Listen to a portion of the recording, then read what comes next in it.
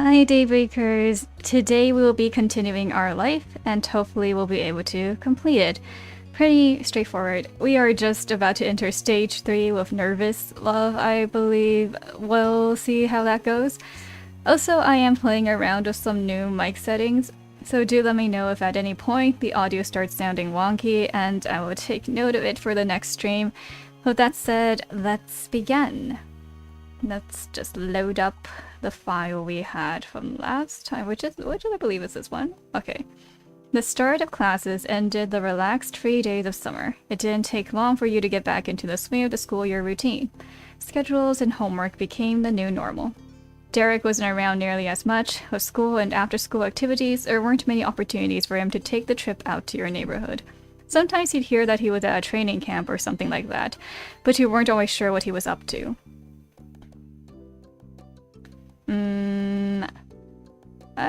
I would try to keep in touch, I guess. The Jeremy kid did disappear after that summer, and no one ever heard from him again. Where he went or what he might be up to was a mystery.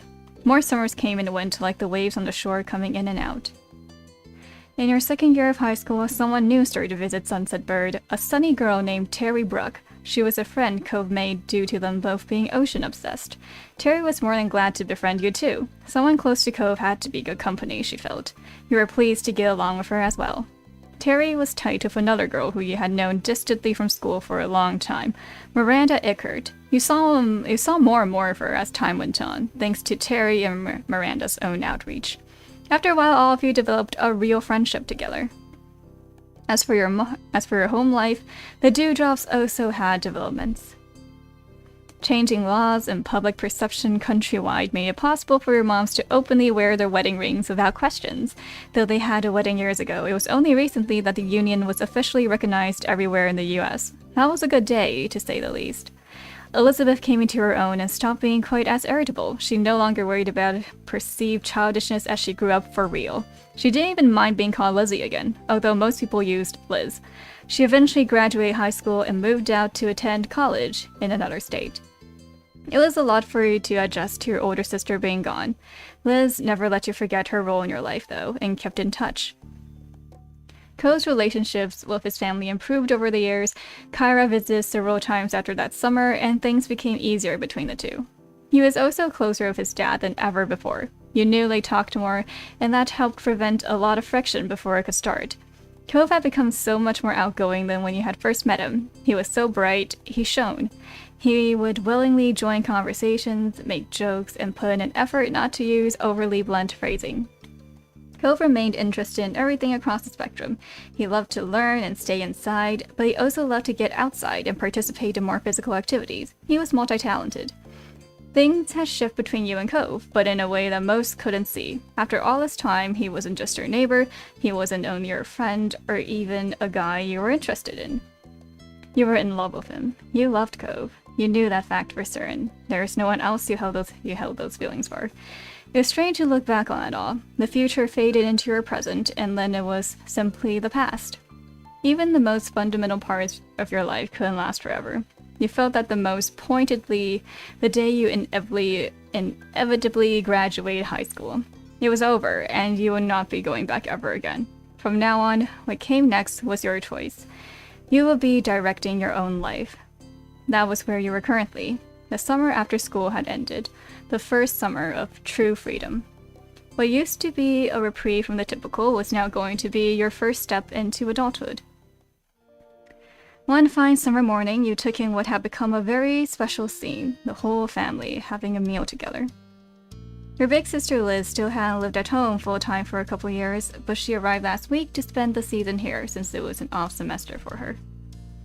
She wanted to make sure she was in town because he had now also graduated high school, so who knew how much rarer these moments would become in the future. You watched on as Liz laughed good-naturedly over a comment Mom made. Her Elizabeth-only mindset had only been a phase. Nearly any nickname was welcomed at this point in her life. Strangely, even though she'd moved away, you'd lately felt closer to her than you had in a long time. You idly scooped up more for breakfast and chewed absent-mindedly. Well, I'm a picky eater, that's true. And the meal you had reflected that. yeah, reflected that. Your moms were happy to make food that fit your needs, although dishes for themselves that didn't. Though you often made your own food nowadays. But it wasn't only you who had a diet that excluded certain things, as Liz had been vegetarian for a while. Conversation had gone on idly without you fully taking in the words, until your ears were picked when Ma started on a bit of town gossip. And so that's how I heard the news. Alright, now stop burying the lead and tell us, what is this so-called news? Ma giggled as she cast a look across the table, satisfied that she had everyone's attention. Well, it turns out the Donalds will be renting out the condo of the street as per Sunset Bird tradition, for the first time in what must be nearly 2 decades. A chorus of gasps and shocked expressions were had all around. After the initial shock, your eyebrows pinched. Ma may consider them by name, but you and Liz always view them exclusively as the mean old couple who would yell at anyone under 25 who crossed their paths. Your ma continued on with the story, spreading strawberry jam over a piece of toast as she did so. They decide not to take big trips anymore. Friends and family will be visiting them at their home. That's nice for them then. Have a good summer, me and grandparents of no grandkids away from us. Sorry, let me move my chair. Okay.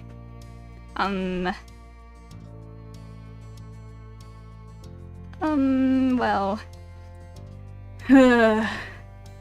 I'm a generally angry person, I think. So I would want to say finally they can piss off, but that seems a little too mean.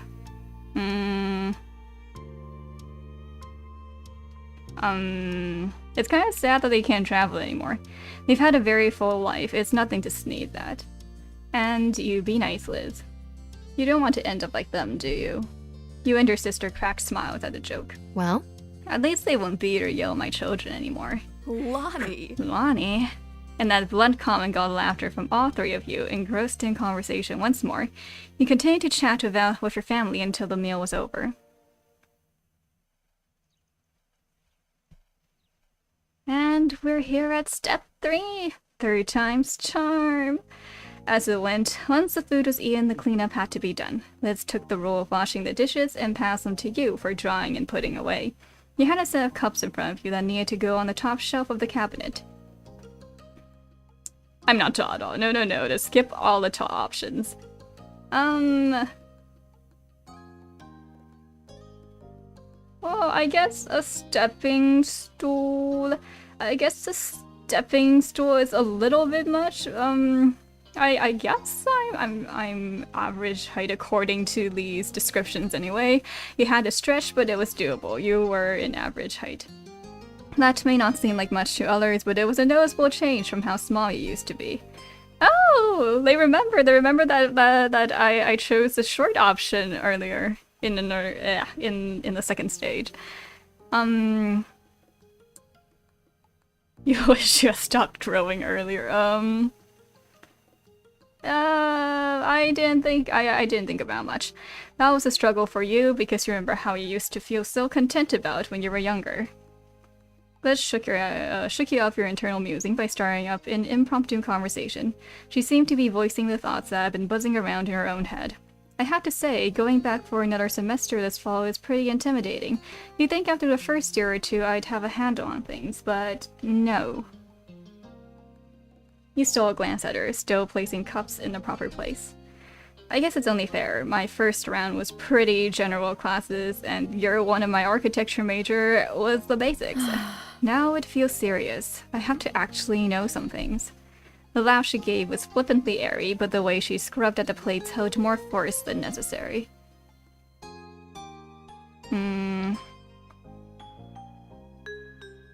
I think it's really cool you want to be an architect. Don't be too impressed yet. Wait to see if it actually happens. But thanks.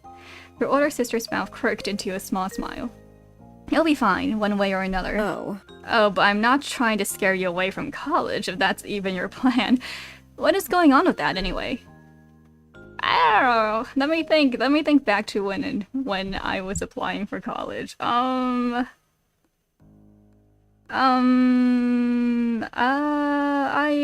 had kind of a general idea. He answered the question as much as you were able and willing to. Liz's smile grew more reassuring as you did. You made it through 12 years of full-time education already. You've got plenty going for you. Sometimes it still felt hard to believe your public schooling experience was over. In the end... Oh, no way, no way.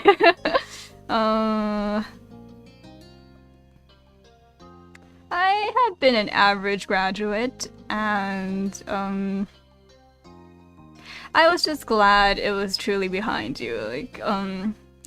My honest thoughts on how I felt back then.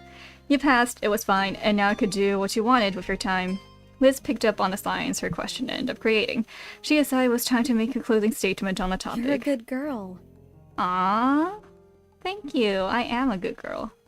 Do what's best for you, and we'll be here to back it up. At that, Liz happily passed the final dish your way. She waved a soapy, soaked hand as a farewell and moved on to her next task for a cleanup job. You were focused on getting the last pieces put back where they belonged. You eventually moved on to a new chore, but that was interrupted by the sound of your cell phone. I used to have one of my favorite songs as my ringtone. But that's changed since then. Then again, this is when I have to match this to when I was just about to enter college. So yeah, right. I set one of my most beloved songs as my ringtone. You casually picked it up from the table where it had placed it earlier. The phone was a couple years old at this point, having been a 16th birthday gift from your parents. You decided which model to get, but you got to pick the color. It was pink, pink, pink, pink. Wait, rose gold, pink, rose gold, pink. Well, technically it's rose gold. Technically it's rose gold. Yes. And it was just a phone. I don't really like charms on phones. They're kind of annoying to take care of. And it was just a phone. You didn't do anything to decorate. The screen lit up as you gave the little device a swipe with one finger. You were informed by caller ID that it was Lee. You weren't surprised. Despite having busier lives and not living in the same town, you still had a good relationship with your cousin of the same age. Especially once the miracle of the both of you having your own phones actually happened. She got hers first though. Accurate. Tapping at the accept button, he answered her call. A familiar, bubbly voice came through right after. Hi. Hi, Lee. I trust I'm not interrupting anything major. Oh, she's so pretty. Only some cleaning around the house. Oh, then you're welcome for my call. A distraction from them must have been desperately needed.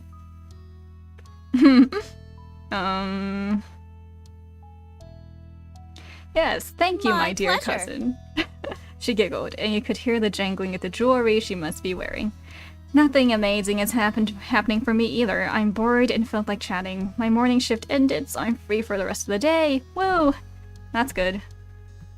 You hadn't started working anywhere yet, so we couldn't relate. I know. Unlike you, Lee has started dipping her toes into the workforce as of late. It made keeping in touch frequently even more complicated, but you both managed. What about you? It's been pretty normal. Cool. That's you then. So, how's Mr. Cove Holden doing? There was a teasing bent to her tone. She was never willing to let up on what was going on between the two of you. But that name was incredibly familiar to your ears. Cove, your next-door neighbor for the past decade at this point.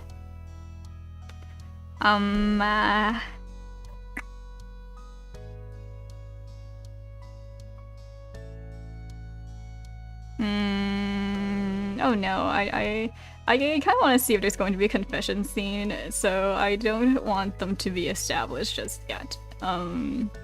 He was your best friend. At least you hadn't met you feel more on that just yet.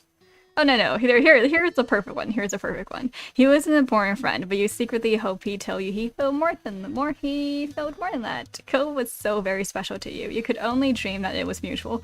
You knew you wouldn't be able to tell him that though. Maybe he would take the plunge. Are you even surviving with the boy being 10 feet away at all times, or is everything right with the world again and he's back? No, Lee, he isn't here. Just like he wasn't here yesterday, or the last time you asked, or the time before that. Sorry. Aw, my bad. Can you blame me? Doesn't it seem like he should have made his grand return already? Plus, I want to visit soon, and he needs to be there too. You could understand where she was coming from. This was certainly outside the norm. For the past couple months, and the last few weeks especially, Cove had been going to his mom's place in Nevada. The two of you still regularly stayed in contact over texts and calls, but still, your mind began to shift back in time to all the prior trips he'd taken to visit her. Almost every year, he'd have to go away for a while, and then he'd be back.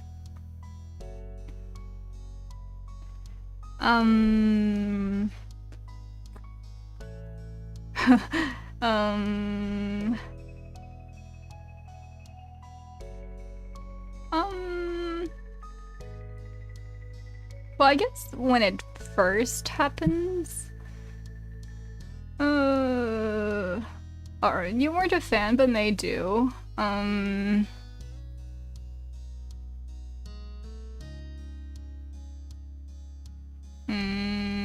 weren't able to do anything at all.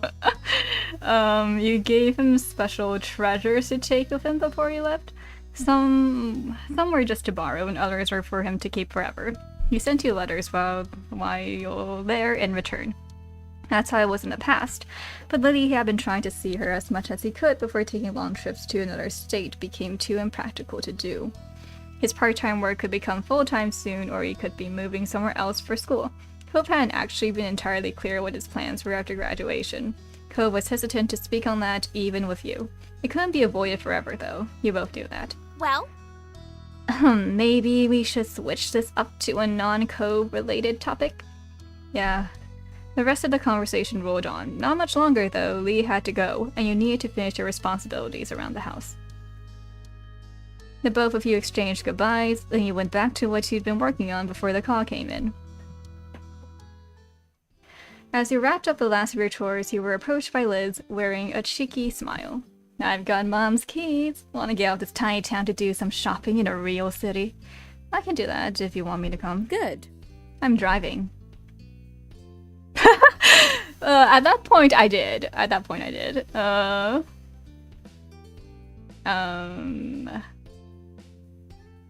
Yes, this is exactly it. It was nice of her to do that. You had a license but tried to avoid driving when possible. I still do that. Go get your wallet and anything else. We're going now. With a nod, you made a quick detour to collect your stuff from your bedroom. You had money saved up from gifts you received. After making sure you both were fully prepared for the long haul to the largest city in the surrounding area, you buckled into the car. It was a smooth ride there, with light conversation about what shops to stop at and the radio blasting. The trip there breezed by, and in what felt like no time, you had gone from cruising down the road to cruising through the mall. Liz had her interests to check out, and you yours.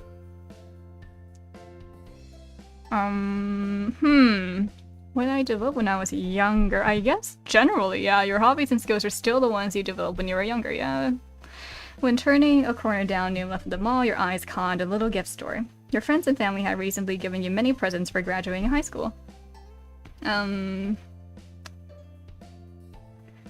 You realized you wanted to get a graduation gift yourself to give to Cove. Graduation may have already come and gone, but Cove wasn't really around then anyway. You keep an eye out for something good, so you might have something nice for him at home already.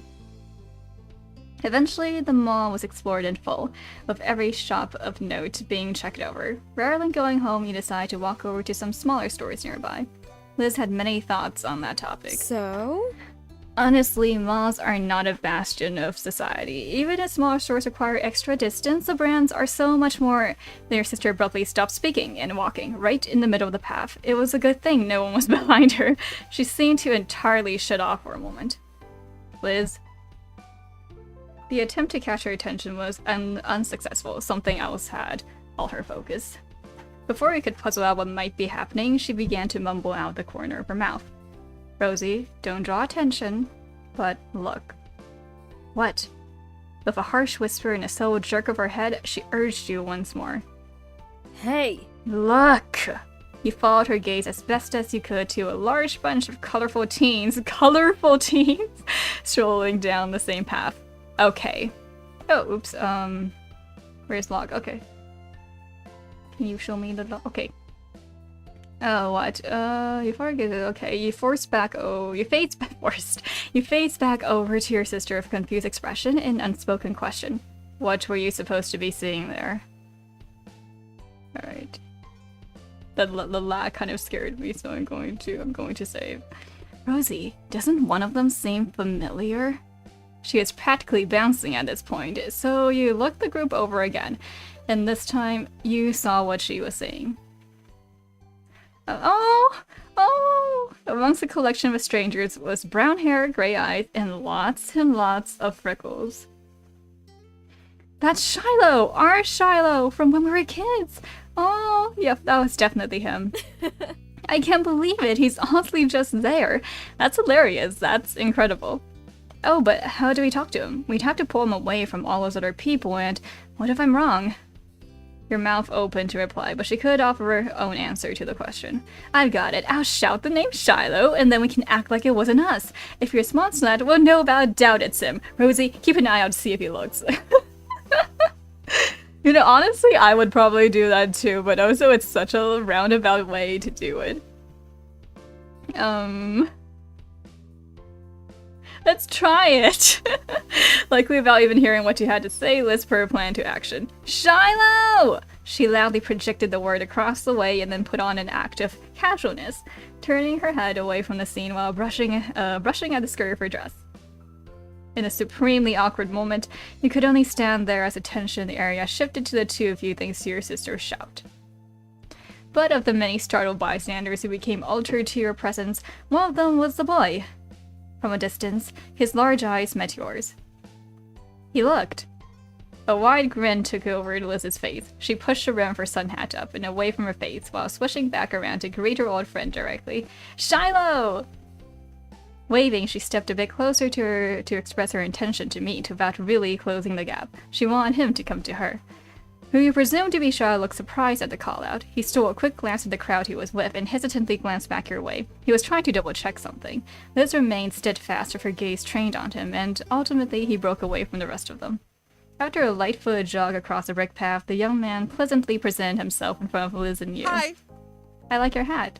Just that simple greeting had Liz giggling. Aw, they're so cute. Hello, I'm not sure if you remember this, but I'm Lizzie and that's Rosie. We were all friends when we were little kids. His already wide eyes grew even larger, their gaze darting between you and Liz. His previously chipper demeanor faded into something delicate. I'm really sorry, but I think you have the wrong person. They could tell not being instantly recognized was going to make this exchange more of a challenge. Still, Liz was undeterred. It was a long time ago, you were really young. I get why you feel like that. However, I am positive I'm right. You're exactly the same. That face, the freckles, how genially you try to phrase things. You're even still wearing a hat. Instinctively, he looked up at his headwear of creased brows, now making a connection on why the hat meant something to her. Okay. We knew each other, okay? An uneasy smile settled on him as the silence followed Liz's speech.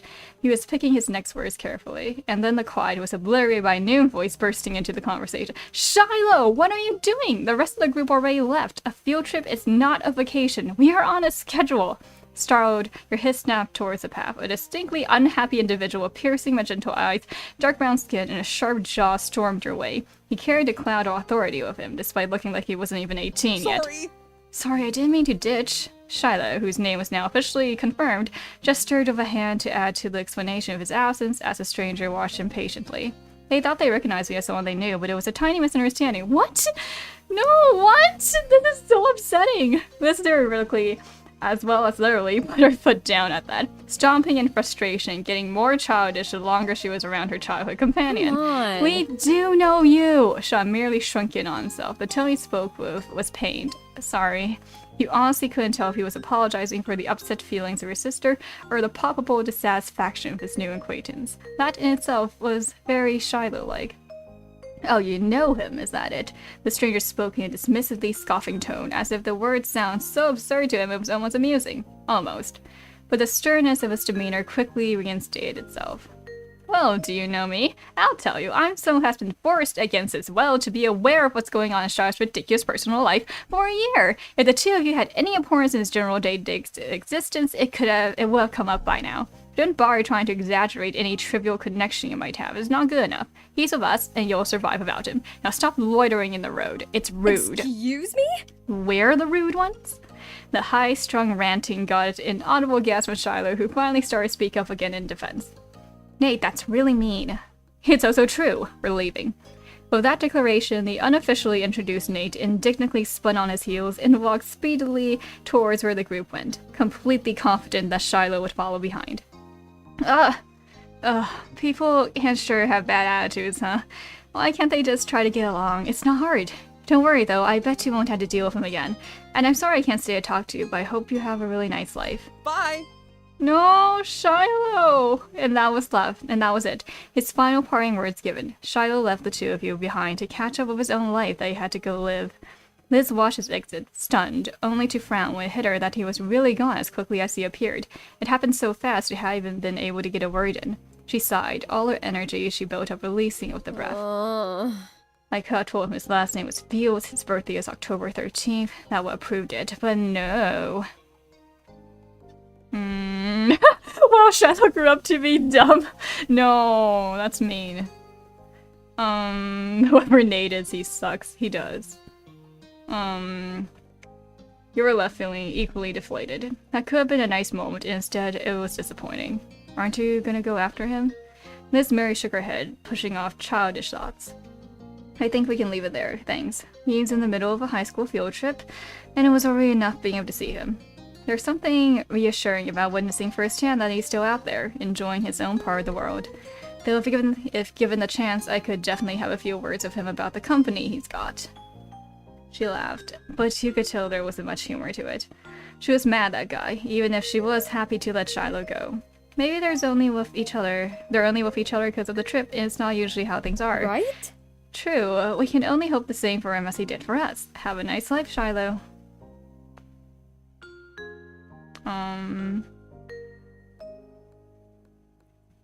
We'll miss you, I guess.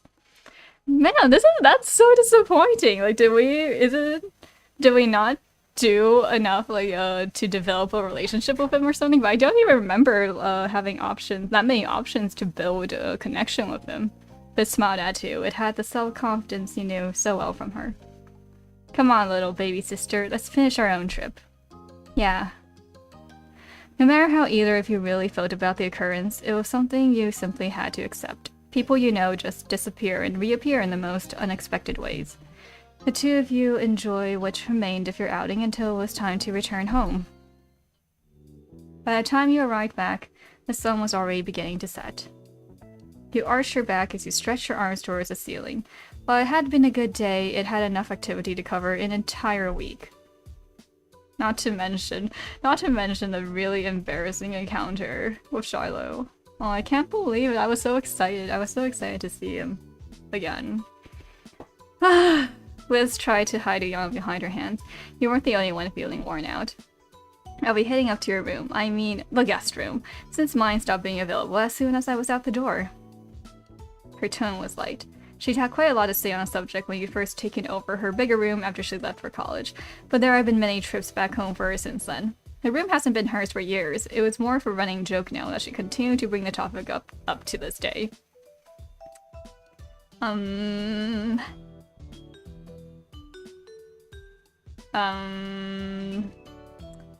don't know, I've never bickered, like, not really bickered over this kind of stuff with a sibling before, so, yeah, I'm not sure how I'd react. Thank you, Liz. It's a really nice room. Hey, don't actually sound appreciative. That's plain dirty. A small laugh was shared between you and your older sister. You better believe you'll be back in the guest room when you've got your own place, and we're both in town for a visit. Sure. Her sarcasm won't save you here. I'm taking that as an agreement. She flashed her familiar grin, and you couldn't help but feel glad she was back around, even if it was temporary. With that, she plodded off to the spare room. You were ready to do the same. Moving into a new space was your first opportunity to decorate from scratch. We get to design our room! We get to design our room! I'm so excited. This is like my dream bedroom. Oh my god, look at this. Look at these colors. Look at these colors. Alright. Yeah, no candles. No flowers. At least I wouldn't put them there. Flowers are kind of a hassle to keep.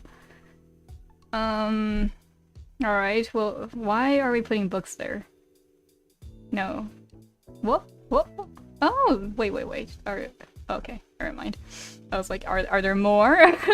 Are there more options there too? More plants. Okay, I think I can deal with having plants near the window. Maybe just one. Yeah, creepy stuffed animals. Ugh, more plants? Yeah, fine. Let's put one more pot plant there.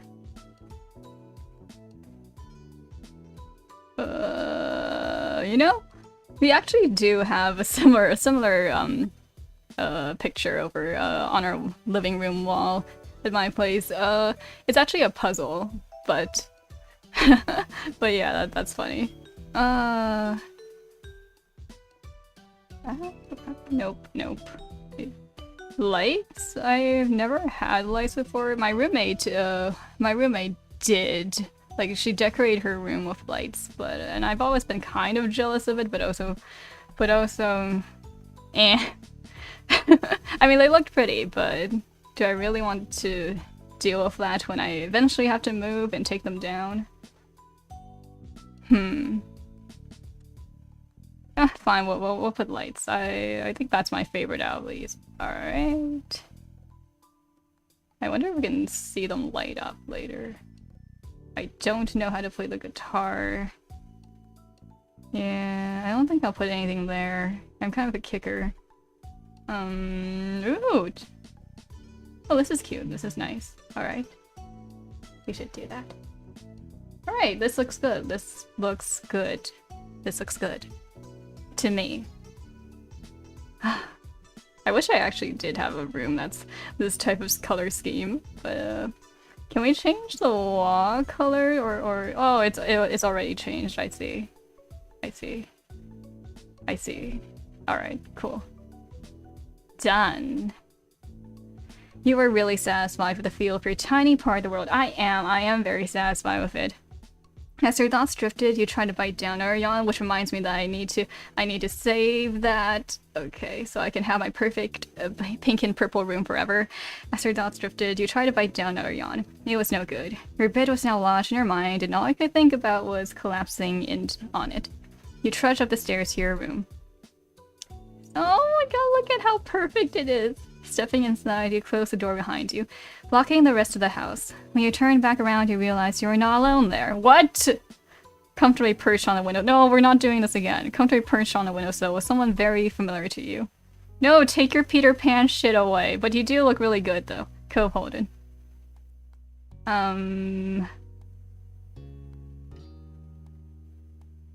Well, first of all, I would try to call the police. I don't know.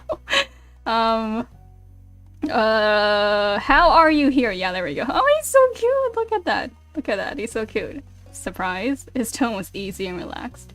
It certainly was a surprise. You hadn't expected him to be within the state, never mind your own house. He hadn't answered how he had suddenly just appeared back in Sunset Birth, though to be fair, and also how long has he been there? You had been so astounded there hadn't been much of an opportunity for him to chat with you. Thankfully, Cove was only waiting for a good moment to start, and began to explain. So... I got in about 15 minutes ago, no one was home, so I figured I'd come in the usual way. The window. A small smile had formed on his face. You were still staring at him, unable to blink in case he disappeared. You could still barely believe that he was really there, mere feet away from you. I left my bags in your backyard. I hope that's alright. That was when you truly understood. Cove had come straight to you upon getting back to town. That's adorable. You're his first port of call, taking precedence above all else. That's adorable. Also, I like how he has long hair. I mean, he still has long hair. You know, he grew it out more. Yeah. Even though it had been in when he called, Cove had ensured that he'd see you at the earliest opportunity, rather than allowing his plans to change. The realization made you bashful, I guess. It wasn't news that you were special to Cove, but the way he prioritized you above everything else was something that flustered you. Cove dropped from his seat on the windowsill, landing lightly on his feet. He made his way over to you, the smile still resting on his face.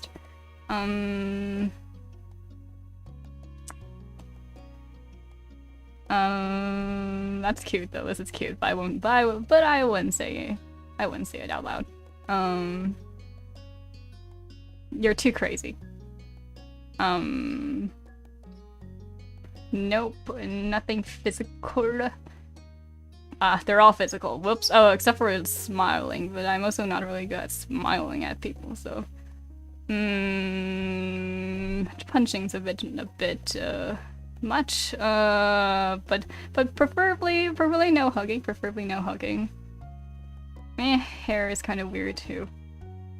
Fine, we'll smile. Fine, jeez. Can you move? I wanted to look at my room a little bit more. Okay. Your smile fueled Cove's own, brightening him up even further. Being the focus of your joy and attention made a blush bloom on his skin like flowers blossoming in spring. I missed you. Even if he hadn't said outright to have gotten the message from his body language, Cove was grinning widely, his raised cheeks baring his eyes, which gleamed like hidden gems. But he looked at you as if you were the most exciting treasure of all. That's so cute! Oh my god. Was it a good trip? Yeah, I had a great time. Cove told you about how his trip back had gone. His mom was doing really well, she had a project in the works that she was thrilled about. As a result, Cove was going to be sticking around Sunset Bird for the time being. Things were settled as much as they ever could be. With Cove back once more, he felt at ease. Cove stretched his arms out over his head, his eyes on the window and the world beyond. The sun had set while you'd been busy reuniting. Well... I should probably get my stuff and see Dad. He glanced over to you with a familiar, expectant look. Want to come with me? No, but I'll walk you downstairs. Sure, I can go over for a little while. It's only polite. Cool. Cove began to head to your bedroom door. No, I won't. You followed after him. Let me save that. That was adorable. That was a very adorable reunion. The two of you casually went down to the ground floor of your house. In all the excitement of Cove's return, you hadn't even remembered the gift you'd prepared for when he got back. It would be best to give it to him now, before he left your house. Can you wait here for a little while? I got something for you. Cove's eyes widened as he tried to conceal a smile. He toyed with the collar of his top. Really? Really? I mean, you didn't have to do that. You nodded with some eagerness, trying to imagine how he'd react when he actually saw it. I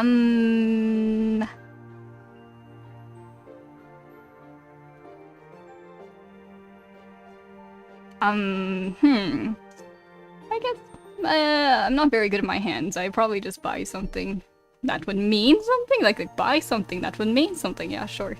It was... a fruit bouquet, that would mean something. Oh, but the bracelet sounds cute too. Oh man. But on the other hand, I can feel kind of anxious. I feel kind of anxious to give people something that they can't get rid of, if that makes any sense. Or something that they would think I expect them to wear or be on them or you know, like I would expect to see them use them or something. So yeah, perishable items are probably better. A fruit bouquet. You didn't need to stray far from Cove to reach the fridge where the present was stored. You pulled the cut fruit bouquet out and returned to Cove to present it. You knew the exact moment he spotted the gift as he broke into laughter, clapping his hands. You waited for him to finish chuckling so he could speak once more. Happy summer. Happy summer. My dad's gonna love this. He pulled out a skewer. It was a melon one, the kind you like to eat first. Oh, they remembered the choices. Trust Cove to remember something like that. You accepted it gladly. I'm surprised you held off from eating at least some of it yourself. You shook her head, knowing that the teasing was good-natured. You're really, seriously, too nice to me. He smiled back. You're worth it. Aw, they're so cute. Cove brushed his hand against the pale ghost of a scar on his arm. He was at a loss for what to do now. The clock ticked away, counting the seconds of silence. Once you had a chance to sell your thoughts, you figured you'd tell Cove the intriguing news. I saw Hsialu today. Huh? Hsialu. Cove repeated name. He's like, oh no, he forgot about him! Oh, this is upsetting. Cove repeated name, his expression blank. From when we were kids? Cove pondered for a moment, then snapped his fingers. Oh, he was the frickly boy from that first summer, right? The one who moved. Uh-huh, I met someone called Hsialu. He looked just like Hsialu from back then. Well, You waved a hand, acknowledging the passing of time and so forth. Cove nodded understandingly. He didn't remember me. Then he had to go. Cove frowned. That's, I don't know. Too bad I missed it, though you knew him better than I did. That was definitely true. Not only had Cove known Hsialu for a shorter period of time, but he and Hsialu had never quite gotten along. Not that they were enemies either, just kids who were only ever together because of other people they both knew. I wonder what Hsialu's up to these days. I don't have any idea, he didn't say much. Oh well. That was everything you had on that news item, so you moved on to the next big update. No, that's still so upsetting.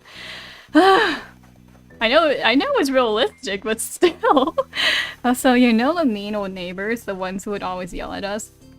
He cringed, recalling those particular memories of back in the day was not pleasant even for someone as nostalgic as him. Yeah? They're not coming. They didn't rent the condo this summer. Cove's jaw dropped. You didn't blame him. The elderly couple had been in an institution for as far back as you could remember, long predating Cove's arrival. Even now as a teenager, you found your neck pricking as you walked by their condo, half expecting a scolding for breathing the wrong way in the vicinity of their vacation home. It was strange to think of that coming to an end. Wow. Cove blinked, clearly struggling with the idea in the same way you had. I didn't see that coming. People being gone, people coming back. It feels like I've missed a lot. This has been a busy summer already. Well, you haven't missed the fireflies. They haven't shown up yet. Well, that's something, and we better not get left behind. There's still stuff to do. You nodded. The two of you headed out and traced the most familiar path you'd ever walked. The trip across the road over to Cove's house. It seemed that no sooner had the night begun than it was already at an end, and the dawn of a noonday was soon upon you. The next morning your belly was full of breakfast, and you were in a pleasant mood. You hoped the rest of the day followed suit. Let me remember to save that. Later you were meeting with your friends Cove, Miranda, and Terry to go into town. It was all on short notice, but that was because everyone was just so excited that Cove was finally back home. Having a nice daydream? You blinked, pushing all your thoughts away and returned to reality. Your mom was watching you with a teasing smile. Alright. So, what's on the agenda today? I'm meeting up with some people. Well, I hope you and your friends have fun. Don't get into too much trouble. She winked at you. You knew both of your moms wanted you to enjoy every bit of the summer before all the big changes started. I'll try. That'd be great. But before we go gallivanting around the town, could you bring the mail in? I'm finishing up putting the dishes away over here. Alright. Thanks very much. As soon as you're outside your front door, you couldn't help but see Cove and his dad standing around in the road. They noticed you too. Hey. Hey there, Rosie. Hi, good timing. You should come join us. A nuggie! No, we can't even, like, reach him. If the height difference is still that big. Wave like normal people. Cove couldn't quite meet your gaze, but as you approached, the corners of his mouth pulled into a smile. You noticed Mr. Holden was taking a scene of you and Cove with a self-satisfied smile. Cove followed your line of sight and shot his dad an unimpressed look. For a moment, Mr. Holden seemed like he had a thought dancing on the tip of his tongue, but he decided to keep it to himself. So... What are you up to today? You held up the envelopes in your hand. I was getting the mail, and we're meeting some friends in town in a while. You looked at Cove and nodded in agreement. Sounds like a plan to me. Yawning, Mr. Holden stretched his arms over his head. My boy and I have just been winging around to see what the new neighbors are like. It was definitely his idea. I don't know how we're not interested in this. It's big news. Besides, it'd only be polite to greet the new folks in town. I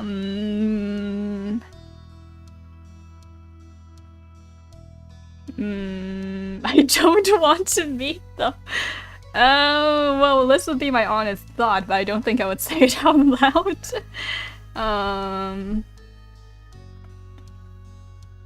Maybe it'll be a single dad and his son. Cove snored some airy laughter at the suggestion. Oh? You'd think we'll have some competition. But for several moments, Mr. Holden was unable to answer.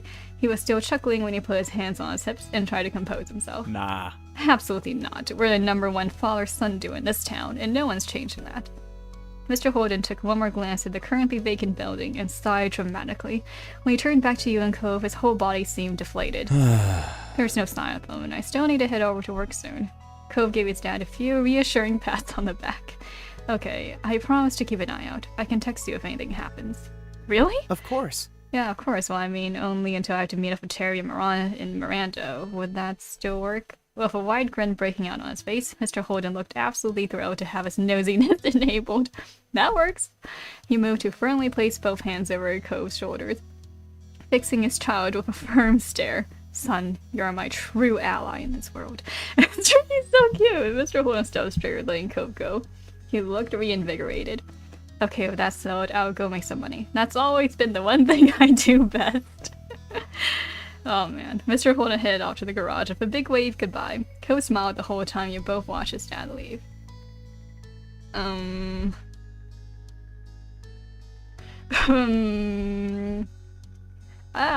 really like Mr. Holden. He had for a long time. As soon as he was out of sight, Cove sighed lightly. Are you okay? Yeah. Yeah, just not looking forward to waiting. Guess I'll be hanging around the street a while. See you later, bye! Oh, I can't wait with you. You wouldn't abandon Cove there to wither on the road out of boredom. Really? Of course, I like keeping you company, remember? He stared at you a moment, smiling softly and thinking about his response. Me too. With his eyes fixated on you firmly. You're my true ally in this world. That got a fair amount of chuckles from you. He grinned, the stoicism fading into amusement. Thank you. You're always good to me. I sure hope so. You're lucky to have me. Teasingly, Cove raised an eyebrow. You're the most lucky guy in all of Sunset Bird. The luckiest. For a moment, you weren't sure if Cove was laughing at your declaration or that you momentarily forgot the word luckiest. Either way, you didn't mind. Hi, Stacy. It's really late though. You should probably go. You should probably go to sleep. The smile on his face reached his eyes and it made you feel electric. He then stepped over to his front porch steps, lazily taking a seat and leaning back on his arms.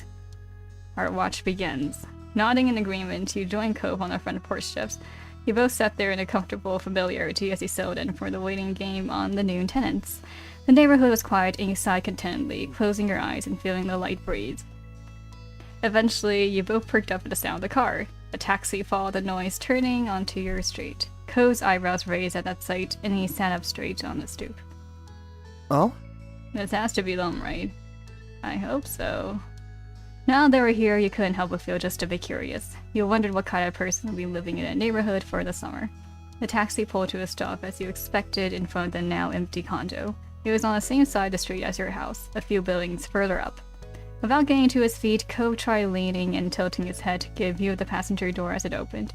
A single occupant exited the cab. Huh? You could feel what Cove was in that moment.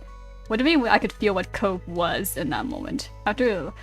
What? After the last renters, this new visitor was definitely not exactly what you expected. Oh, good. Alright, I forgot you could work from home from now on. It was a young man. He had to be close to your own age. Oh, I don't like the shirt. I don't like the shirt. It was a young man. He had to be close to your own age. He was dressed fully in an eclectic black, white, and gray outfit. Even his side-swooping hair matched the scheme.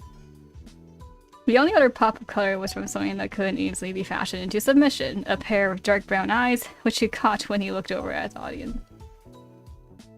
Hello, folks. Who might you be? We're the neighbors. The smile already prominent on his face curled further. It was cocky, but you didn't get the impression it meant something adverse. Hallelujah. You and Ko shared a familiar look with one another, bewildered even further. No, what is this? The color-coordinated man left it there, however, and with a firm click, he shut the door of his ride.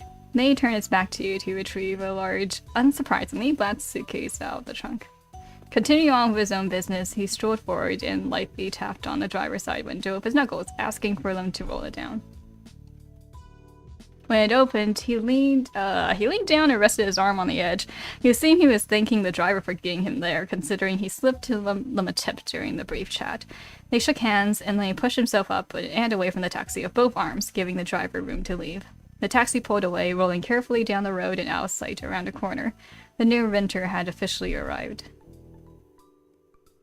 He left his suitcase on the ground, out of the way of the street, and sauntered over your way with the confidence of someone who had been invited to join. Oof. Ko finally stood up to greet his person. You followed suit. Excellent. The fuck? The fuck? You were standing on the side he was- I'm very uncomfortable right now. You were standing on the side he was approaching from. When Baxter got close enough, he offered his hand to you first.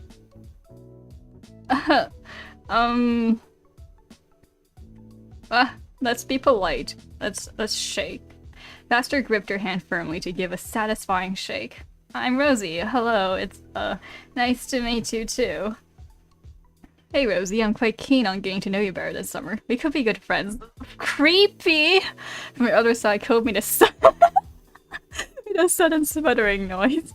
And you are? He lifted his hand out to Cove next. Oh, he has such a punchable expression on his face. I can't. Cove shook his head, still eyeing Baxter carefully. I'm Cove. Really? What the fuck is wrong with this guy? I missed the previous text, let me see. Baxter's whole demeanor lit up for unknown reasons, his eyes shone as he studied Cove a moment. No, wait, is that a nickname or your real name? It's just my name. Cove spoke mildly, having given the explanation many times in the past, but clearly charmed Baxter. I mean, your name is Baxter! I don't know. That's not a very common name either, is it? He tossed his head to one side with a laugh. Your parents knew exactly what they were doing. I can't imagine a more fitting name for the face I'm seeing. Cove. That's gorgeous. Oh my god, is he just a type to flirt with everything that moves? What? It's really not.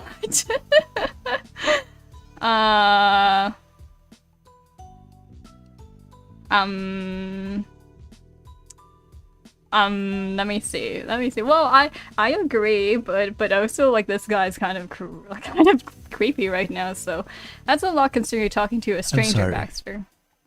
Oh my god, his voice lines like spook me every time. I'm sorry, I wasn't intended to mean more than it did. I like your name, but you don't have to mind that. Cove gave a slight nod of recognition of Baxter's words. I'm patently against stepping on anyone's toes. You've already stepped on my toes from that shirt. He chuckled to himself. It seemed like there was some extra meaning hidden there in his words. And he knows that Cove raised an eyebrow, picking up on that too. Baxter didn't even open his eyes to see your faces to know he had some filling to do. He stood up straighter, striking a slight pose with the position of his feet. I'm a ballroom dancer, hence the phrasing. Oh, I don't know much about dancing, but that's pretty cool. It's not hard once you get the basics down. Cove didn't look convinced at all. Baxter took that as a cue to keep talking. Well. He grinned in a way that was rapidly becoming familiar to you. If either of you are ever looking for a partner, I'm available. Help. Yeah, he's a little too forward. Cove struck round at the overt forwardness. Thanks, I'll pass, I think. Is there like a poly option, I wonder? I know there's a Baxter around for one of the DLCs, but had to queue up, want that offer sometime, no. I'd rather not. I could probably show you some moves. You didn't answer the question. Oh, are they talking about dancing? Oh, okay. Sorry. I'll take you up on an offer sometime. I mean, ballroom dancing is pretty fun, actually. I look forward to that, then. After that, there was a lull in conversation, and Cove attempted to fill it. So... what made you decide on Sunset Bird? Oh, yes. My parents rented a condo, so I had a place, I don't know why I read that as a chance, to stay while I'm off for a semester from college and not living in the dorms. There was a playful glint in Baxter's eyes as he continued. Honestly. Yeah, I'm tempted to turn off the voice volume completely. Yeah, I know why. Why is his expression so punchable? Like, every expression he's made so far has been very punchable.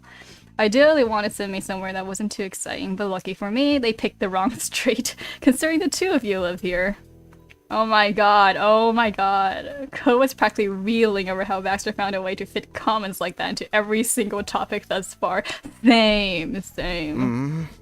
Why do you keep doing that? You don't know us, but you talk like you already do. Ko spoke, firm yet genuinely confused, and Baxter smiled cautiously. I don't feel a need to keep words of praise to myself, and when I say something, I mean it. See? Do you really? Plus, what's the point of spending my off semester alone? The best part of being somewhere new is getting to interact with new people. Am I honestly the first person who's acknowledged you're attractive and intriguing people? Sure, you're hidden away in a tiny tourist trap, but still. Oh my god. I don't know whether to be impressed or just continue to be grossed out by this. Baxter crossed his arms. After studying her faces a few more seconds, he decided to continue. Am I only trying to score a hookup or get a romantic fling started by saying those things? No, that isn't the point of speaking well of others. I was raised better than that. Alright, well, I mean, prove it. Though, would I be fussed if that's what my words led to? Oh, so no. Oh my god, when you think it can't get worse. I am flexible, not surprised. I can back off the lines if you don't like the attention, but I would like to be friends if we can. Oh my god, like he just came out of nowhere, sort of like Love Bomb does, like, and then just reeled back like that. Ugh. Cove was unsure how to respond. He glanced at you, and he continued to look at her face when he spoke. Thanks for answering. I'm not interested in any part of that with you. Maybe not the friend thing, but the other part. It doesn't bother me. It does. I just think it's funny that's an option. like seriously, is poly an option? I appreciate if you didn't do that with me. I find you pretty entertaining. You probably annoy a lot of people. This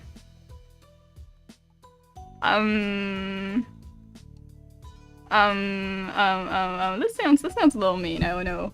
I mean, this is obviously mean, but this might come off as mean. Yeah, you know, I used to unsure of how to react. I mean, Baxter looked at you and smiled apologetically. I'll keep it in check. Phew, at least he got it. He took the hint. Shifting his weight to his other foot, Baxter tried to move forward. So? Yeah, sorry. Again, I just keep getting jump scared. Since you were both already out here, did my arrival interrupt anything? Definitely not. I'm gonna laugh. Baxter looked at you curiously. He didn't understand your response, but he chose not to question and smiled politely instead. Well, if either of you are free, I'd beat the road to hang out this summer, but we can save the scheduled talk for later. I should get my things inside. He gave a small nod of the head and flashed you both a dazzling smile. Goodbye. Stop. Why does he have so many? Why does he have so many voice lines? Why? Ko gave a small wave as well. Bye. Don't come back. Baxter turned on his heels and strolled back to his suitcase, picking it up and bringing it to his condo. He and Ko signed as Baxter unlocked the door and disappeared inside the house. With him completely out of the scene, Ko let out a long breath. Well, I don't know how I'm gonna explain that guy to my dad. You burst into a fit of laughter trying to imagine the conversation. At least the job is done. We saw a new neighbor and now we can go meet up with Terry and Miranda. Saw is a very light way to put it. Yeah, we should get going. He gave Baxter's condo one last glance over your shoulder. You thought he gave a pretty bad first impression. You decide he definitely wasn't someone you liked. Yeah, okay. You thought he gave a pretty bad first impression. Yeah. You actually experienced it firsthand, but you were finding the last several minutes of your life hard to believe. You couldn't imagine what the summer was going to be like with Baxter here, and you weren't sure how much you wanted to actually see him again. Turning your attention back to Cove, you pushed all thoughts of Baxter aside. You both started making your way towards town. A little while later, you and Cove reached a main street in town. All of a sudden, you stopped walking. This almost looks exactly like the street I used to pass by all the time when I was in university. Except instead of a grocery store. No, yeah. I mean, I was gonna say instead of a grocery store, it was like a McDonald's, but turns out there was a grocery store. yeah, that was also kind of in this format. I don't know. What's wrong? I think I heard my phone. He took her cell phone out and looked at it with a satisfied grin. There is a new message. What? Me? Getting text messages? He opened a new text from Miranda, and all you see was, I can see you! Immediately from where you stood, you started swiveling your head around. You couldn't spot Miranda anywhere, but she did send you more messages. Haha, I see you looking. Where are you? Haha, come on. Really, Randy? Oh, Randy? Is Randy actually... Oh, really? Yeah, actually, story. Oh, those were options. Whoops. Oh, well. Eh. The message was sent, and you were back to looking around, scanning for any sign of movement and familiar faces, but they were still invisible. Cove looked at you carefully, raising an eyebrow.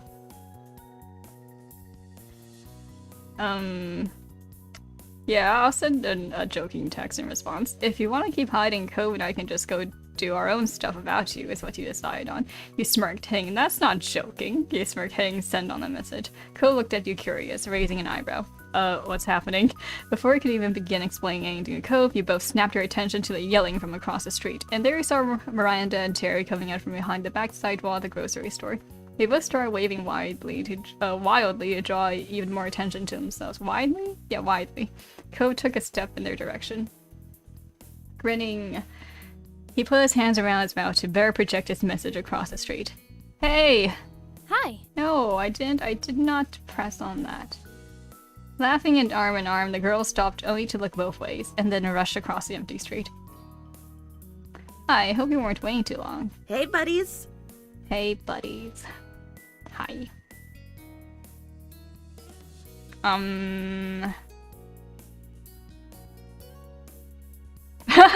I thought you both knew better than I was about to comment on that. I was like, so they jaywalked?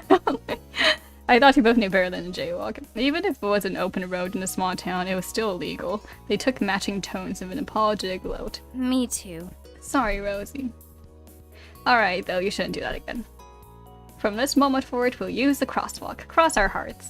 Terry then closed the distance between her and Cove and crushed him in a painfully tight hug. Aw, you're finally here. It's been so long. What took you? He did his best to eke out a reply with his chest being compressed. Sorry. His expression is so cute. Eventually, she let him go. Terry looked at him with a beaming smile, but Cove was distracted, rubbing his arms. Standing there, Miranda shifted her weight to her other hip. She watched Cove patiently with a bashful smile. Welcome back. Thanks. It finally felt official. Everyone was together in one place. From here, you weren't sure how often you would have another afternoon like this again. They didn't either. So? No, it's okay. I jaywalk all the time, too. Terry poked Cove square in the chest. You're gonna have to give me your schedule by this time yesterday. No way. Not really possible, Terry, but I can say as soon as I know. So far, work hasn't said anything, but I can tell I'm busy with Orca activities. When Cole was in his part-time job or pursuing his athletic and academic interests, he volunteered for the Ocean Restoration California Affiliation, Orca. The group focused on cleaning up beaches and removing pollution from the ocean. Cove always loved the sea. It didn't surprise me one bit when he started getting involved with them.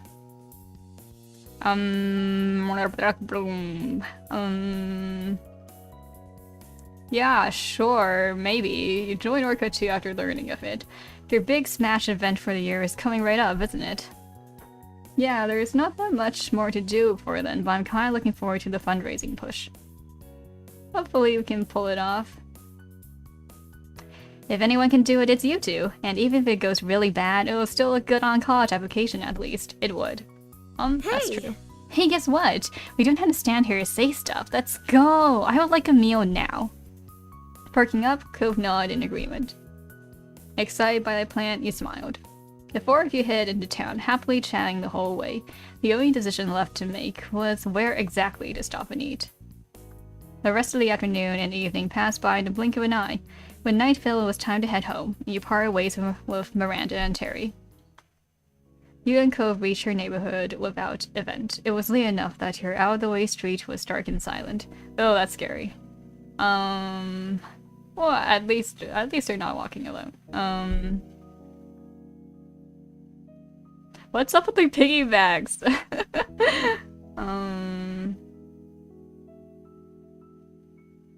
You were walking tiredly after such a long day, maybe. If it involved shopping. You yawned, stretching your arms high over your head. He was taking a lot of mental focus to keep up and walk alongside Cove. As he did so, you peered at his face out of the corner of your eyes. You wondered why he felt so distant to you. It was out of character. For a while, Cove silently stared ahead and left you alone with your own thoughts. It surprised you when you did hear his voice all of a sudden. He still wouldn't look at you. It feels weird coming back to your neighborhood and trying to get into things like they're the same, and they're not. Like change, they're still changing. Your mouth felt uncomfortably dry all of a sudden. It was true, the things that kept the people you knew together were starting to disappear. Each person had to make their own priorities and their own path now that it wasn't set for them. You thought about your own immediate future. You have been considering more and more, and ideas are starting to settle in your mind. You hoped. What do you mean, like, immediate future? School full-time. Wait, what? I mean, if I go to school full-time, I can't work full-time. I mean, that sounds... I mean, I'm sure people, like, some people could... No, I mean, that's not possible, for me, anyway. To work part-time? What? Time that's not school or work? That exists? And that was the basics. For your career, you thought you'd... at the time, it was find a company to work at. And work online. And do contract work, but, probably not start my own business, and that was all. For your education, you thought you'd, attend a public university. I actually did think a lot about this, but, yeah, and that was all. And for that, you wanted to, yeah, go abroad, but they're set in America, so... Yeah, you know what? Go out of date. It all be happening so soon. You'd already applied to schools, and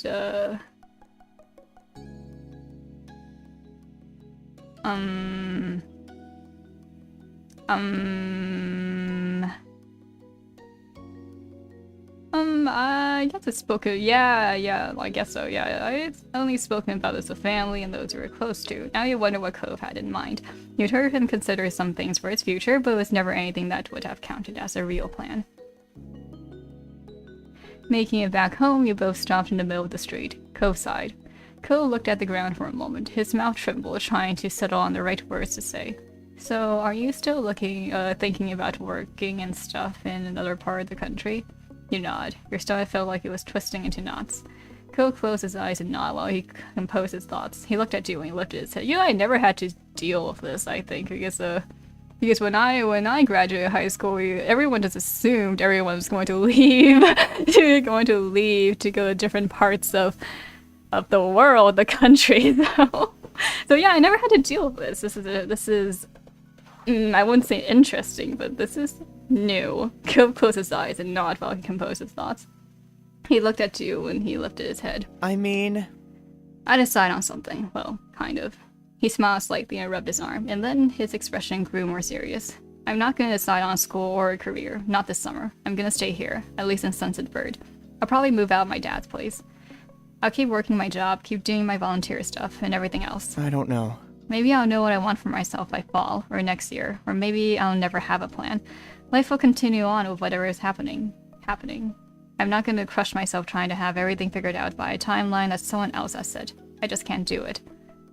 No, I thought about that too, but then, you know, people tend to shove their timeline schedules down your throat anyway.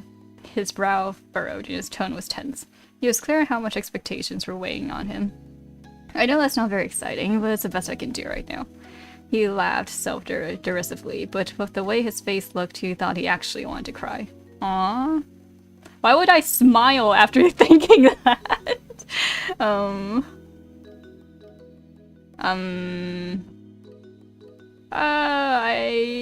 Not quite the crying part, but I look at him deeply, whatever that means.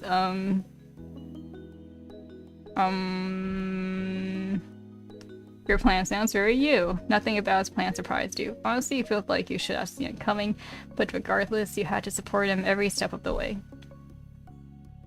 He exhaled, releasing some tension in his shoulders. Thanks for hearing me out on this. You knew him well enough to know that Cove wasn't feeling completely better about the way things were. No matter what's happening, I want you to know that you won't ever lose me. I won't really be gone. I'll still be there for you the best I can, whether it's long distance or whatever else. Cove's whole expression softened. His lips pulled into an affectionate smile. It's okay. Rosie, you deserve to have everything you want in life. Aww. I want you to get everything you want in life. That flew out. Look at its expression. It's so cute. That flew off your mouth immediately. But you meant every word. His mouth pulled into a delicate grin. Looking at you fondly, Cove took a step closer. He spoke to you softly, wholeheartedly. He meant every word. Things are hard right now. It scares me, but it'll be okay. It'll be more than okay. Now that things are up to us, we can make our lives better than they ever were.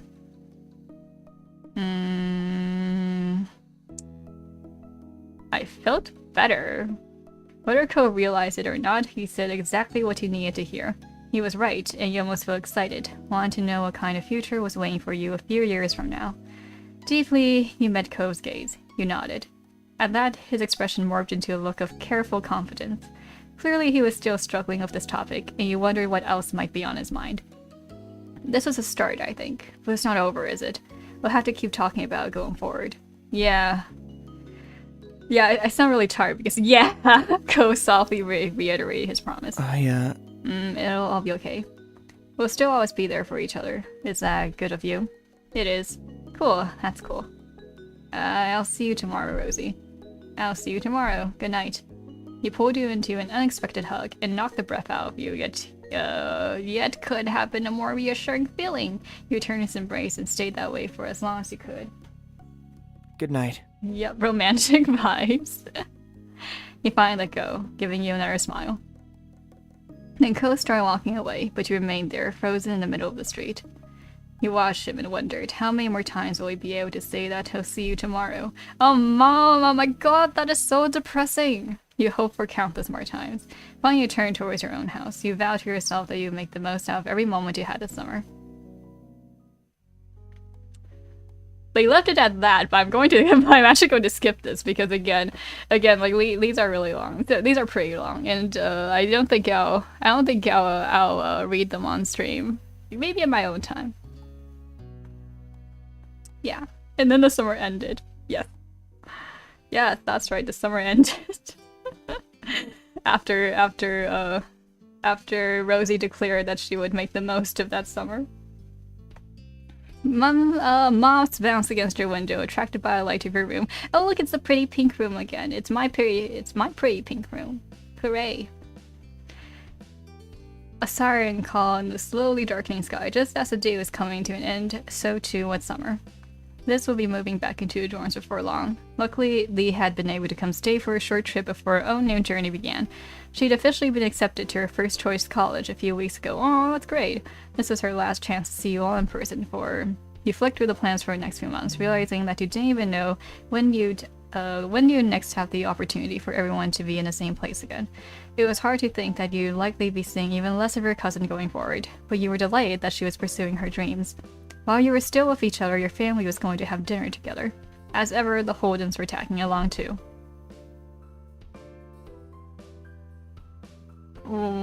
Tropical place? Okay. You hadn't really discovered the tropical restaurant until you were a bit older, but everyone's enthusiasm has resulted in so many visits that you'd more than made up for lost time. Liz and Lee were excited to squeeze in another trip before setting off again. Technically, you were getting ready to go out, though your mind was only half on the task. It was a pleasantly warm evening, the kind that epitomized a vacation feeling, and you were in no mood to spoil it by rushing around.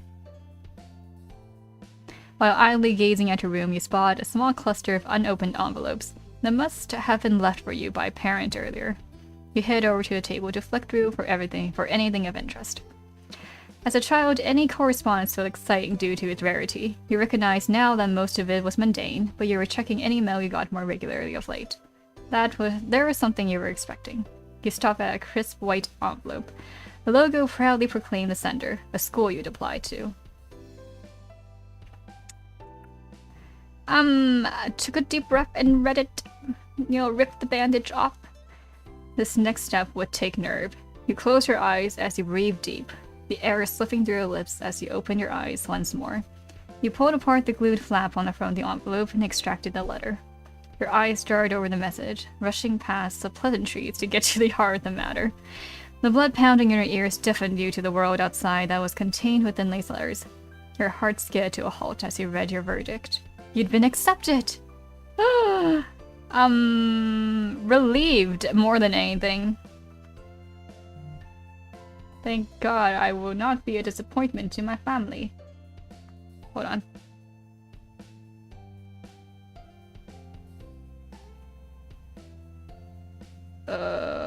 Let me see. Alright. The tension flowed out of your body with such intensity that you needed to slump against the wall for support. Let me see. What did I do?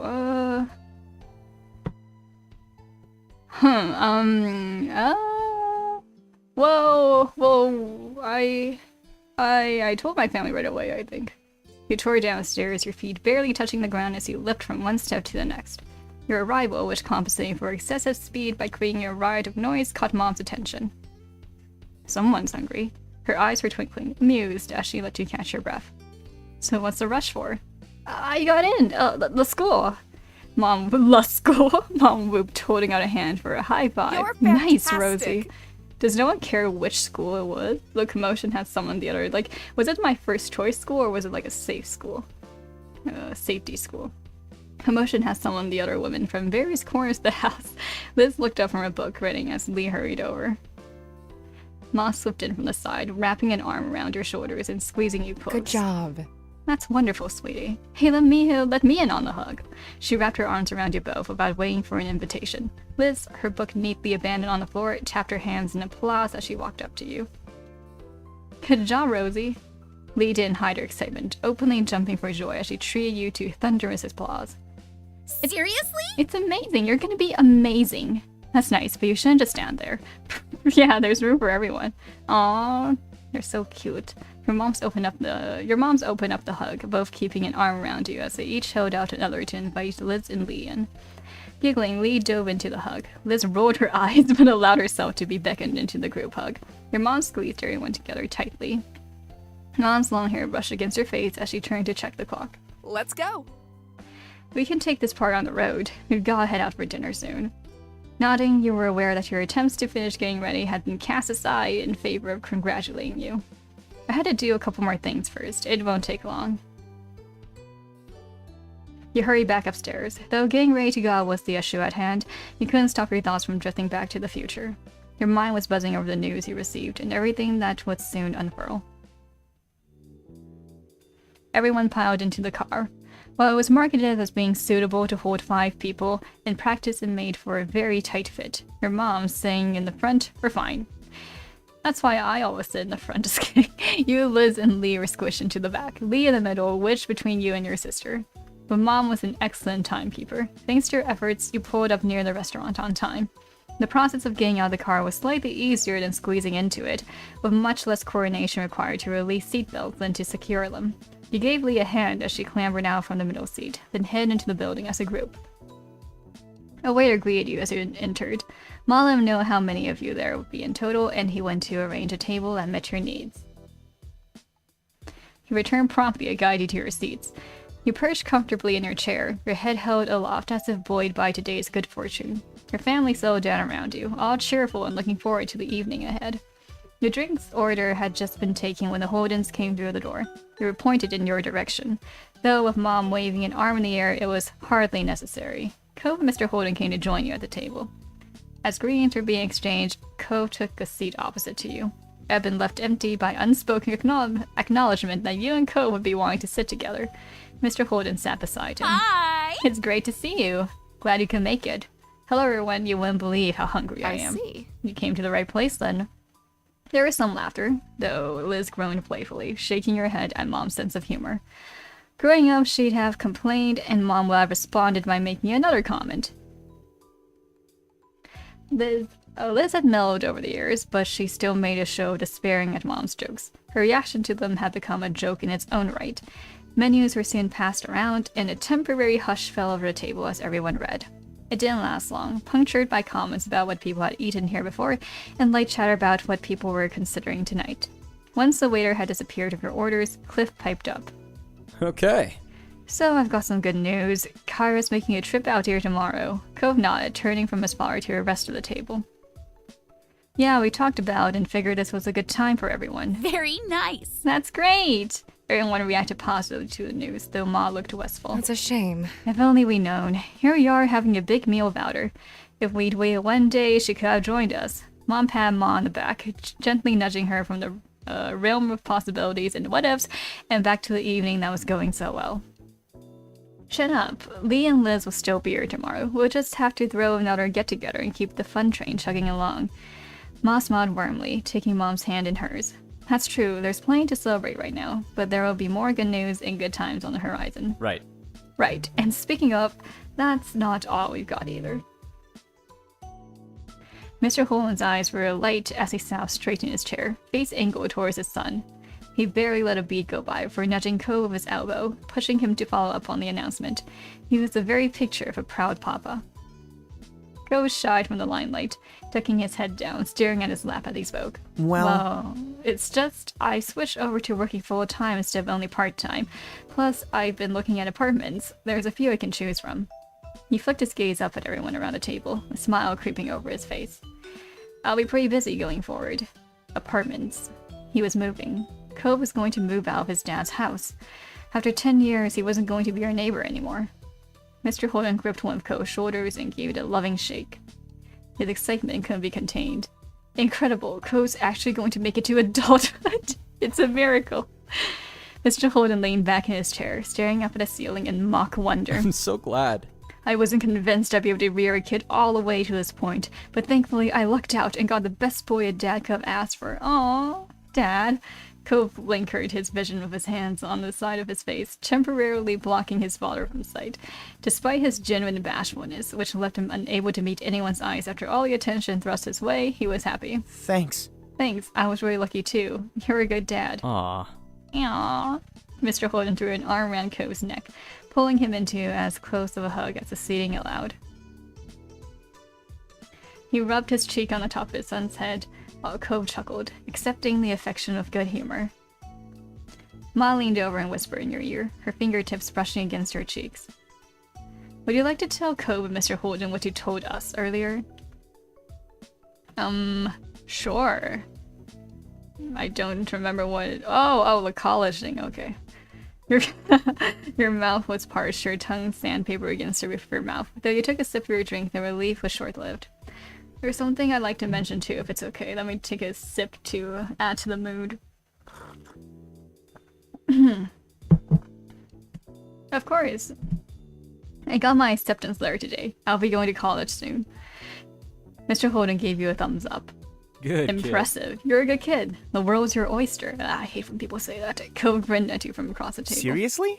That's amazing. It's incredible. You did. Congratulations, Rosie. Thanks. No, seriously, this is really, really big, and you deserve it so much.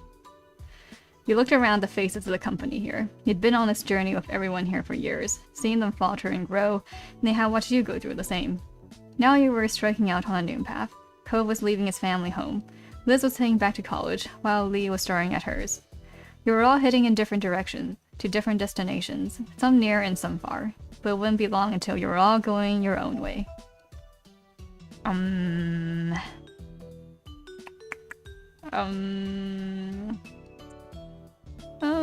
Sure, I'm pride more than anything else, maybe. You held your head a lot as you looked forward, literally and metaphorically. It was amazing how far you'd all come. Ugh, I don't know why I keep doing that. You were sure that you would face each day that came head-on, knowing that you had people who cared about you backing you up, even if it was from a distance. You couldn't wait to see what happened next. Cove brought some attention to himself with a clearing of his throat and a small interjection. I'm gonna stretch my legs while we're waiting for the food and everything. Sure, sure. Sure thing, bud. With a tiny smile, he nodded at his dad, but the likeness to his expression faded when he moved to face you. Wanna come?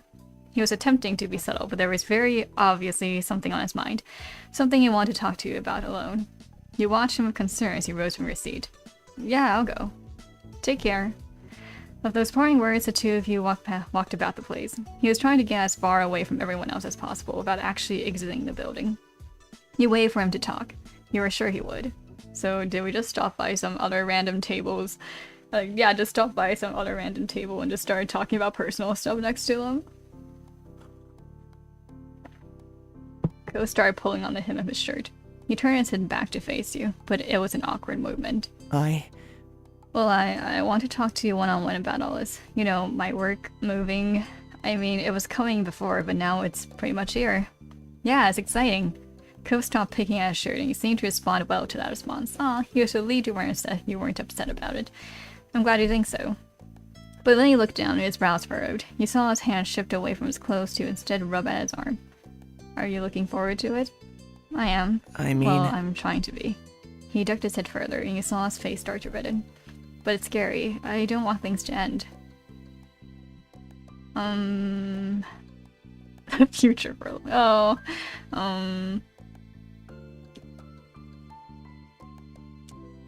Nah, like, yeah, I don't really like telling people I don't need to worry. You're going to do great things. You're so nice to me. Ko then turned his head away and wrapped his arms. Like, take a drink every time Ko says you're so nice to me. Ko then turned his head away and wrapped his arms around himself. He felt a sudden chill that definitely wasn't caused by the air conditioner. Are we really gonna stay friends? His words came out hesitantly. You didn't want to ask this. You didn't want to know. I'm not just talking about today, but forever, always. Even if things changed later, right now, do you feel we can make it? Or do you think we can last? That one day we'll have to move on. I mean, moving on doesn't mean you can't stay friends? You got mad at him for this, oh my god. I mean, I could share the worry, I guess. What if you grew apart? What if one day he just didn't want to keep up with his old neighbor? What if you both changed? Why did you have to bring this up now?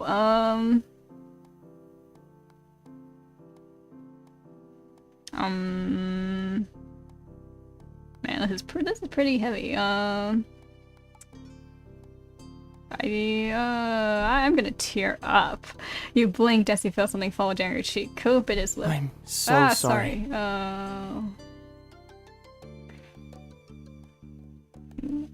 I didn't want to make you feel bad by bringing this up. Just I don't know what I wanted, but I felt I had to say something about this. If not now, then when? Out of the corner of your eye, you noticed a nearby table of people were staring. Ko's outburst had attracted attention. The eyes on you just made things worse. You felt overwhelmed, smothered by everything going on. You couldn't handle this. I need some air, alone. Ko seemed pained, but he didn't protest when you brushed past him and left the restaurant. There was nowhere else to go but out. You stepped onto the sidewalk.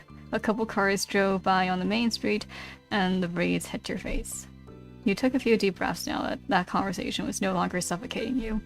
You weren't quite sure what to do next. Gaining space had been the only plan. You pat your sides on reflex and pulled out the spare key for your mom's car. Walking fast, you went down a sidewalk to the part of the street where your parents had parked. You remember going past a particular building on the way into the restaurant and managed to backtrack your way to the car without incident. You unlocked the car with a shaky push of the button. The headlights flashed.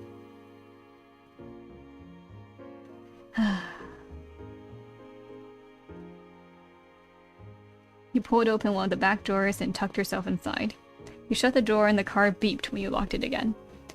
While putting the key away, you swished it out for your phone. There was concerned messages from your family. Were you okay? Was something happening? Another text came in from your sister at that moment. You didn't respond to any of it and held down the power button. You looked back at your phone and stared at the black blank screen. You could see a part of your face reflecting back at you. Then you dropped your phone on the seat.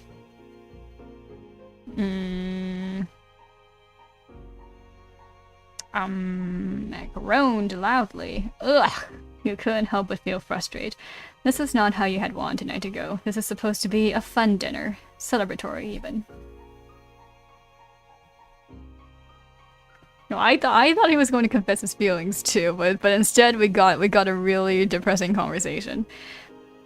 But maybe that was part of the problem. You didn't know the future was actually something to celebrate. Then you tried to empty your mind of worry, like denial, as they like to call it. You felt the seat beneath you. It was firm but comfortable.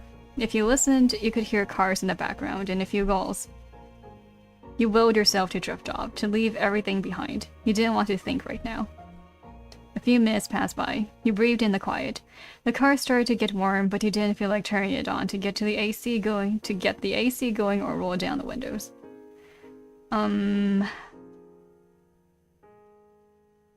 Let's see,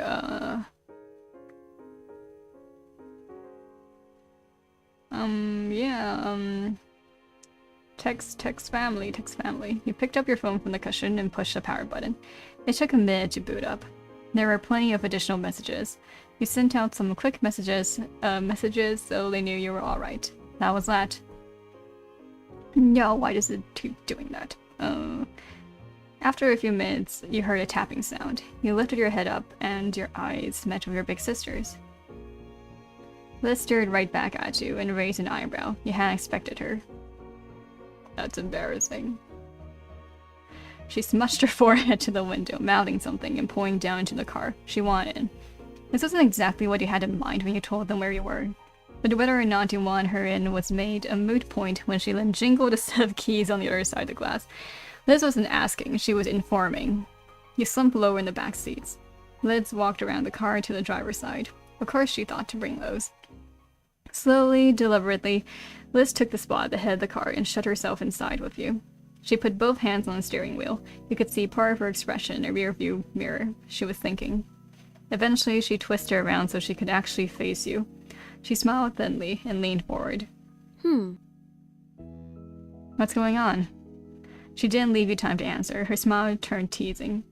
Is Cove's cleanness starting to wear thin on you? No way, Sorry. I never get tired. I'm sorry. She waved her hands and appeared actually apologetic. You suddenly noticed how awkward she was. It was a different look on her sister. She schooled her face into a more neutral expression. I'll be serious. Since we know that's not it, are you going to tell me what it is? Or should I keep guessing? She said those words as if they were a threat. And you can't say it's nothing either. We wouldn't be out here in a hot car if you were fine. You drummed your fingers on the cushion below you. From the determination on her sister's face, you knew there was no getting out of this. Words often didn't come naturally for you. This was far out of your comfort zone. Fragments of phrases were scrapped before you just made yourself go for it. Well, it's not really Cove, it's everything. Liz watched you encouragingly, and you continued. Everyone is leaving, everything is different, and my life, at least with my life it's now, is ending. I don't know if what's next will be okay. It's hard. Liz hummed and gave a nod. She smiled with understanding. Well, that was my second guess. You snorted at that reaction to your distress. Hey, it makes sense. I felt like that too, a couple years ago. It hasn't been that long since I was in your shoes. She absentmindedly brushed some hair out of her face with a thoughtful expression. Sometimes I still feel like that. It's not like I've forgotten what it was like living at home with you and our moms, spending days of high school friends. I miss what we had then. She laughed, a short, sharp bark. I know I didn't always show my appreciation, but still, it wasn't that bad. You don't have to forget this time either. But knowing you've lost the way things or doesn't mean you can't be happy again. Life can still be just as good as it is now. In fact, it can be even better. Maybe now's not the time to make like a sharp comment. Let's nod quietly. You kept your thoughts to yourself. You still weren't fully convinced. Rosie, do you wish you were 8 years old right now? Is that the ideal life for you, worth giving up everything that came after? No. Good. Exactly. And thereon you'll feel the same way about being 18. It's great when it happens, but being like that forever wouldn't be. Liz turned away and started to fidget over her hair. She picked at the ends, detangling a small knot. She kept her eyes on her hands. You know, you can do things on your own when you want to, but you've still got a family to fall back on. She looked up to meet your gaze again. You saw not only her seriousness, but also a rare softness. You were touched at her sincerity. And I didn't elect to make that statement on my own. You raised an eyebrow and she shrugged. The crowd thought a sibling talk would be for the best, but it's not like I'm the only one who cared about how you were doing. She tipped her head to the right, and you switched positions so that you could see what she meant. Oh no, is everyone just like shoved up against the car window? I mean, that would be funny, but... Out the window you saw both of your moms standing outside. Ma smiled at you and Mom waved. They started to head closer to the car. Ma opened a door and they both squeezed into the back with you. You had to scoop up your phone and sit up so you could fit. You ended up with your back to the car door, Ma sandwiched in the middle, and Mom on the other side. Ma reached over to pat you on the head. Mom tilted forward so she could see you clearly from around Mom. You alright with that? Is there room for one more? You searched around but didn't see anybody. You stared at them in confusion and Liz cackled. Mom threw you a bone and gave you a significant glance behind you. You twisted your head around and jumped. Lee had her face pressed to the window directly behind you. She smirked and then giggled at your shocked reaction. You were taken aback but managed to grin at her. You scooted further down the seat and was sitting on Ma's lap to give Lee some space. She flung the door open wide and then attacked you with a squishing hug.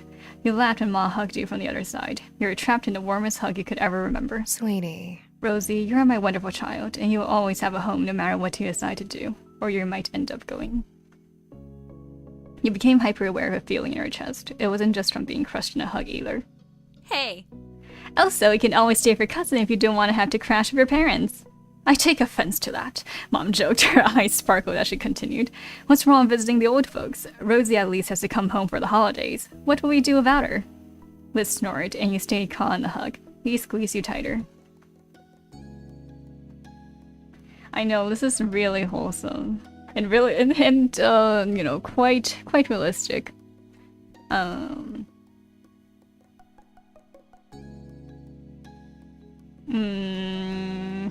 I'll have to check my schedule. You know, this is getting a little too wholesome for me. I might be able to pencil you in. I never realized how cramped the back seat was. Everyone laughed. This model really was not built for 4 people. As comforting as the embrace was, you were completely crushed. See, this is why I was smart and took the front. I bet you were wondering why I did that before. Now it's crystal clear. Liz stretched her arms out, showing off all her free space. Mom scoffed. You could feel her bounce in her seat. Hardly, you're just missing all the fun. You look lonely up there. Ha! Ma chuckled and stretched through the small opening between the front and back. She made a grab for Liz, who dodged and shrieked. Ma! I didn't want to be left out, sweetheart. Liz crossed her arms and met her with an unimpressed stare. Lee was snickering. Liz ignored her and then reached out a hand to very deliberately pat you on the knee. Jeez! There, Jade. Me. Mom let out a glowing smile and patted Liz's arm back. Now the hug truly was a whole family affair. There. Finally, you felt better, and you let them know you were ready to go back to the restaurant. You were released from the hug sandwich, and everyone piled out the car. Back towards the restaurant, the two Holdens stood together. Cove looked particularly awkward as he fiddled with something in his hands. Lee whispered into your ear. Cove was out there the whole time. I think he just didn't want to interrupt us. Now his dad came too. How sweet. Aren't they polite? Such gentlemen. True, but they better not have lost her table. Ma reached around to poke her in the side. Liz jumped even though you knew Ma's pokes were pretty mild. Josh. Don't say that. Whether we have the table or not doesn't really matter. What matters is that we're all together and safe and happy. What is the table a metaphor for? Hear, hear, Lonnie. Mom cheered her on and waved her fist with enthusiasm. Liz sighed and rolled her eyes. A girl still gotta eat. Lee skipped up and hooked an arm around you. Your cousin offered you a beaming smile. Alright. We're not gonna know until we get there, so let's get going. Okay. Your full group headed back into the restaurant. Luckily, your table was still reserved for you. You weren't exactly sure what Ko's dad had told the staff, but whatever explanation had been, everything had worked out. You sat back down and were able to pick up the meal from where you left off, now with much lighter spirits. Phew. Night fell soon after everyone finished their meals, and before you knew it, you were standing in the parking lot, saying your goodbyes and packing up the cars to go home. After the last of the chores were done, your family spent some more time together. The rest of the night felt like it was going by in a blink of an eye, and somehow the time came to retire to your room to sleep. You pulled your covers up under your chin and settled down for the night, getting warm and cozy. As your head sank into your pillow and you closed your eyes, your mind drifted back to everything that happened that day. You could see it all now, behind your eyelids, as though you were experiencing it all over again. And then the image of Ko popped into your head, and you smiled softly to yourself.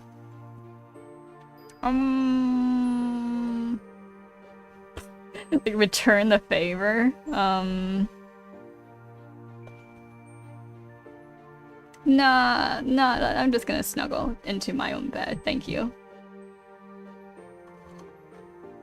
My own beautiful pink bed. It wasn't long before our eyes were growing heavy and you drifted off into a peaceful sleep.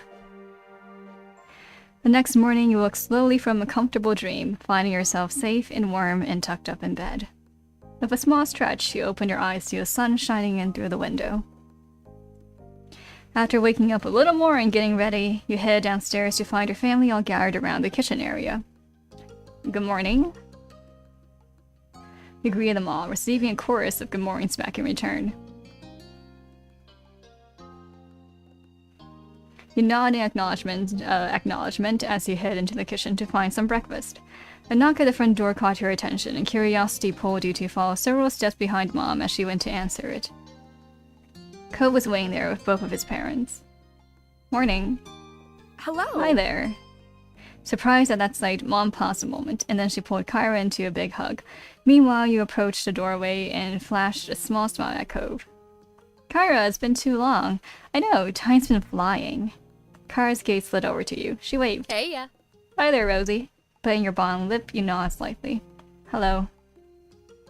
And you wave back a little. It was nice seeing her back in town. Kyra's smile reached her eyes at your shy greeting. Enough of standing around out there. Come on in. Mom moved aside to usher the group in and guide them to the living room.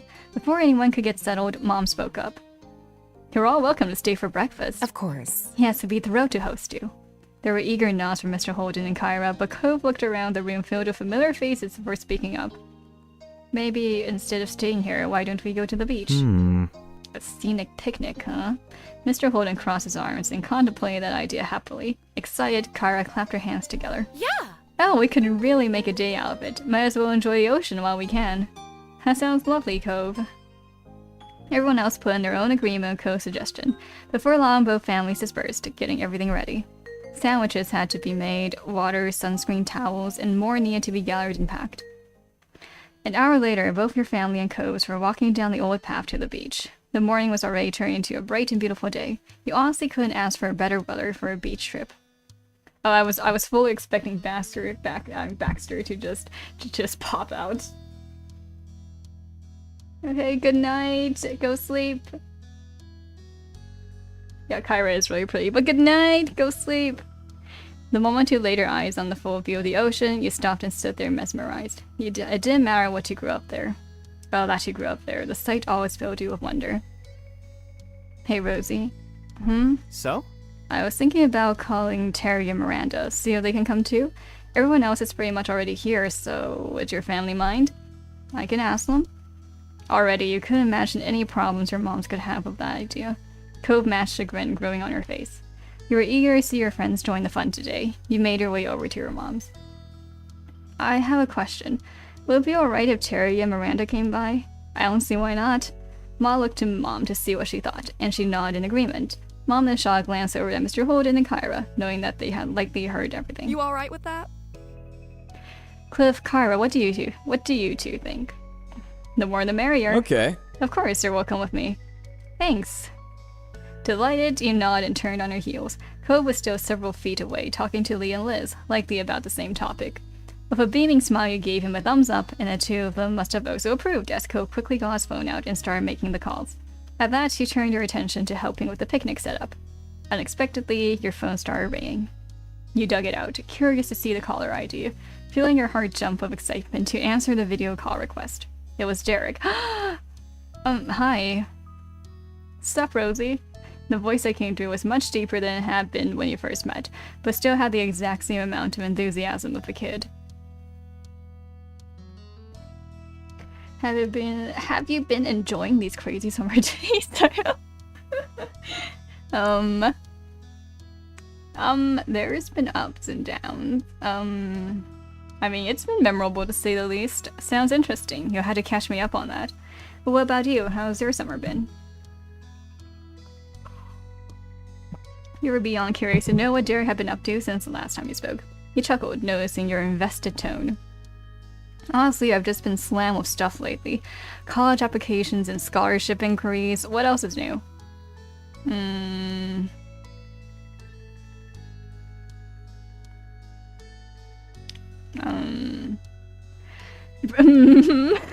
Your only real struggle will be choosing which place to go. They'll all be desperate to have you. Totally. His chuckle turned to a sigh. You could hear a small smile when he spoke. I really hope so, anyway. That would be amazing. What about your family? Are your brothers being good? My little brothers are little punks, but I guess they're doing alright. You both laughed at that. Mom and Dad are fine. That's great. My moms are too. Turning your attention back to your surroundings, he smiled warmly at your family buzzing around. Towels were laid out, and the chairs and umbrellas were being set up. Actually, I'm out of my mom's right now. Liz and Lee are here visiting too. Oh, that's fun, but if that's the deal, I'll let you get back to it. Are you sure? I don't mind. I'm sure. I'm not about to lose your number. Okay, bye. Bye, Rosie. Have a heck of a day. Hanging up, the conversation left you energized and in good spirits. It was exactly what you needed to make this day even better. You hurried over to your mom's and helped put the rest of the food out. In moments, he knew his cove at your side. Turning to face him, your mouth pulled into a hopeful smile. You waited expectantly for what he had to say about the girls. They're gonna come. Really? Your whole demeanor brightened, and your smile beamed. Yeah. They'll meet us here later today. Shouldn't be too long. I can't wait. Once the setup was done, everyone got comfortable and dug into the food. You couldn't remember the last time breakfast tasted this good, but you attributed it to the gorgeous ocean view and soothing sea breeze. The conversation shifted to what you all would do next. In that case... We could do a few rounds of volleyball. There's plenty of us now. I hate volleyball. Is that all right? Could I play? Of course. Miranda brightened, delighted with this plan. Ma looked around to see if there were any other takers. I don't feel like playing. I have to change, but it'd be fun to watch. I could be the ref. My eyes won't miss a thing. Volleyball's a good idea, but there should probably be something happening for those who aren't a fan. Ooh, I have some crafting supplies I could use to make jewelry. We could even use stuff we find around the beach to accentuate them. Really? What, really? I want to make a necklace. That'd be great. I'd be interested in trying my hand at that too. I'll make some jewelry, I guess. Already, you were imagining various designs you could make depending on what Lee let you use. Your cousin shot you a thumbs up, clearly happy with your decision. I guess I'll try making a necklace too. Kara got off from the towel she was sitting on. She brushed some sand off her legs and then stretched her arms over her head. Can do. I am up for a few rounds. Well, since there is still a free spot, I'll throw my hat in the ring. The things I do for family. Thank you. Thank you, Liz. I love that. Liz got off from where she was sitting, and you could tell by her expression that she was already determined to win. You laughed to yourself, curious now how that game would turn out. Now that plans were settled, the group temporarily split into two. Okay, let me pop back to the house to get my supplies. Is there something we should do? Yes. You can start clearing out the towels for us to work at. If you want, look around for good stuff to use. I'm on it. Roger that. While Lee ran back to the house, the group did just as she suggested. By the time she returned, everyone had their craft area ready to work at. Lee sat down on the towels and looked up at everyone eagerly. She held up two necklace options. I hope you've all been thinking about what you want to make. I have for everyone a choice of either a chain or a threaded rope. How do I pick? All I know is that I want to put some sea glass chunks on it. There's no rush. I'll leave the strands here and you can decorate however you want later. I think I'll keep it classic and only worry about finding a decent shell. Yeah, I'm planning on doing shells too.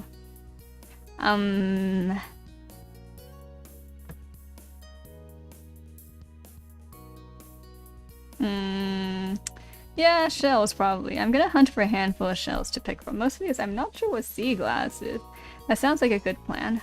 No, wait, let me just look up what sea glass is. Oh, that's cool. Oh, I that looks cool, bud. That looks cool, but yeah, no. Shells. Shells are better. For me. Just a bit Lee's eyes narrowed. You can see a playful, teasing look surfacing. If you find it really good, I hope you'll be willing to share. Her mouth pulled into a wide smile as you watched her carefully. It was hard not to laugh. You'd see about that one. Cove crossed his arms and chewed at the inside of his cheek. You weren't the only one that noticed. What's wrong, Cove? I'm not sure what to use. I mean, ideally I want a shark tooth, but what are the chances I would even find one? Mom smiled. You both looked at him sympathetically. Sorry. Sorry, the rare downside of not having a shark-filled coast. That would make for a really nice necklace, though. I know. I know. At Cove's pouting, Mom gave him a little bump on the shoulder of her vest. Well, don't lose all hope. You never know, you might end up really lucky. Cove laughed. It cheered him up even though he wasn't really convinced. After that, the little crafting club busily went to work on their pieces. Whatever they decided on using was attached to loops that were then slid onto her necklace base. Terry was immensely proud of himself when she was done. Hers was simple, but gorgeous, because of the striking piece of sea glass she painstakingly searched for and found. Cove ended up using driftwood of varying lengths to design his necklace. Despite not finding any shark teeth, he still looked pretty pleased. Mom decided on a medium-sized purple ring top shell as the centerpiece of hers, and Lee went to a few small Simnia shells. They put both their necklaces on soon after finishing them. After combining the beach several combing the beach several times, you found just what you were looking for. It took a bit, but you managed to make a necklace you were satisfied with. It mostly had shells. Your group of crafters would also cheer for the volleyball players whenever shouts could be heard coming out of the court. On top of that, you all would hold up each newly made piece in the air, and the players would take a breather to applaud the creation. You really enjoyed searching the beach, trading supplies, and watching everyone make their necklaces. The crafting club was definitely a success, and you weren't the only one that had a blast. The afternoon continued to drift by, but the fun was still going strong. Occasionally, someone would head back to the houses to use the bathroom, rest away from the sun a while, or to retrieve something that they needed, but they always came back. The beach was never empty, and there was always a new conversation to take part in, or another game to join. There was only one thing that could bring this beach day to an end, and that was for the day itself to end. Before anyone realized it, the sun began to set over the sea. As that happened, you were taking a break, sitting on a towel with your legs stretched out past it, and your feet buried in the warm sand. You were listening to music on a little speaker next to you. Shortly, you looked up to see your moms approaching. They stopped in front of you and you smiled. Hey there, kiddo. How are you? Good. They both sat down, squishing you between them. Ma leaned her head against yours, and Mom started rubbing your back soothingly. Nothing more was said at first, but Ma sighed contentedly. Contently. I don't know. Mom looked at you wistfully. We're both really proud of you, Rosie. True. You grew up to be more than we ever could have hoped. Yeah, I'm not sure I deserve any of that. You were touched they felt that way, but it felt like too much of a compliment out of nowhere. Of course you do. You try searching your mind for the right words to explain the strange feeling twisting your chest. Mom lightly brushed some of your hair. Turning your head, you looked from Mom to Ma. They both smiled encouragingly at you. You did the hard work raising me. Mom chuckled, and Ma wrapped an arm around your middle and squeezed you tightly in a side hug. That's the thing, it was never hard work. I loved every minute of it, and I don't think we'll ever stop. Yes. Well said. You're going to have to accept how fantastic you are, whether you want to or not. Thank you. You stayed there quietly and contently, watching the sun set with your parents for a while.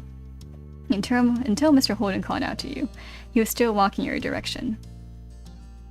We were talking and thinking we were going to take a walk down the shore. Any of you want to come? Automatically, you looked to your moms for what they were thinking. Mom glanced from you to Ma and smiled. That sounds good to me. That's fantastic. Yes, that'd be very nice. My legs need some stretching. Grinning, you looked back at Mr. Holden. You gave him a nod. Thrilled, Mr. Holden threw out a thumbs up and began heading back the way he came in a light jog. Hey, don't leave us in the dust. Cliff kept going forward but flipped around, walking backwards across the sand so he could face you again. No worries. Don't worry, we wouldn't leave without you. Alright, we'll catch up. Before you forgot, you turned off the speaker and left it on the towel for now. Ready to go? Uh-huh. Both of your moms held a hand out to you. Chuckling, you gave them each one, and you all strolled back to the rest of the group. When Liz was in reach, Ma used her free hand to pour into it too. Liz shook her head, but her mouth quirked into a smirk, and she didn't resist. Together as a family, you followed behind the others hand in hand. Your feet squished into the wet sand as the waves rolled over them, and you didn't have a single care in the world as more and more stars began to dot the sky. Once the sun had long been out of sight, it was finally time to pack up. The closing of the day and the ever-approaching end of summer seemed to intertwine. It caused a quiet, reflective mood to blanket over the group. On the beach, Terry and Miranda took turns compressing Cove in a hug before moving on to do the same to you. You chuckled, still overjoyed that you got to see him today. I'm sorry you had to go already. My parents are here. That's okay. But still, I wish we could help clear this all up. Don't worry about it, just thanks for coming out today. It was cool having everyone here. Yep. Oh yeah, I'm super glad we came. Hopefully we can do it again sometime. Nodding, you turned your attention to Terry. She wore a large grin on her face and held a hand out for a low 5. You obliged. See you later. Take care of yourselves, buddies. After that, they walked away, waving to you and Cove as they went down the shore. Cove waved quietly back with a small smile on his face. Wave. It was a big wave. You hope Miranda was right, and there would be another day like this soon. Taking you by surprise, Terry jumped and twisted around. She kept up with Miranda by walking backwards. She kept the mood of your fail alight by shooting finger guns at you and Cove. Miranda bumped her with a hip. It left everyone with a laugh just before they disappeared down the bend. Rosie? Come on. Hey Cove, could you come here? Both of your parents are motioning for you. The two of you went to them. Tons of things end up at the beach over the course of the day, so there's still so much to pack up, and the parents needed help. With a nod, you got to it, stuffing various things into bags and bundling them up in towels. Once things were ready to go, everyone filled their arms with as much as they could carry. Absolutely no one wanted this to be a back-and-forth kind of task. The walk back home ended up being mostly quiet. Each person seemed to be feeling the effects of the day. A cool breeze carried you across the sand and onto the road. There was a sigh of relief from what felt like the group as a whole when they arrived back to the neighborhood. Well, hello everyone. You glanced to the side and spotted a very recognizable face walking down the road. Oh no, it's not Baxter, is it? Oh shit. Oh, hi Baxter. How are you? Do you need help with that? You shock your head nervously while trying not to drop anything. Oh my god. Let me just take a long sip of water. Well, If you're sure, then I was simply heading home after getting some fresh air. The season is almost over after all. Yeah. Baxter was only a tourist. He wouldn't be in town much longer. You knew that, and so did he. If you have a minute, I'd just like to say it was a pleasure getting to know you both this summer. His head tilted towards you and he smiled warmly. Baxter offered you his hand. Rear hand.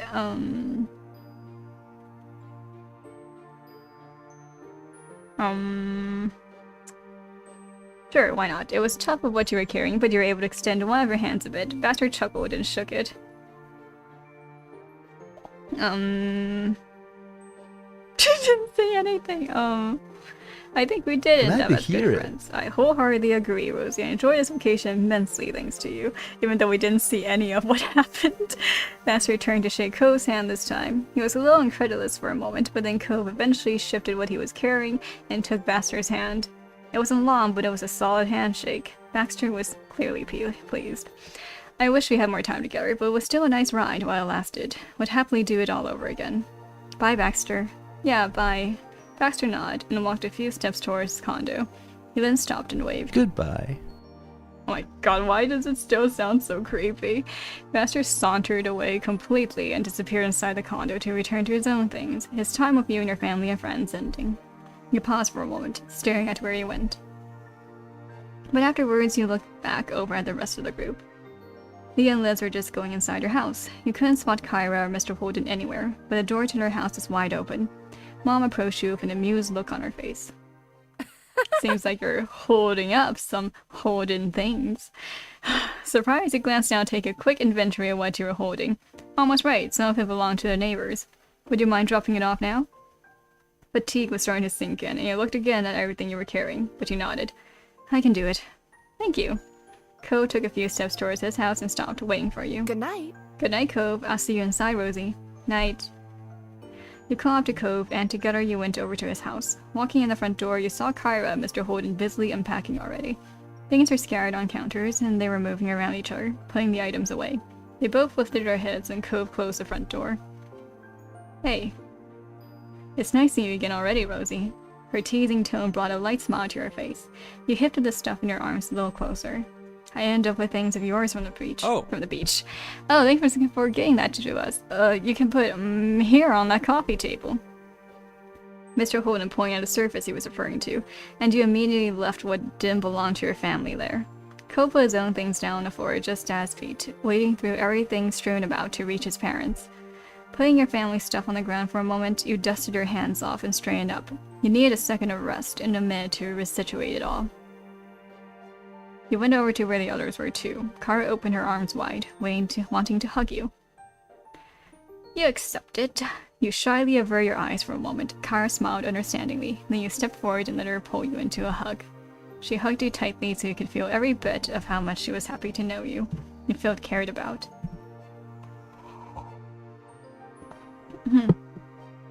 Thank you so much for hanging out with me today. It was a blast. I thought so too.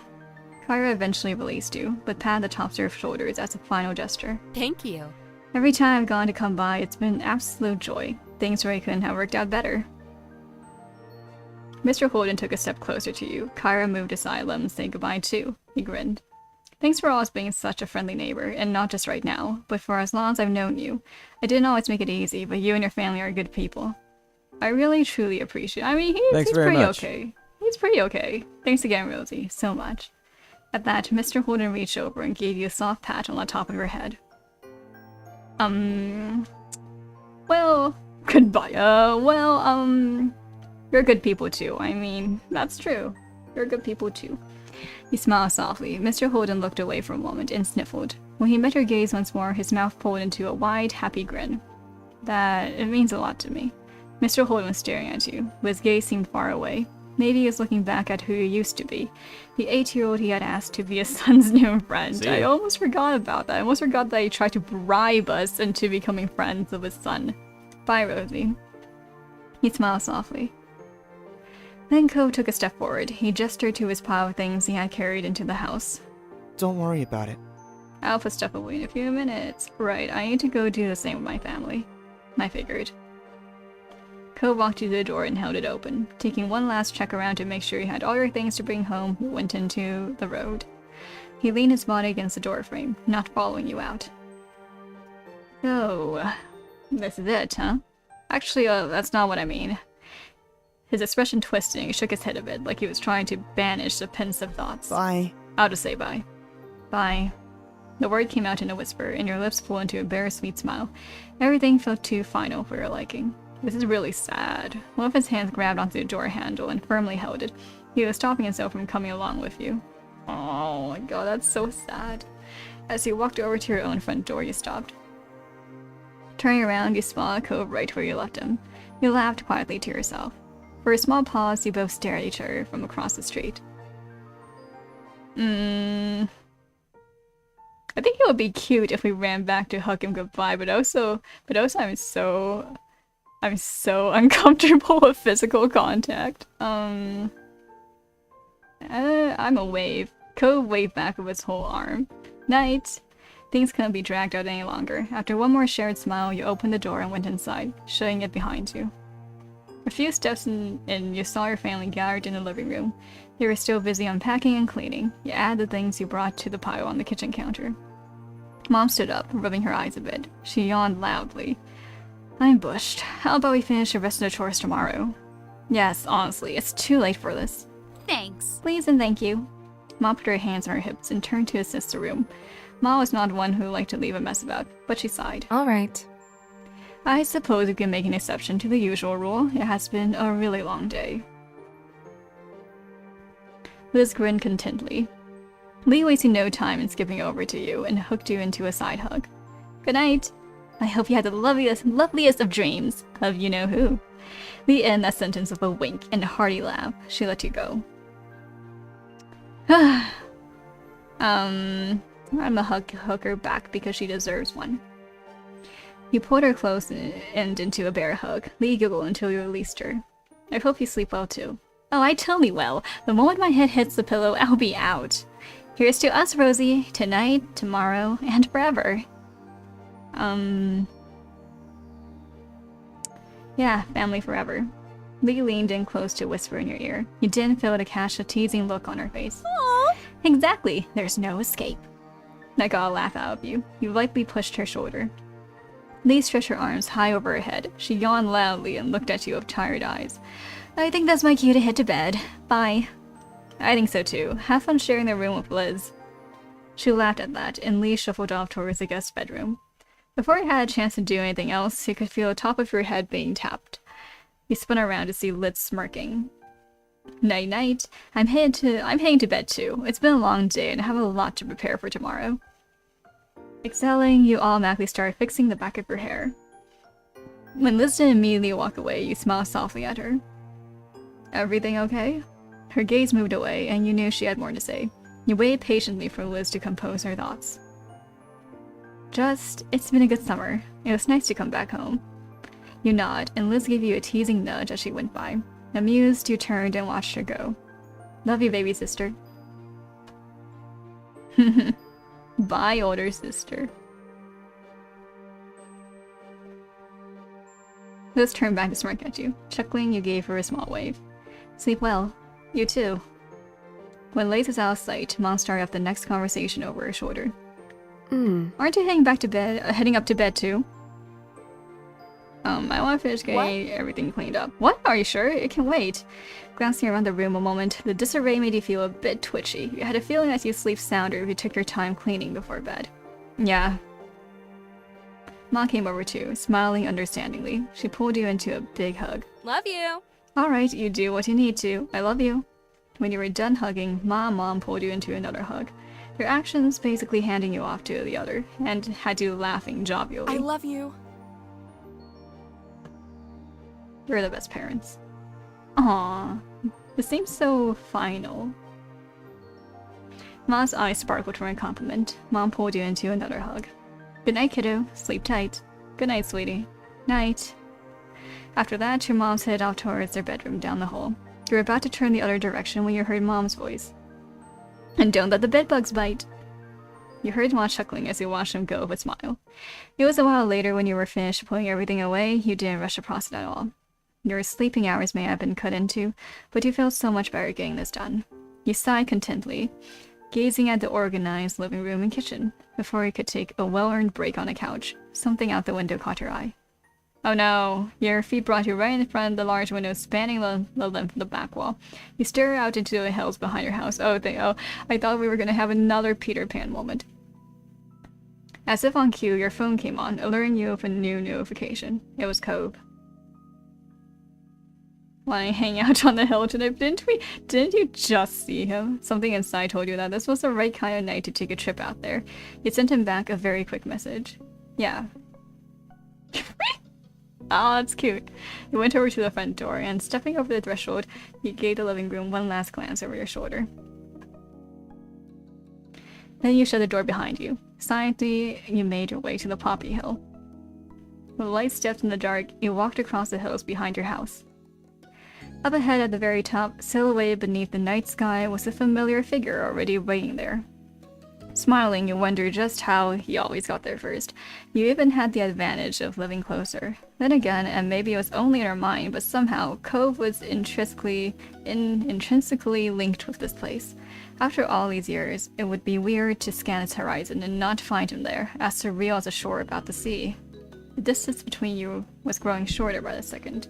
Hearing the grass and earth crunch under your feet, Cove turned. A grin spread over his face as he saw you. You took your place standing behind him on the crest of the poppy hill, looking out over the ocean. Same as you'd done on countless times since you'd first arrived, when you'd found him on this very same spot. Rosie, you had officially broken the silence. The spell that had held you both in place. You looked at him expectantly. There is something I've always kind of wondered about. He cocked his head, giving you a sidelong glance. What did you think about when we met? I was just a kid you'd never seen before, bawling his eyes out on the hill next to your house. He chuckled, his eyes drifting toward the sea beyond, before flicking back to you. The way his gaze pulled back to you made clear that he was genuinely invested in the topic. Luckily for him, he remembered what initially struck you in that moment. It was as if it had only happened yesterday. Well, I remember noticing your very bright green hair. Ko burst into genuine laughter at your reply. I guess that's fair. It did kind of stand out. Sighing a bit, he continued to reminisce about that first meeting. I also remember feeling bad about what was happening. I remember that too. He ran a hand through his hair, and you knew his line of questioning wasn't at an end, even before he spoke again. I mean... Do you remember what you thought about me, you know, as a person? Was I annoying or mean or...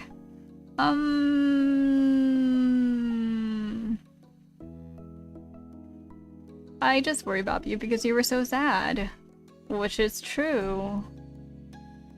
His eyes widened dolefully, and he hung his head like a guilty puppy. I'm sorry. Aww. Ko's hand drifted to the scar on his arm, his fingers unconsciously gliding over the mark. It was much less noticeable than it had been when the neon pink cast had first come off, shrinking gradually over the years as his body healed, then dwarfed in comparison to his growing body. Still, his fingers came back to it without thinking. He gave a half-smile, not meeting your eyes. I feel bad now. The thoughts I had were, well, considering what you were thinking, I'd come across as a lot worse of a kid. You didn't like me? No. No, it definitely wasn't that. Ko lifted his head up, finally committing to meeting your eyes fully once more. I remember you that day. I remember it really well. I don't think I'd ever be able to forget. I can picture the way you looked back then when I first saw you standing right here. I still know the expression on your face when you chose to sit with me in the grass. He chuckled self-derisively, interrupting his own monologue. You scared me at first. I figured I'd be alone out there until I had to face my dad again. And then suddenly another kid appeared out of nowhere. It was startling, but I got over that fast. You were a strange person in a strange place, but in that moment, you were exactly what I needed. Somebody I could talk to freely about what was happening, how it made me feel. And you listened to me. You stayed with me. He sighed and bit his lip as he gave a small smile. I was a little bit spoiled growing up. Just gonna let him continue. He looked off again, seeking clarity for his thoughts in the expanse of the night sky.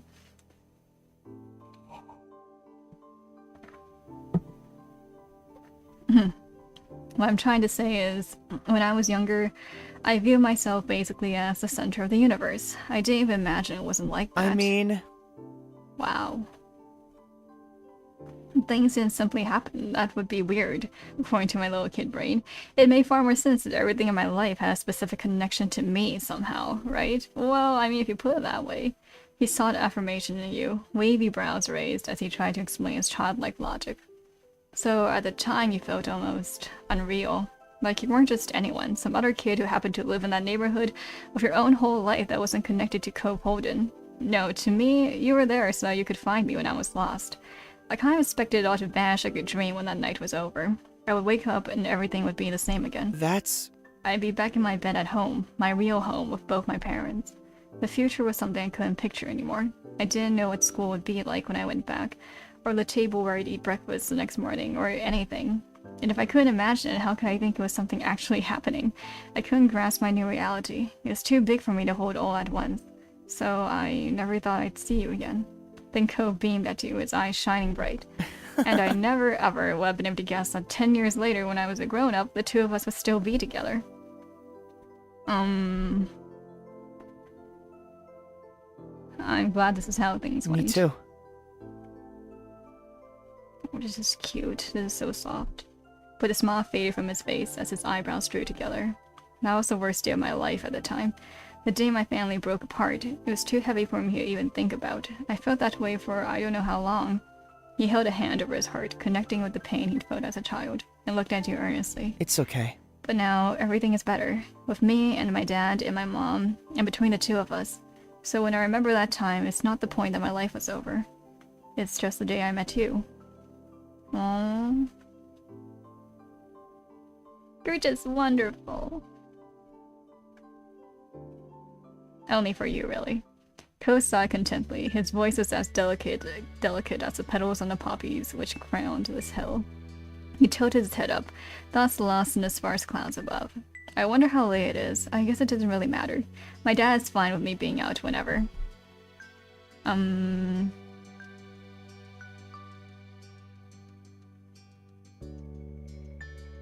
can still text your dad about what you're doing. I'm gonna message my mom. You might appreciate guess. it.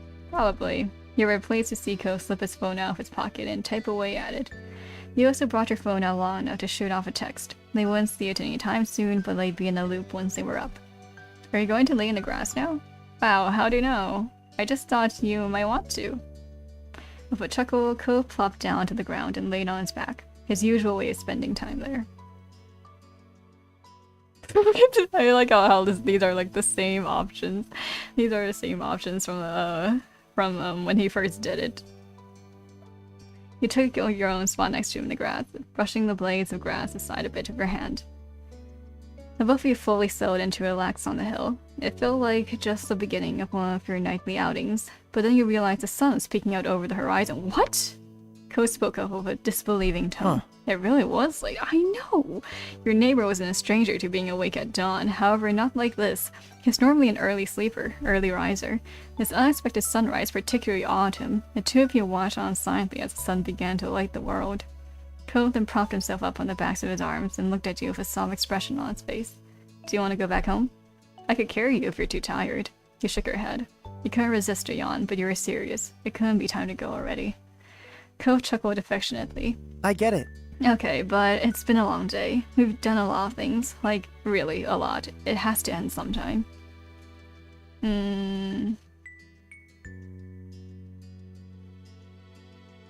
I know, you're right. Or since when we're okay with things ending, does it really have to end? I don't know, man.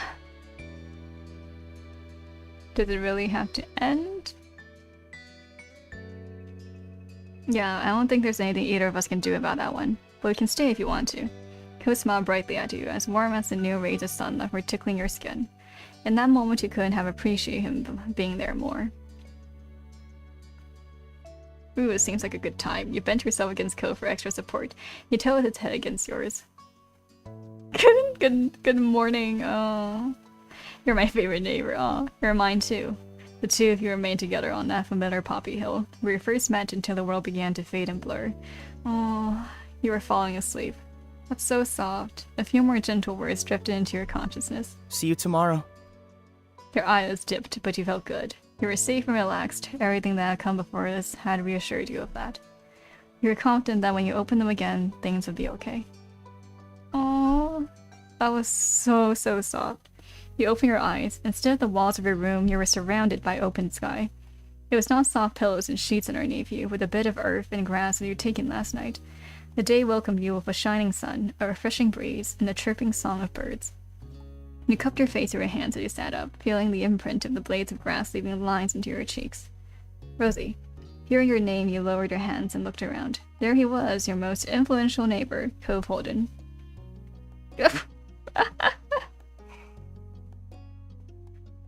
Oh, he had made himself very comfortable, laying on his stomach with jewelry and shoes sticking off and a flower in his hand. Good morning. Morning. Ko laughed, tickled with the overall situation, and simply began being able to spend time like this. Told you I'd see you tomorrow. Oh, it's so cute. Oh my god. Oh, alright, good for you. It's the exact same day, Ko. This is so cute.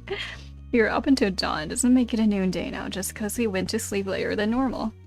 Then we disagree, because to me it's normally the next day until I've been to bed and woken up. But fine, I'll just have to make sure I see you tomorrow again. Probably a day after that too. That way there's no argument. Ko turned his head up to the sky, his expression content. Looks like it's gonna be a nice day. We'll have to come up with something to do to make the most of it. He trailed off, blinking slowly in the sunlight. Someday, when we're even older than we are now, I wonder what we'll end up remembering this moment for. What will you feel when we look back at it? Will it be the same as what you're feeling right now? It's nice. I can't see what the future is gonna look like again, but I think that's alright. I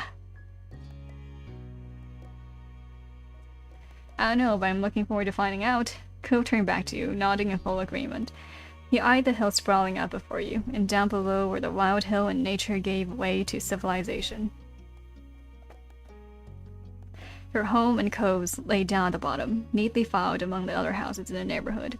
Hey Rosie, I bet I can beat you in getting back to the road. You laughed, amazed by the wager it reminded you of so many moments in your youth. As much as I like it here, it's okay if we leave now. We can always come back to see the poppies and the fireflies again, right? Cove met her eyes, waiting for what you were going to say in response.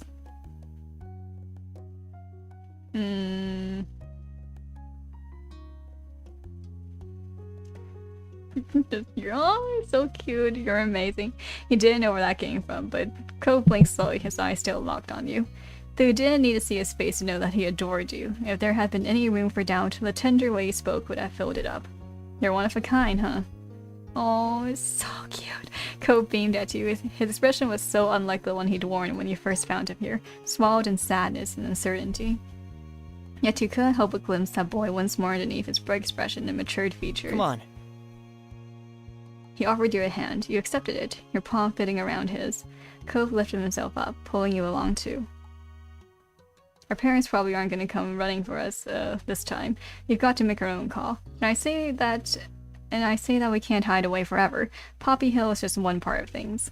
There's more out there for us in this time, in this place alone. Let's enjoy it. You couldn't see whether you were the one that broke into a run, if Cove had been the one to start, or if your feet had simultaneously made that choice for you both. The end result was the same, with the two of you dashing down the hill like children, but with the nostalgic revelry that could only come as an adult. As the wind whipped past you, you knew that family and friends were waiting at the end of your sprint. There were more memories to make, after all. Life takes another step forward.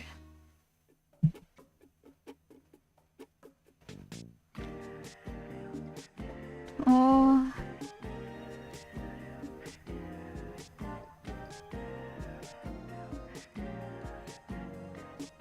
Oh, that was so beautiful. Yeah, and very, very. I mean, there were. I wouldn't say completely relaxing because there were just dips and spikes of emotion, here and there, but it all worked out, and there were so many soft moments. It was so cute.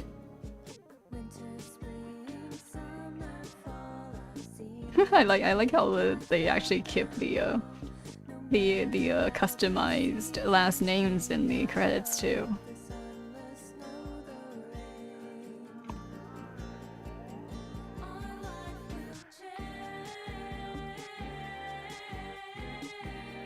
Yeah, that was really beautiful.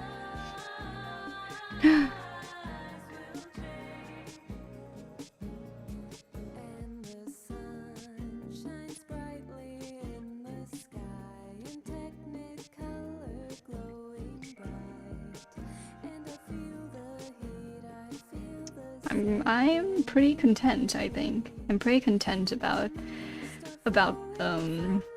the experience, this experience. Especially the ending gave a lot of closure, I think, despite the theme of it, you know, being uncertain about the future.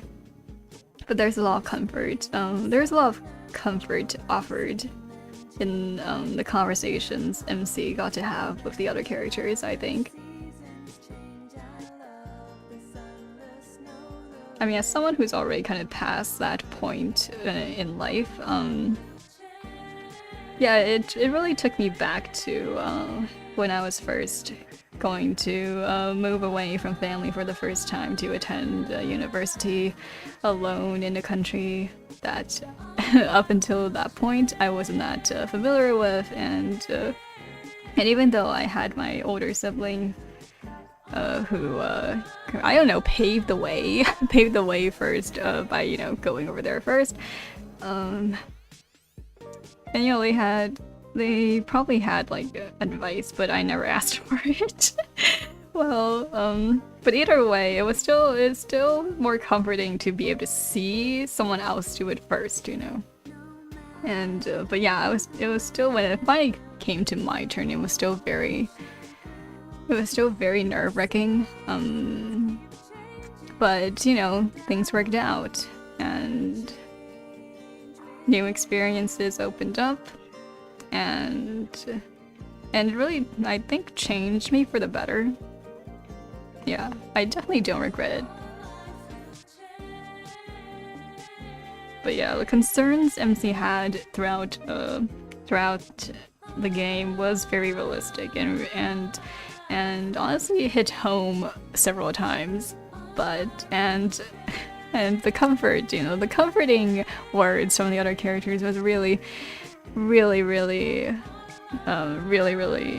helped. It was just very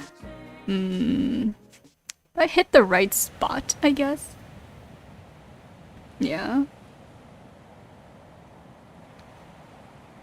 Oh, there's more?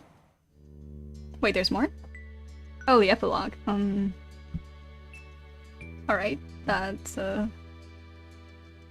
do we have other things, maybe?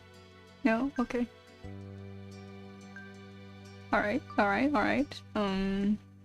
Done. We're still in love, and we're still nervous, maybe? Yeah. Fine, what about relax? I want to see what happens if we do nervous.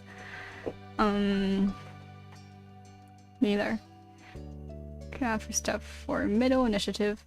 Thank you. And so, your days growing up in a loving cradle of sunset bird came to an end.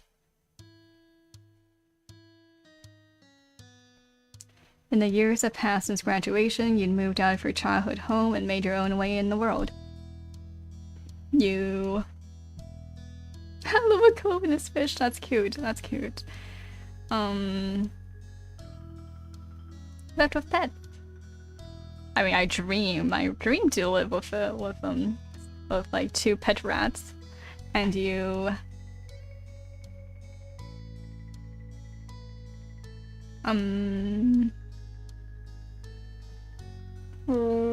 had multiple ways of earning income. Ah, oops. Go back. Wait, I can't go back. What did I even choose? STEM field. Shit, no. No. That's all wrong. That's all wrong. Oh my god. Oh, good. Oh, thank god. Thank god I could go back. Oh my god. No. Not the STEM field. TV and movie industry.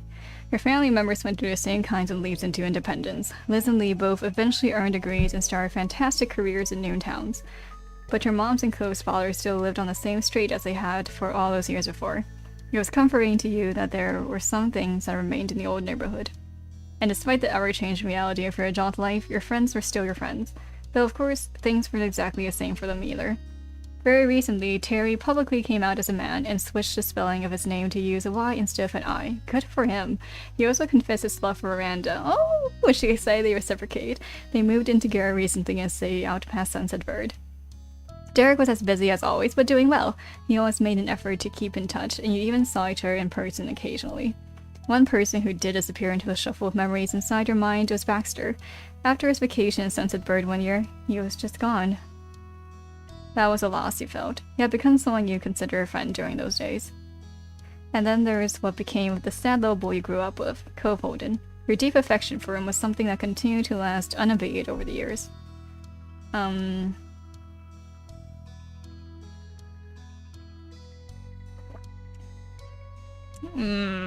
but I'm still really hoping for a confession. I'm still really hoping for a confession, though. There. He truly thrived in his continued efforts of cultivating loving and supportive relationships with his family and friends. You couldn't say his personality had changed exactly, instead became more refined. Cove was a warm, inviting, considerate man who took the lessons he'd learned over the years to treat the people around him with patience and understanding. When Cove eventually developed a picture of the future he wanted to have as an adult, it made perfect sense to you based on his interests. Cove got a 2-year degree. After that, he began working full-time at Orca, helping educate the public on ocean conservation and participating in shore restoration efforts. As an adult, Cove also was able to recognize and have diagnosed that he was on the autism spectrum. It was something that had been noticed by his doctors as a child, but he was still the same Cove he always was to you, and he was just glad to understand himself better. It thrilled you to see how happy and successful he'd grown up to be. On the whole, life continued its steady beat forward, and you all went with it down the path you chose. It was strange and wonderful. But no matter how old you got, how far you roamed, or how long you were away, the home you had in Sunset Bird still called you back eventually. The car rumbled down the highway. You had started to zone out, when a truck in the left lane loudly zoomed past. Your driver didn't remark on it, just like anything else this trip, you went back to staring at the window, letting the scenery pass you by. Wait, actually, I want to change like one of my answers. Yeah, the familiar tucked away, and locations far from each other, yeah. Okay, it didn't change what happened later, but anyway. Anyway, the car, blah blah blah. You did appreciate his fascist seat of your ride. Oh, okay. so if you had lived close to Cove, he would have been the one driving, I assume. All right. You did appreciate his fascist backseat of your ride. You had to know exactly when he would be coming in, so you had decided to use a ride app rather than asking your moms to pick you up.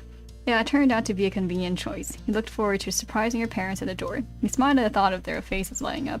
You'd been traveling for hours upon hours. The miles add up. You'd been sitting and napping and checking the time every so often. Yet, with your moms in mind, the long trip was worth it. For once, your moms had decided to have a modest celebration dinner for their anniversary.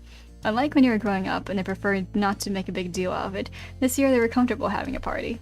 As time went on, they had found being the center of attention easier to handle. You were happy to see it. With this going on, there was no way that either you or Liz would miss your mom's anniversary. Both of you made plans to come back home for it. You didn't hear from Liz about her exact schedule, but you hadn't shared yours either. They reminded you of when you were kids and both knew to show up for dinner but didn't keep each other in the loop for each other's pre-dinner plans.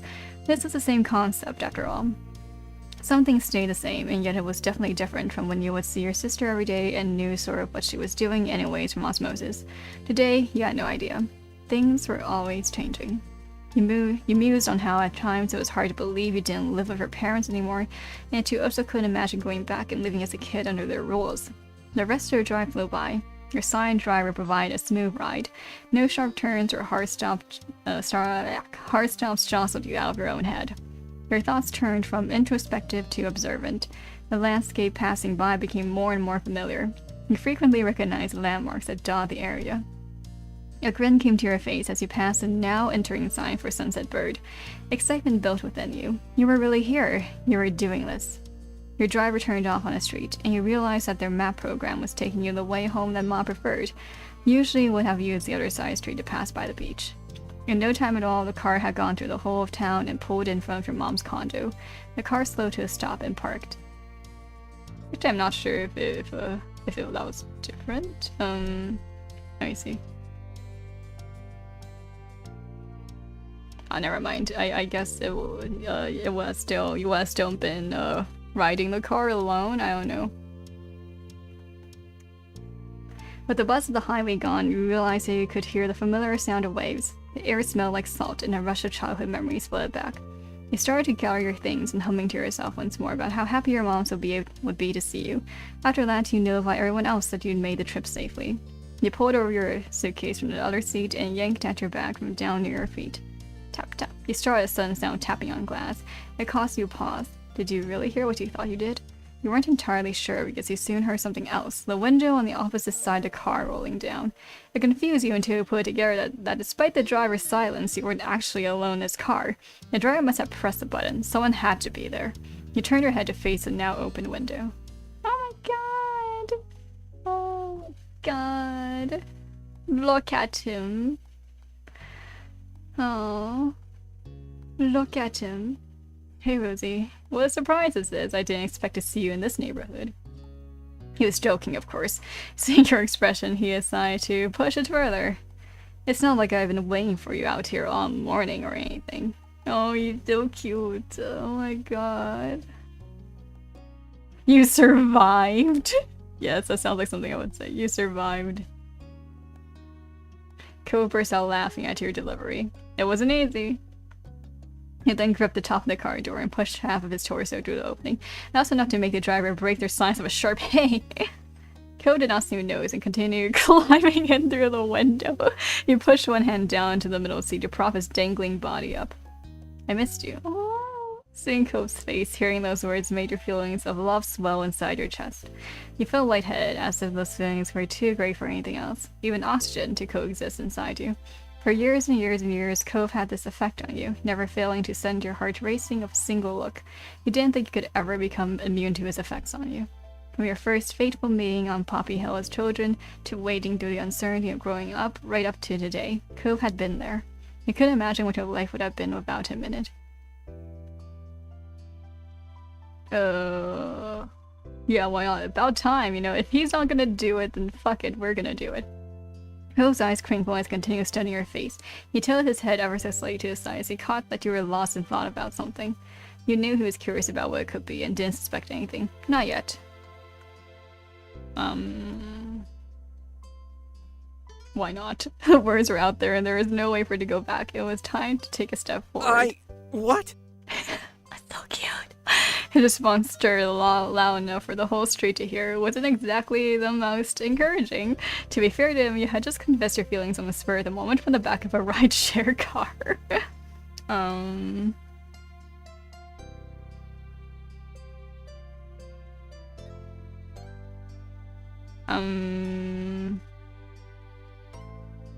Let's put our hand over his for now, like a gentle physical action. You place the hand over the one who was supporting himself. As your thumb traced the underside of his fingers in its palm, you felt the coarser texture of skin that was no stranger to salty seawater and sand.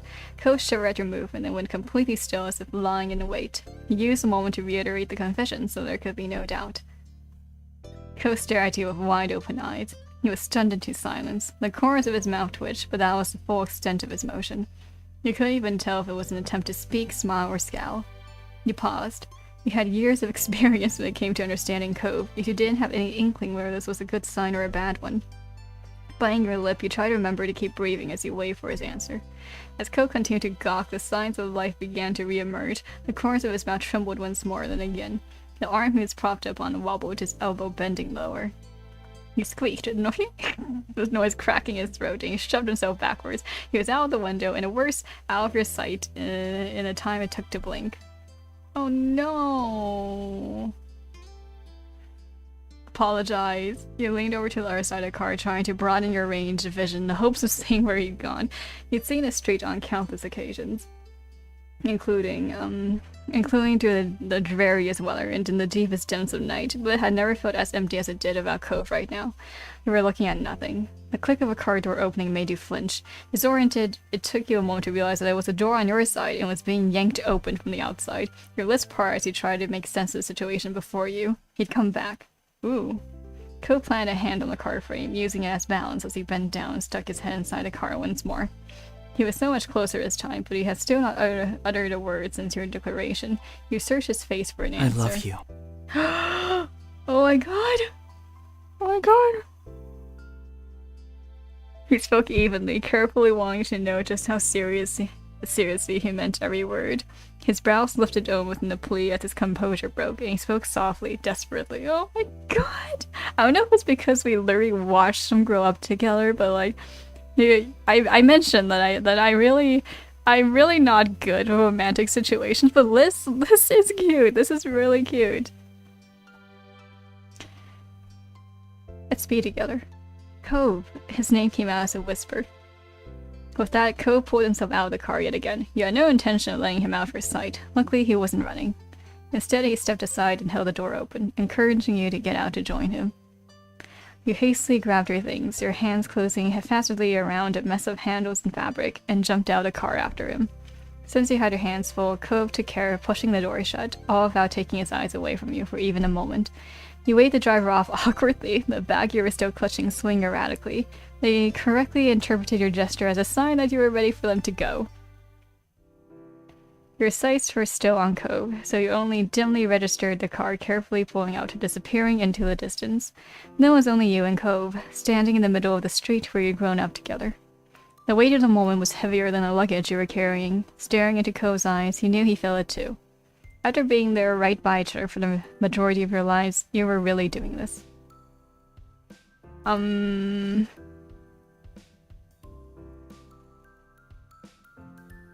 here you are.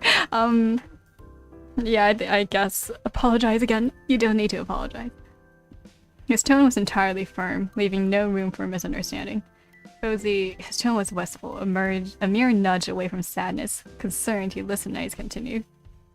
Tears collected, gathering along the lower lid and threatening to fall. He struggled for the words he needed to say. I wanted this for so many years. Your heart's full as words. You blinked quickly, batting back tears that you didn't need to shed. I don't even know how many times He shook his head gently, unable to articulate the undertaking that changed in your relationship would mean. But I could never do it. The moment never seemed right. Or maybe that's what I told myself, because I was too afraid. You nodded along, recognizing that same struggle. Your feelings for him were embedded so deeply you had always felt that. It felt like the moment you told him how you felt had to be nothing less than perfect. Your delivery flawless. There had always been a reason not to tell him, not yet. It scared me to think maybe it was too late, that it couldn't happen, not if it hadn't happened already. I still hoped that it might, but... He sniffled, closing his eyes as he paused to regain his composure. Once he summoned back the nerve, he continued speaking. And now you're right here in front of me, and it's okay, and it's real. Oh my god. The tears he'd been fighting to suppress spilled out, and he began to cry in earnest. The earlier boldness he'd shown was washed away, engulfed by his overwhelming emotions. I'm so gonna tear up with him. In this moment you were so happy, so relieved, so amazed that your body needed a release. You made quite a pair, crying in the middle of an empty road, but you were a perfect one. Oh my god, that is too cute. I had a feeling this might end in tears. Ko drew a deep breath, his eyes closed and he tried to pull himself together, at least a little. As he exhaled, he looked you square in the eyes. No one else in my life compares to you. There never will be, and there never can be. Anyone else who means the same to me. For me, it's only you. His words brought you such perfect comfort that you tried to commit each syllable to memory, never wanting to forget a single word. Thank you. That means so much to me because I feel that way about you too. The response buoyed Ko further, making him smile in full. It was beautiful. Oh, look at him smiling through his tears. He was still grinning as he rubbed the back of his neck, his head tucked into his chest, and asked his next question. So, even the pause was bashful. I get to see I'm officially your boyfriend now, right? My god, he's so cute. Ew. I hope so. Ko being like the ray of sunshine you've been for your life for so long. Oh my god. This is so cute. This is so cute. Ko caught you, hugging you close against his chest. His grip was tight and comforting. You closed your eyes as you savored the feeling of holding each other not as friends or family neighbors, but as lovers. This feels right. This feels right. You relished the moment. After knowing each other for most of your lives, your relationship had altered forever, and you could tell Ko was as thrilled about it as you were. As much as you could happily caress Ko the entire day, there were other demands on her time. You took a step back, and Ko did the same. Ko broke the silence that had fallen between you by chuckling. He rubbed at his arm as he sheepishly studied his shoes. I feel pretty bad for the driver. I mean, they were just doing their job and ended up having to wait for us to work through our romantic hold up. Oh my god. Oh. Sorry, driver person. Yeah, I'm actually feeling really embarrassed now I'm calmer. You covered your face with your hand. Ko clicked his tongue sympathetically. I'm sure I see much worse on a regular basis. That's what I'm telling myself anyway. Thanks. Could we go see my mom's? After your union with Ko, you need to let them know about the development. I'm gonna have to tell them about this. Us. Ko's cheeks warmed in a flush of color, but he smiled. Right. I like to let them know. I want to tell everyone about it. You stare at him, astonished. He'd grown so much in the time you'd known him. There is no doubt in your mind that, had you done this years ago, Ko wouldn't have been nearly as self-possessed about this. Nah, I'll tell him. If we got on together when we were younger, I don't think you'd have been this confident. Cove gave you a lopsided smile. You're probably right. Wow, I'm so grown up now. Guess it had to happen sometime. You giggled happily, enchanted as ever by a sense of humor. Then the two of you began the walk to the door of your family home, side by side. You started to pat your pockets instinctively, only to realize that you no longer carried a key to the house. Your eyes scanned the entryway, a little lost, only to spy the doorbell. The thought of having to ring it felt super weird. As you pressed the inconveniently placed button on the sidewall, you remember that no matter how much this place would always be a home to you, it wasn't where you lived. Being back here was like putting on a uniform after you quit the store where it came from. It had remained the same, but your circumstance had changed. Cove shifted on its feet awkwardly, obviously also thrown about you being stuck out here. Keyless. You heard muffled voices and shuffling around from inside. Your heartbeat sped up in anticipation. The door swung open, and there was your mom's smiling face. She immediately brang at seeing you standing there. Well, well, well. Mom twisted her head back and gave you a shout down the hall. Lonnie, guess who's here? There were more distant noises, no doubt Ma getting up from wherever she was to come see. Her high-spirited words rang out clearly. I hope it's one of my children! Mom snickers, still holding the door only half open to hide you for a little longer. Cove flushed. I was suddenly realizing he was going to be present for your mom's enthusiastic welcoming of you. He smiled to reassure him that he wasn't intruding. Ma finally reached the door and peered over Mom's shoulder. It is! Hello, Rosie. She gave you a once-over, patting the tops of your shoulders and moving down the sides of your arms, before she nodded in satisfaction that you were in one piece. How sweet. This is a wonderful surprise. Ma inclined her head to Cove next, not leaving him out either. Hello, sweetie. You count as one of my kids at this point anyways. I have double a surprise today. Yeah. He grinned quietly. Cove bashfully waved at them. He hadn't relaxed fully, but he had settled down at their welcome. Oh, don't just stand out there. Come on in. Your mom moved aside and held the door open for you, gesturing for you to enter. You stepped into the living room. It was comfortable and cool. Cove was a half step behind you, his eyes on a new painting your moms must have had added since the last time you were here. Things were mostly the same, but there were more decorations since you had seen the house last. Mom may have gotten the urge for some interior designing again.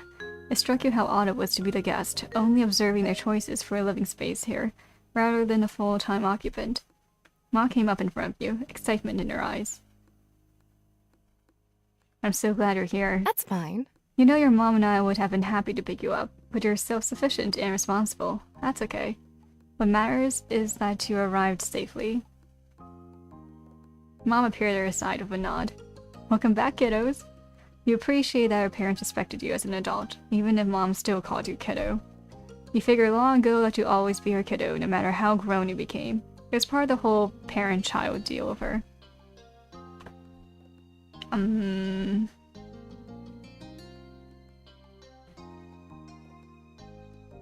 Hug. You took another step forward and pulled Mama into a great big hug, squeezing them tight. Her arms wrapped around you in turn, and you could feel her love for you in their embrace.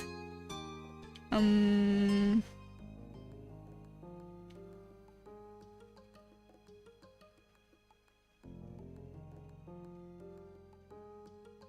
wanted to surprise you. Aw, well, you succeeded. Your timing was lovely. It's always nice when I'm able to come by. Your mom's giggled, pleased. The conversation lulled. In the pause, you shared a silent look of Cove out of the corner of her eyes. You were silently trying to suss out how to approach the elephant in the room, the fact that you officially started dating literal minutes ago. Cove got the word this memo based on how his posture tensed. He might have been confident outside, but there was still a struggle happening inside this condo, and inside Cove himself. Mom raised an eyebrow at the growing awkwardness, but Ma smiled encouragingly. Is something up? Yes.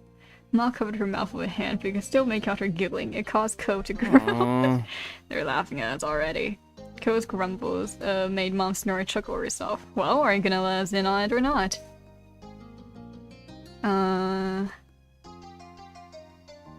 I'll wait for him to speak. Cove swallowed hard, but that was the only delay. He reached over and took her hand in his firmly. He had no plans of hiding the truth. We're together, as a couple. We're dating. We love each other. Oh, wonderful. Ma clapped her hands together to punctuate the statement. The excitement was underlined with open relief. You got the impression your mom just barely stopped herself from saying, "Oh, finally," instead. Mom shook her head while grinning at her wife, likely having the same thought. Vyilie was surprised when the Cove here moved out of the neighborhood, and the two of you still hadn't said a word of your very secret feelings for one another. Looks like it still worked out in the end, though. Patience is a virtue indeed. But congratulations to you both. Mom, we hadn't stopped beaming this entire time. Chime back into the conversation. You're a perfect pair. I know you'll make each other so happy. Mom put a hand on Ma's shoulder, as if she was worried she might float away on a cloud of how high her spirits were. What she said, you're all grown up now. I'm sure you're making the best choices for your own lives. Cove was able to smile with a sweet bashfulness. The uncomfortable stiffness of earlier had mostly worn off. Thank you. Of course. Your boyfriend coughed out a tittering laugh over that statement, and his statue act returned. It really didn't surprise you how brief his relaxation lasted. Their parents snickered amongst each other. They had plenty of fun with that.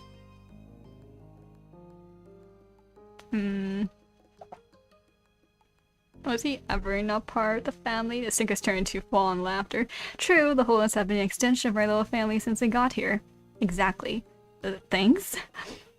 But as happy as you were, you hadn't forgotten you weren't the only one having an important romantic moment. You want to ask your moms about theirs, too. I hope things are going well for you both.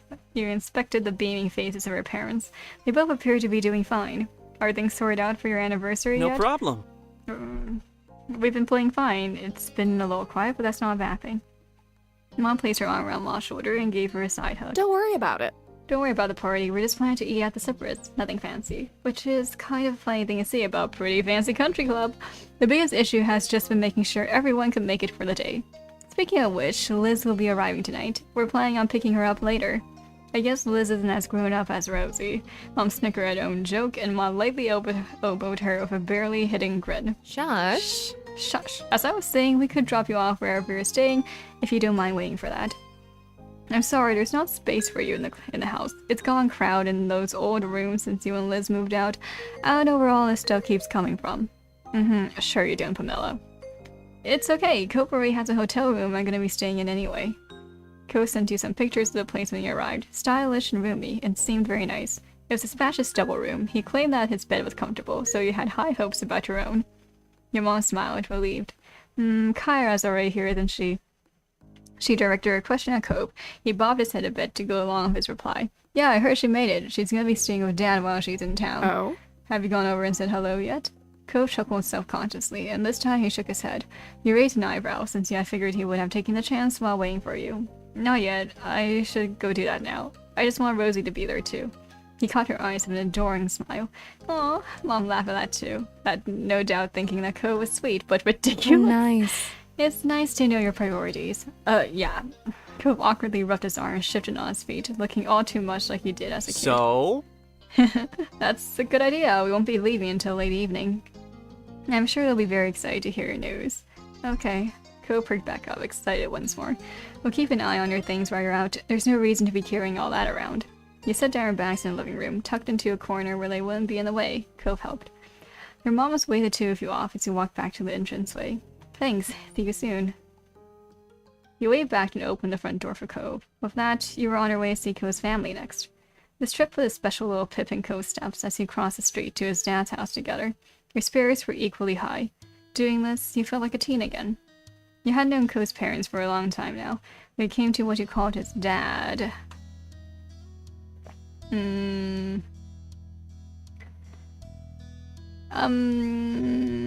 switched fast saying Cove's dad. There was something wrong with using the musing classic. Yeah. It felt more relaxed and comfortable, which ultimately reflected your relationship. Or his mom. Sure, why not? You called her mom throwing it in on a serious way. That sounds cute.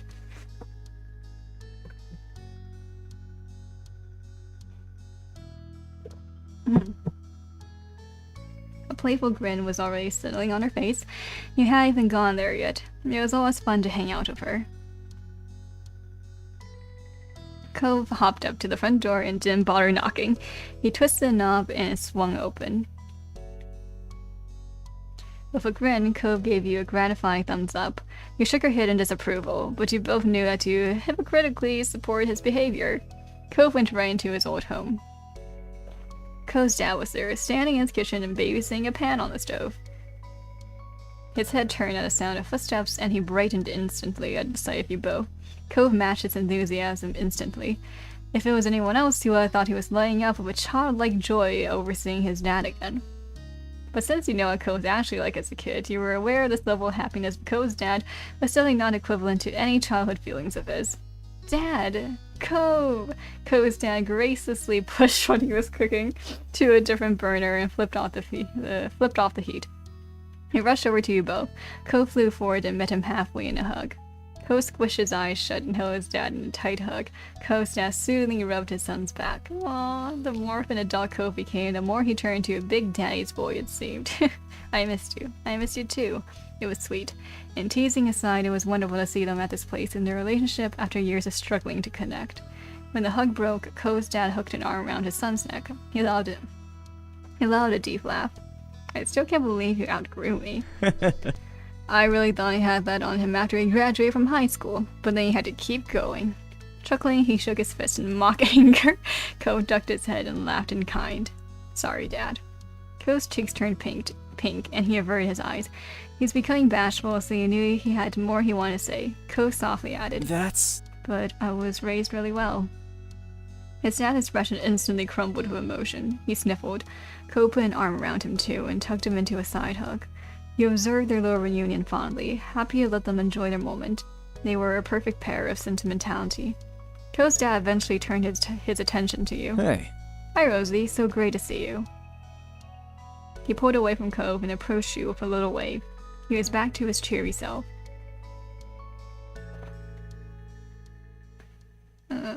Hi, Cove's dad.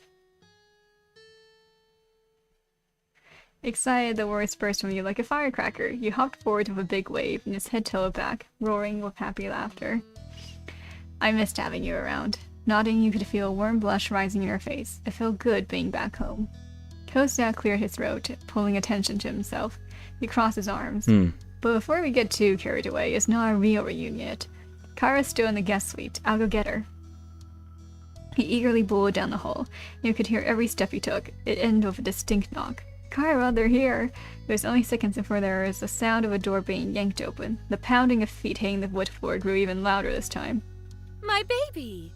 Next to you, Cove let out a nervous laugh. His parents entered the living room, and Kyra stretched her arms out wide when she spotted you both. Cove went to her easily.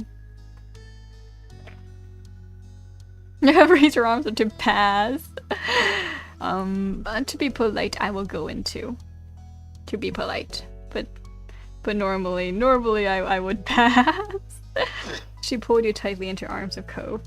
You were squished, but felt every bit of love Kyra held in her heart for you both. Cove wrapped his free arm around her too. He rested his head on top of hers and let out a happy sigh. After a moment, Kyra let go and pulled back to get a better look at their faces. She surveyed every inch of them and appeared satisfied. You're both looking well. That's wonderful, and just what I like to see. Thanks. Thanks, and hi, Mom. Thanks, Mom 3. Her smile widened, and then she turned to Cove one more time. She brushed a few stray strands of his hair back into place. Now you look just as sweet as Rosie. The attention abruptly shifted back to Cove as he not at all casually cleared his throat. Cove made eye contact with you before speaking. You had an idea of where this was going. He wanted to know if it was alright to talk about your relationship now. He gave a slow nod in response. He mimicked the motion in kind before facing his parents once more. Everything okay, bud? Definitely. Cove's feet shuffled as he shifted his stance to stand his full height. He then reached over and linked his arm around yours, visibly showing your new union. Aw, Dad, Mom, Rosie is my girlfriend. I'm in love with her. Really? The shout was as massively hope-filled as it was loud. Yeah, Dad, it's real. Cove's dad allowed a heavy breath, pairing it to a shaky thumbs up. That's a relief. At this point, I wasn't sure if being supportive meant encouraging Cove to say something for his best, but pretend there was nothing there. It's so good to hear you hash it out and everything is okay. At least for now. Next part is making it work for the rest of your lives. Hopefully. It'll be fine, I'm sure. I'm happy for you. Thanks, Dad. Kyra shook her head amusedly at Cliff's nervous energy. She then switched her focus from Cliff to you and Cove. My babies! Congratulations! She beamed at you both while dramatically putting her hands over her heart. Marvelous! You've made this mom very happy. Today is a good day. She wiped out one of her eyes with a satisfied smile. Her reaction buoyed Ko's dad's excitement further. Group hug! He pulled back on the enthusiastic statement immediately by tacking on an awkward caveat. If you want to.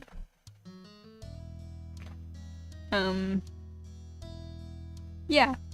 Ko said, opened up his arms wide and he bounced over to enter the embrace. That's so cute. The group bounced over.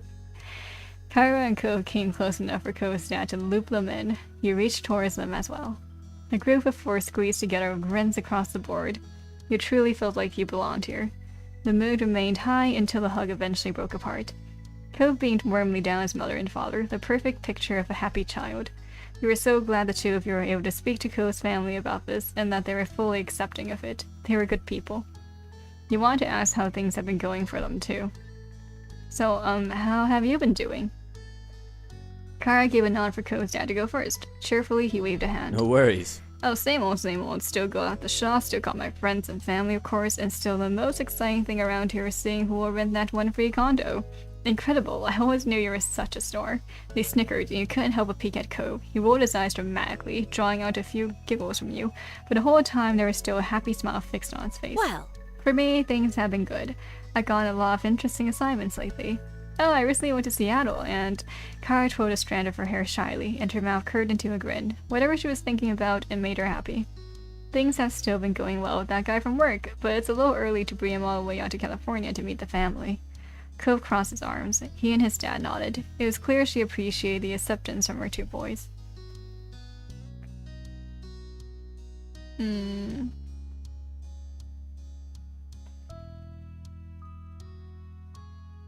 really happy for you. Thanks. Thank you. We're honestly glad things were going well for him. She was clearly grateful for your approval as well. Oh. So that's us. Do you two have plans for your first day back? The only thing I had to do is pick up Liz there tonight before we head back to our hotel room. Great. He suddenly looked over his shoulder, his eyebrows pushed together. I'm glad you're here, but I just remembered that I was in the middle of cooking something. Only a small cackle escaped you while you fought off the giant grin taking over your face. Meanwhile, Kobe erupted into laughter that had his dad shaking his head. That's fine, Dad. Go salvage what you can. I think it'd be nice to explore your old neighborhood for a while anyway, since we got the time. Ko directed the last part to you as he spoke, hoping that you'd want to go with him. You nod automatically. You were already looking forward to it. That's a perfect idea. makes sense. I think so too. You should go enjoy the day. I'll hang back here so I won't be a third wheel, and someone's gotta keep an eye on Cliff before he catches the whole kitchen on fire.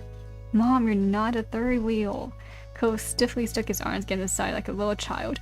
A small smirk tugged at Kara's mouth. She winked. You know what I mean. Have a good walk.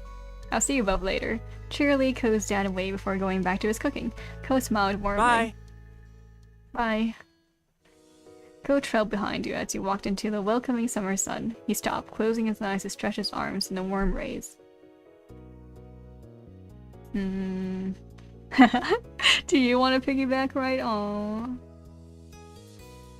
Glancing at him, you saw a dusting of pink in his cheeks deepen. You intertwined your fingers of his and pressed into his shoulder.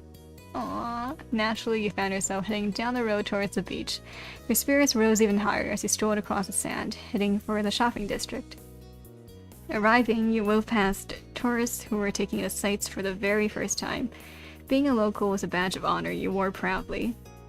You casually walked past the shops. Over the years, some had closed down, but many of the stalls were still exactly the same as they were when you were little. With that, your stroll along the shopping street picked up back where Cove had made it drop. The sun arched across the sky as you went up and down the road as a pair. By the time you returned to the beach, day was beginning to fade into night. Cove kicked his shoes off, tossing them into the sand. He wanted to get his feet wet in the waves as fast as possible. I'll join. In seconds, you had your feet free, your shoes abandoned in the sand. You kept going until you were ankle deep in the water. Ko sighed contentedly. You followed his line of sight to the setting sun, painting the sky of hues of orange and pink. It really feels like summer now. You wore a bent smile when he turned to you. The light illuminated like a halo behind him, and the sight took your breath away. In fact, it's hard to think of anything that feels more perfectly summer than moments exactly like this. Being here at Sunset and Sunset Bird with you. I'm so glad that we were able to come back for a visit. Bashfully, your gaze fell down to the ground. You drew squiggles into the sand with your foot while your heart fluttered, thinking about what Cove said. I guess it's not so bad. I don't know. This is a wonderful day. You felt elated. You couldn't wait to pick up Liz and be surrounded by your family again. Cove murmured quietly, losing himself in his thoughts again. Shortly after, you saw his hand shoot down to the sand. He stood straight back up with a lopsided smile and got to work brushing the sand off his prize. You knew without a single word. Cove found a new shell for your collection. As you wandered down the beach, Cove followed at your side in comfortable silence. Your shadows stretched across the sand like they were leading the way. The only noise you could hear were the soft footfalls of your feet and the waves gently rocking into the shore. For a moment in time, it felt like there were only the two of you in your own little world. Eventually, the bubble popped when you realized that your phone was going off. It was Ma, hoping that you were going to be back soon. Curious, Cove's eyes slid down to your phone. You let your hand fall back down to your side. You held the phone pressed against the palm of your hand. It's Ma, she wants to know when we'll be there. Cove scratched the back of his neck and shook his head. His mouth twitched like he just had a funny thought. Dang, parents. Always trying to make us come home before it gets too dark. I just laugh. You'd think after all this time they'd know that we always find our way home. I think she knows. She's probably just excited to spend time with you. Think so? Yeah, if I was her, I'd be missing you too. After one last glance, you put your phone away again. Cove gave a small shrug. Ready? Yep. Let's go. Together, you left the beach, feeling the call of home pulling you forward. The both of you ran off towards your mom's house, leaving the lakes behind, but welcoming the beginning of summer. Cove and you ran up from the beach, sand flying from your steps. Cove made it to the road first, but you managed to catch up to him by the time you reached the house. It wasn't exactly a race, and it also wasn't not a competition. Both of you were laughing by the time you fumbled through your old front door together. Your moms were seated in the living room. Their eyes sparkled as they locked on you and your light dusting of sand. Hello. Welcome home. Mom leaned forward, eyebrows raised at your jubilant entrance. Ma sighed wistfully. Aww. That brings back memories. Cove chuckled shyly as he scratched the back of his head. I hope we're not too late. Nope, you're just in time, but you better start packing it up. Liz will be waiting. Ma nodded as she stood up from her seat. She lightly ran her fingers over her clothes to smooth out the wrinkles. It took you a second to remember where you had put your stuff. You needed to get it all in the car so you could get everything back to your hotel. Can I help? You shrugged and directed him to your bags. Of Cove, your mom's, and yourself on the job, it only took one trip to the car to get everything. Cove firmly closed the trunk, and you thanked everyone for the assistance. Of course, kiddo. Come along, Dewdrop family. Let's get in the car. You saw Cove hesitate for a second. You couldn't have that. He got his attention and spoke quietly but deliberately. You too, Cove. You count. Thanks. Exactly. Well said, Rosie. Cove climbed into the back seat with a decidedly touched expression on his face. You got in on the other side. When everyone was situated and buckled, the engine was started and Ma pulled out onto the street. You couldn't help but feel amused to be stuck in the back seat of Cove. Your mom's driving you around. It really was like you were little kids again. Cove caught you staring at him and gave you a bent smile. He was probably on the same wavelength as you from the sheer mischief in it. There was some light chatting on the drive. No one brought up anything too deep. It mostly became swapping jokey stories. The entire trip was marked by a heavy sense of anticipation. Everyone was ecstatic to see Liz and hear what she had been up to. When you neared the airport, Mom pulled out her phone to call Liz. Ma followed the signs to the correct pickup area and asked for you to shout if you saw your sister. Yeah, Liz, we're at Wing B. There's a blue sign that says North America. Alright. Told her we're right in front of the building with blue windows. She says that she's outside, right by a yellow truck. I see at least 3 yellow trucks. I think they're doing work at the airport. The back and forth continued, with Ma driving around in the wide, circular airport road while Mom attempted coordination between her and Liz's location. Aha! You leaned forward, peering at the front of the car. A tall, poised silhouette pulled a pale purple roll-along suitcase behind her. It was definitely Liz. She waved to the car. Mom parked along the sidewalk next to her, and Mom put her phone away with a cheer. Mission accomplished, team! Ma excitedly reached over to grasp Mom's raised hand, thrilled that both of her kids were back. Good job. That's right. Liz came closer and yanked open the back door beside her. She popped her head into the car, her smile ornery despite how tired she appeared. It must have been a long trip for her, yet her expression was that same familiar smirk that you had grown up with. Hey. Hello, children. I'm back. Oh, she's so pretty. Rude, just kidding. Oh, hey, old grandpa doesn't have a kid. I'll just laugh. This nod at your chuckles appreciated that you enjoyed her introduction. Oh, yeah, sure, why not? She deserves a hug. You quickly unbuckled and then launched yourself at her sister. She wrapped her arms around you and squeezed. Well, hi to you too, kiddo. Hello, sweetie. It's so nice that you're here. Hi, Elizabeth. He jokingly huffed at her. We're not children. Whatever you say, baby boy. She turned her gaze back to Mom and Ma. You really know how to make someone feel appreciated. Her spirits were high. You could tell she was just as happy to be here as everyone was to see her.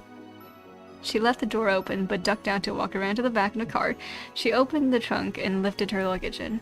I'm gonna move your junk, Rosie. I'll keep it in front of my bag so you can get it later. Mom's dropping you off first, right? Yes, but that's not junk. It's important. Liz slammed the trunk closed without responding. Liz swung around to the open door. You noticed that her hair had a few flyaways, no doubt from a long day of traveling. She leaned against the frame of the car, giving you and Cove a significant look. I am not sitting in the middle. I already had 5 hours of that nightmare on the flight. There's no way I'm getting in between the two of you. That's so funny. I mean, really, who would ever want to be the person pulling Cove, Holden, and Rosie Dewdrop apart? Cove puffed up indignantly, yet again at her classic tease of your relationship. Liz continued along like she didn't notice. So? I don't care how you decide who's scooting, I figure we can fight it out somehow. Cove glanced over at you and shrugged. He unbuckled his seatbelt and moved to the middle.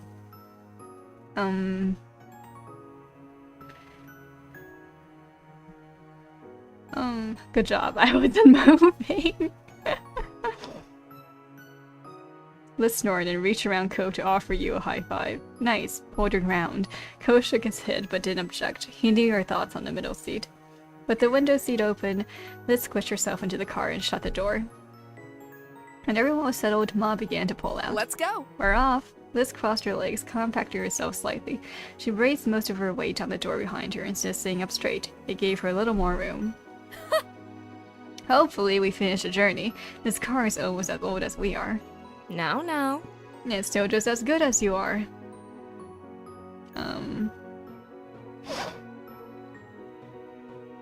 Oh, a complaint definitely means Liz is back. So complains Rosie. You peer at your mom's, checking out Mom's face from the rearview mirror, squinting at what you could see of Mom's profile. There is not a hint that they had any intention of giving away what they found out earlier. You appreciate that they were leaving it up to you and Co to announce. Hey Liz. Yeah?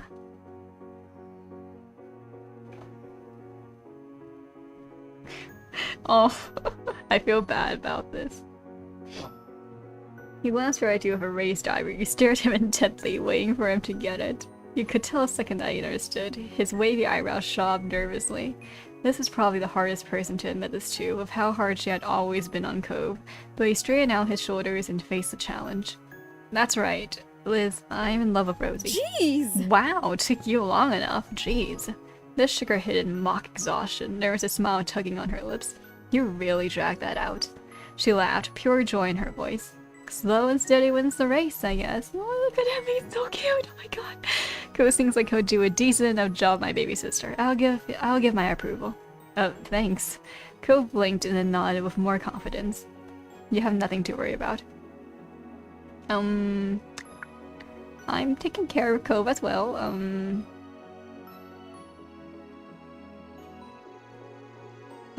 So who else have you told so far? Liz's eyes narrowed with suspicion. You suddenly felt very glad that you hadn't said anything about your relationship on any group chats of your friends. You raised your shoulders and tilted your head at Cove. He shifted in his seat. My dad and my mom and your parents, obviously. Liz scoffed, displeased that all the grown-ups got to hear it first. However, it wasn't long before she smirked once more. Good. I still heard before Lee. At least that's something. That got a few laughs. Ko rolled his eyes. Lee was going to beat the road when you finally had that chance to kill. When you finally had that chance to call her, you just knew that she was going to shriek. You keep your phone in your pocket. That would have to wait. For now, it was enough to enjoy being reunited with your big sister. Mom turned up the radio as Mom merged onto the highway. The station was familiar, the normal soundtrack for when she had driven you and Liz around town. Liz bounced in her seat, enjoying the classic tune. The song would be old enough to vote at this point if it was a person. That was hard to believe. With Liz, the conversation livened up despite again later and later in the night. She told you all about her week and all the travel preparations she made. By the time she made it to the actual hotel of travel itself, Liz started chuckling. On the plane, Liz had sat next to a couple of girls that had talked a lot about how well they could read people. Liz recounted a conversation with her in hilarious detail as they had apparently tried to guess her occupation after only shaking her hand. Neither girls could agree with one another, and Liz had refused to just tell them. Cove clambered out after you. Liz gave a loud sigh of relief at all the extra space she found herself with. You and Cove grabbed the luggage and then waved off your family after you said your goodbyes. After they left, you and Cove went to go find your room. You scanned the key card to unlock your hotel room. It sounded out a soft beep, and you turned the handle of the door. The door creaked open, and you craned your head in to take a look. You saw 2 queen-size beds on opposite sides of the room, further separated by a sleek nightstand. It was a prim, modern-looking space. It seemed clean and smelled faintly like floral air freshener. Can I have the one near the window? You just want to be close to the exit, don't you? Ko cackled at her joke. You got. I might have to make an escape through there in the middle of the night. Fine, it's yours. Thanks. I got a good hotel, didn't I?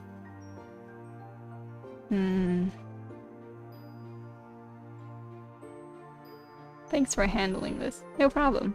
He beamed, glad to have your appreciation. You and Ko continued to chat as he settled in. You unpacked some of their stuff and checked out all the rooms and amenities. Ko pointed out the mini fridge and started puzzling over what food could be ordered to the room. However, the fact was, you both were exhausted. It didn't take too many yawns before you both changed into your pajamas and called it a day. You found a light switch near your door. The plastic was cool under your fingertip as you flicked it off. Cove crawled under his covers. From the lingering light, you could make out him shoving the bedspread off to the side and only keeping the sheet on top of him. You carefully made your way to your own bed in the dark and made yourself comfortable. You had to really use some elbow grease on the tightly tucked sheets to unmake the bed enough to get under them. Eventually you were as snug as a bug under the white sheets that smelled faintly of fresh laundry. You rolled to face Cove. He did the same, and the two of you regarded each other in the low light. His smile was bashful as his eyes lingered over you, slowly taking you in. His happiness was sweet and soft. You watched a man who was now your partner lying comfortably in his bed. The physical distance between the two of you in this situation felt different than it would have before.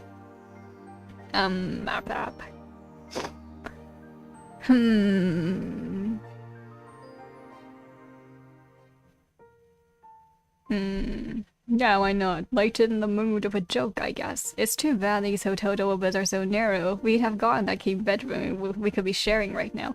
Ko sat straight on his own mattress. So cute. Sorry, until earlier today I really was not convinced you want to do something like that with me. You're so cute. I understand. Don't feel bad about it. I was only teasing. Thanks. A quick smile appeared on Ko's face. It seemed as though he also had some joking in mind. If I wasn't so tall, we might have been able to make sharing happen still, but yeah, that's not gonna work either. I guess it wasn't meant to be. You sighed dramatically and stretched your arms out across the minimal width of the hotel bed. Next time? Yeah, next time. That promise is comforting enough. Good night, Rosie.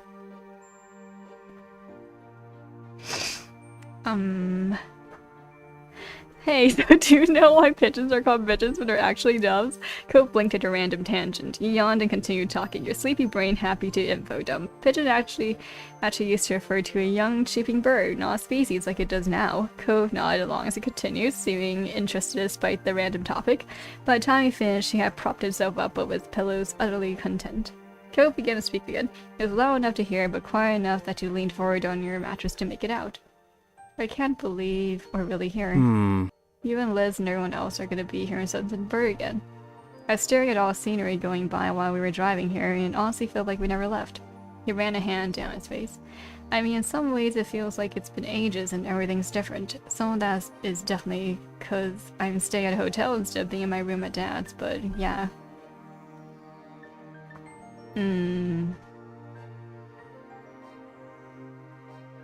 It's exciting, Code nod. He understood completely. I'm looking. A yawn forced an interruption into the statement. Cove was undeterred. I'm looking forward to this. See you tomorrow. Aww. His words were a whisper you barely heard. It might not even have been that exactly. You might have just been guessing. Cove always had a habit of mumbling. It was okay either way, whether you heard it or only thought you heard. The sentiment was true regardless.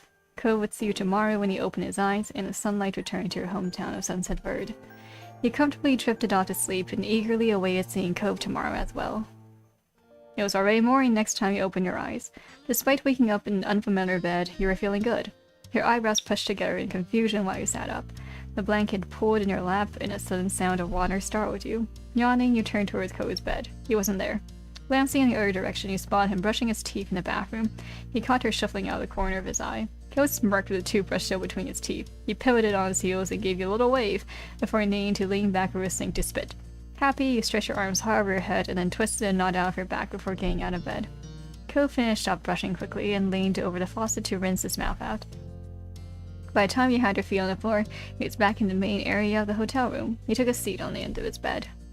Morning, Rosie. Good morning. Standing up, Cove took a few seconds to stretch. He glanced over at you with an animated expression. I'm really looking forward to your mom's anniversary dinner tonight. It's gonna be fun. I think so too. I mean... This whole trip is great, actually. Being here with everybody is like having another chance at being a kid. We can do all the stuff we used to, and all the things we never did but wanted to. Oh, yeah. Something about the way Cove wore that dug up a memory you hadn't thought about in a long time. The first time you met his dad, and the money he offered you. Chewing at the inside of your cheek, it felt like a lifetime ago, but you knew that it was still married to Cove if he knew. You just weren't entirely sure what it would mean to him. He took a quick peek at Cove, but his stare was already glued to you. He raised a questioning eyebrow, leaving the rest up to you.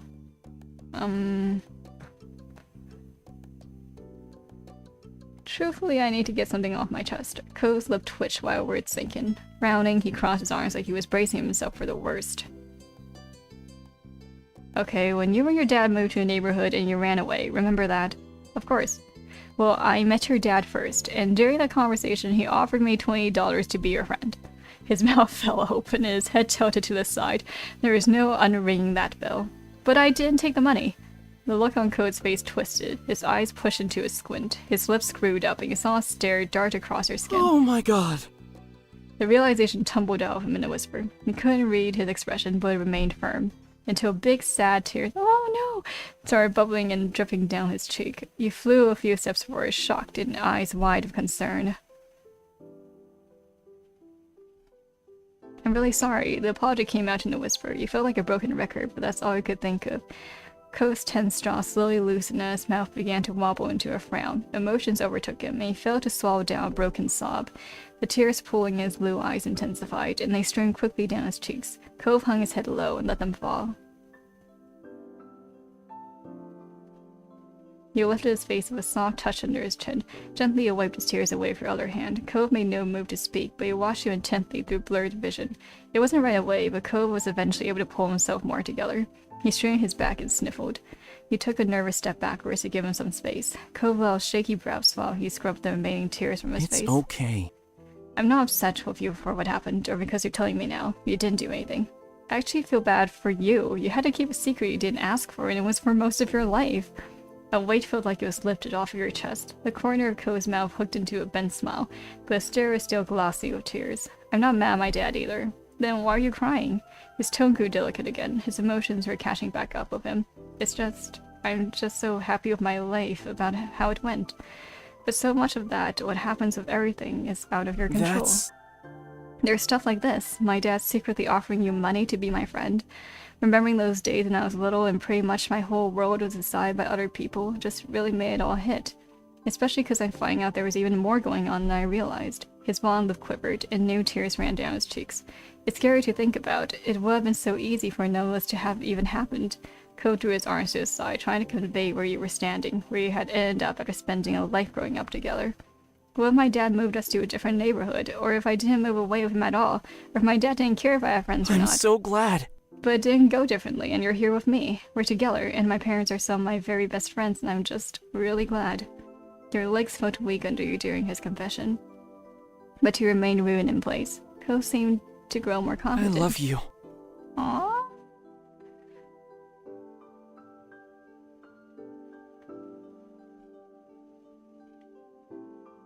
Aww, this is so cute. The shakiness Ko smile lessened and it grew stronger and more assured. Seems like a good time. Ko got the idea immediately when a gaze fell to his lips and you were crashing into each other.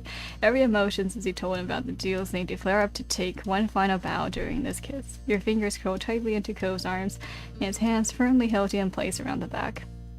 Aww, that's so cute. Ko closed his eyes, steadying his breath. You hoped with every kiss that he could feel just how much he meant to you. You both waited there, enjoying each other's company. When another minute passed, you felt a calmness settle in your chest. I'm relieved to have that off my chest. Finally. Yeah, but hey, your secret-keeping skills are seriously unmatched. Chuckling, Ko ran a hand through his hair. You nodded in agreement, trying not to think too much about how many years you've been holding on to that. We even got together before you brought that up. Oops. Stunned, Ko's head fell forward a fraction. Wow, your loyalty to my dad sure is something. Well. He's my neighbor too, or he was. A small snort and then a laugh escaped him. When he recovered, Ko's affectionate gaze rested on you I again. get it. Yeah, and it's fine, I get it. There was a playful gleam, and Ko's expression shifted into a smirk. He leaned forward, and you could feel the warmth of his breath. Are there any other confessions you want to make while we're doing this? Instantly, your skin felt like it was prickly and hot. Thoughts about dropping to one knee spun rapidly around in your mind. You noticed your shocked reaction. Oh, actually, don't worry about it. I was joking.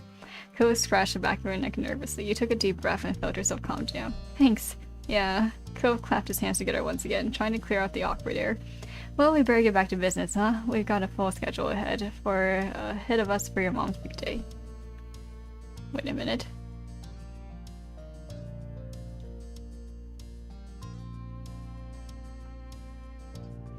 Sighing deeply, Ko shrugged. The look he gave you was warm and affectionate, and you knew that everything was going to be okay.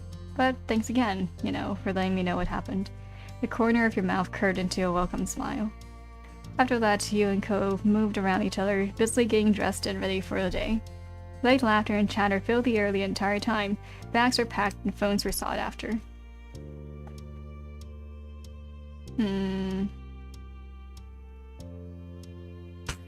No, not that one.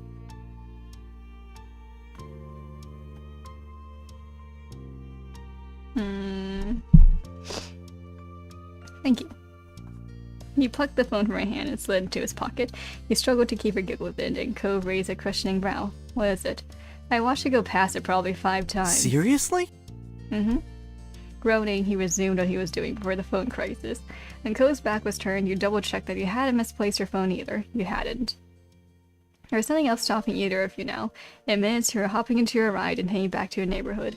It was another beautiful summer day in Sunset Bird. You couldn't resist rolling the window down so you could observe it all during the drive. Ko sat across the seat from you, nearly opposite the window. His gaze was locked outside, catching all the old landmarks the vehicle was passing. Your spirits rose even higher the moment you made it home once more. Eager, you hopped out of the car and let yourself inside. Your moms knew you were going to be there that morning.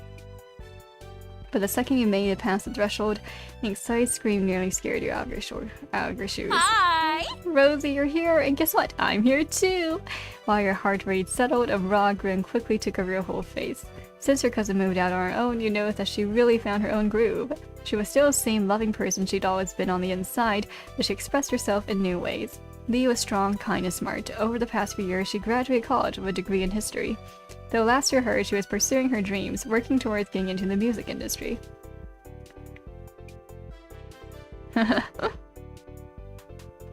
Lee! Hsialu shouted just as loud as she did. She's so pretty. Lee hugged you tightly, nearly knocking you off your feet. Lee leaned to the side to glance past you and meet Kove's eye. The grin on her face widened while she waved.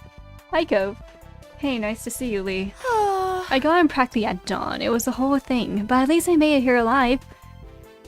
Lee exhaled and slumped her shoulders to emphasize how exhausting the ordeal was. Behind her, Liz made her way over. She crossed her arms at the scene. I'm here too, in case you were wondering. I'm always wondering if you're there somewhere. Liz's lip twitched before twisting into a smug smile. She brushed a stray hair out of her face. Hey! You make it sound like I'm always following you around. I have a life of my own, if you weren't aware. I know, but when I'm home, I'm always keeping an eye out for my big sister. Old habits. How sweet. I miss the days of checking to see if someone else made it to the TV first, too. You laughed. Of course, that's what her mind would go to. Another friendly shout rang out in the living room. It was as cheery as it ever was from the many times you heard it over the years. Good morning, family! Your parents both came out from the side hall together. Morning. Well? Now that everyone is here, I do have a little something to mention. Ma put her hand lovingly over her wife's. Mom leaned her head into Ma's with matching affection. We're all still having dinner together, but Pam here actually made plans to take me out to brunch to celebrate our anniversary, just the two of us. Please, she hooked an arm around Ma's waist. Sorry. Sorry to push you out, but I'm sure his group of mature grown-ups will be able to entertain themselves for an afternoon. We don't need to find a babysitter or anything. Totally. Yeah, have fun, moms. Don't worry about it. Enjoy your brunch. This works out, actually. An afternoon open means there's time to meet up with Terry and Randy. Hopefully they're free today. Your two school friends still lived around the area. They knew you were coming for your mom's party, but when or how you might arrange to see each other wasn't set in stone. Sounds good. Alright. Liz had her cell phone in hand, ready to get her plans made before she was even done speaking. Arching an eyebrow, she then directed the next part at Lee. Would you want to come along? We've missed out on a lot of cousin bonding time in the past. Yeah! I'd love to. It would be an honor to hang out with you, Liz. I hope you both have fun. Don't worry, fun is my specialty. Chuckling, Liz smirked. We'll try not to have all the fun. Don't get into too much trouble. She shook her head, and Liz winked. She glanced back at her phone and rapidly typed a new text. Excellent, it's settled. She squeezed her wife's hand. Her gaze took in the whole room, ecstatic to have the house full again. Today is going to be perfect. Yes. I think so too. I truly couldn't be happier with my wife, my children, and our whole beautiful family. It's already a wonderful anniversary. There were awes and sweet comments from the group gathered around the couple of the hour. Seeing how her moms were, you couldn't help but hope that when you got to be their age, I could be as proud of your life as them. But Ma's attention then fell on you, and the look on her face twisted mischievously. A shiver shot down your spine. This is a very good time of year for marriage, don't you think so? With Snickers, all eyes. Come on, guys, they just got together minutes ago. I mean, a day ago. With Snickers, all eyes eagerly slid over to you and Co. Shocked at our implication, his cheeks burned red. There is no missing the meaning in Ma's words. She was clear as a bell, and she knew it. It wasn't something you planned on. Maybe she was right. I mean, not yet though.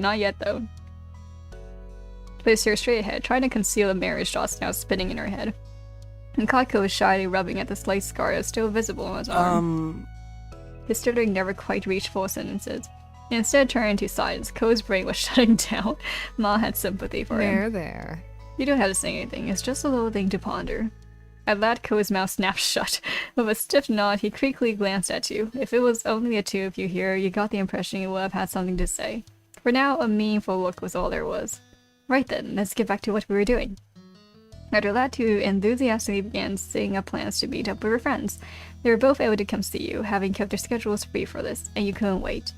Ko was also speedily sending text messages. Since you conveyed the plans to Terry and Randy, you imagined that he was letting his parents know about what he was going to be up to. The group continued to chat and catch up until it was time for your mom's brunch and your big meetup with your friends. Soon enough, everyone was out the door looking forward to their fun-filled afternoons and a dinner later that night. Once outside the neighborhood street, you looked to Ko. He stood at her side with a bent smile. Terry and Randy were driving into town while you and Co were traveling on foot to meet them at an easier-to-reach spot. Man, we really are kids in Sunset Bird again, having to rely on other people who actually have cars to really get anywhere.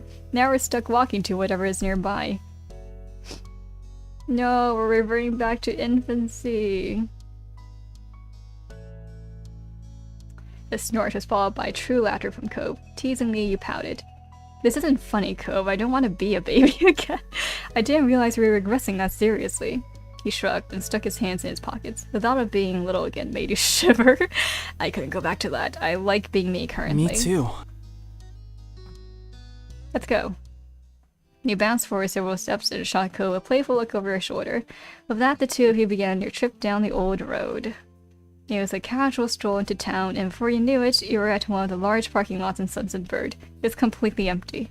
Cove pulled out his phone, texting Terry and Randy in a group chat to let them know you'd made it. Why even have such a large parking lot then? Someone must have answered already, because Cove gave you a status update while still staring at the screen. Randy texted, I can see you. Oh, rip. The blare of a car horn cut you off. You and Cove both turned towards the source of the noise. One of the windows rolled down. Your friends had arrived, making a spectacle of it, as expected. Being the only car meant that they got the pick of the lot, so they pulled to a stop in front of you. The window closed back up, and instead the two front doors popped open. Terry and Miranda stepped out onto the pavement. Hi, Cove. Hi, Rosie. With a cheery wave, Miranda skipped towards you. Terry, on the other hand, walked speedily over to Cove, squeezing him into a hug. A quiet laugh escaped Cove, along with the majority of the air in his lungs. He didn't fight the constriction, but instead gave Terry's back a pat with a large grin spreading across his face. When he let Cove go, Terry came right up to you. He held his fist up for you to bump it. Yeah, sure. Let's return the fist bump. You pressed forward, meeting Terry's knuckles with a light bop. He greeted you with a satisfied grin. It felt so nice to have your friend group reunited as adults. Terry was currently a full-time lifeguard down the busier beach a town over. We were proud of him. He'd helped a lot of people in his line of work. And in recent years, you and Terry were able to form an even closer bond. It was reassuring to have a friend who knew what it was like to go through changing parts of their identity. You could go to him for understanding, and you knew that Terry felt the same about you. Miranda took Cove's hand and one of yours in her other. Her eyes alight, she gave you both a gentle squeeze. So great. Hi, Terry. Hi, Miranda. He answered assuredly. It was clear that he was equally glad to see them. This reunion was long awaited. For a while, Miranda had been working hard as an assistant at a school while continuing her own education. She also kept busy running a small online shop, selling crafted knickknacks she made. It's been forever. I know. I shouldn't let either of you go. Did you just want to stick around here forever? Randy, we can't stay like this forever. How will you create art with both your hands in use? Okay, I'll give you your hands back. Miranda released her hands. Giggling, she eyed you both carefully. So, how have you been? It's nice. Everything is perfect. That's cool. I can tell. You're sparkling. Standing up straighter, you feel a surge of pride for yourself. You're really happy with where you were in life and where trajectory seemed like it was taking you. I'm really glad for you. What about you? I'm super. Terry sat up next to Miranda and put his arm around her shoulder. Sighing dreamily, Randy chuckled up at her boyfriend. Yeah, things have been unbelievable. He pressed his cheek against Miranda's, and she let out a light squeak. The sight put an amused grin on her face. Your friends made a wonderful couple. They knew each other well and cared about each other so much. It was no shock at all when you heard the news that they started dating. The corner of your mouth curled while you took in the warm welcomes all around. It was kind of funny how your group of 4 friends evolved into 2 couples. Your grin widened because Terry and Miranda still didn't know about that part yet. Now it felt like the perfect time to share the good news. Speaking of how things are... we can now start going on double dates. Really? She practically bounced on her tiptoes, thrilled for you. Miranda's gaze widened with curiosity, and she leaned in closer. With you and who? Randy. A light-hearted laugh escaped you. Miranda didn't understand what you meant. Yeah, Rosie, don't leave us waiting. I meant that the 4 of us right here could start going on double dates. Woo!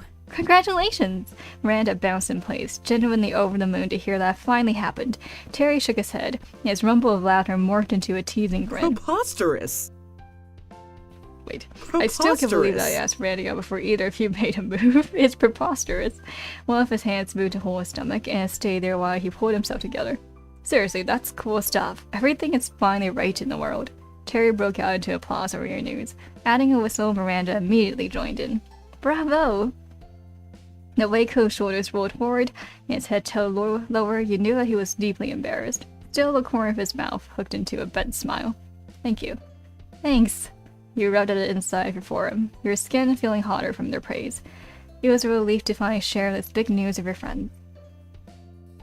Cove then pulled his phone out and peeked at the screen. He repeated the motion every so often.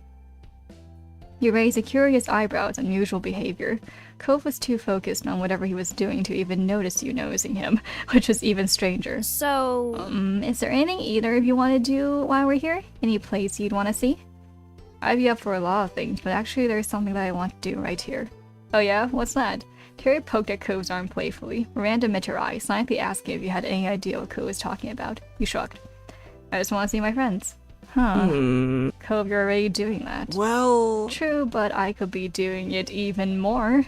You, Terry, and Miranda all turned to Cove with identical, incredulous expressions.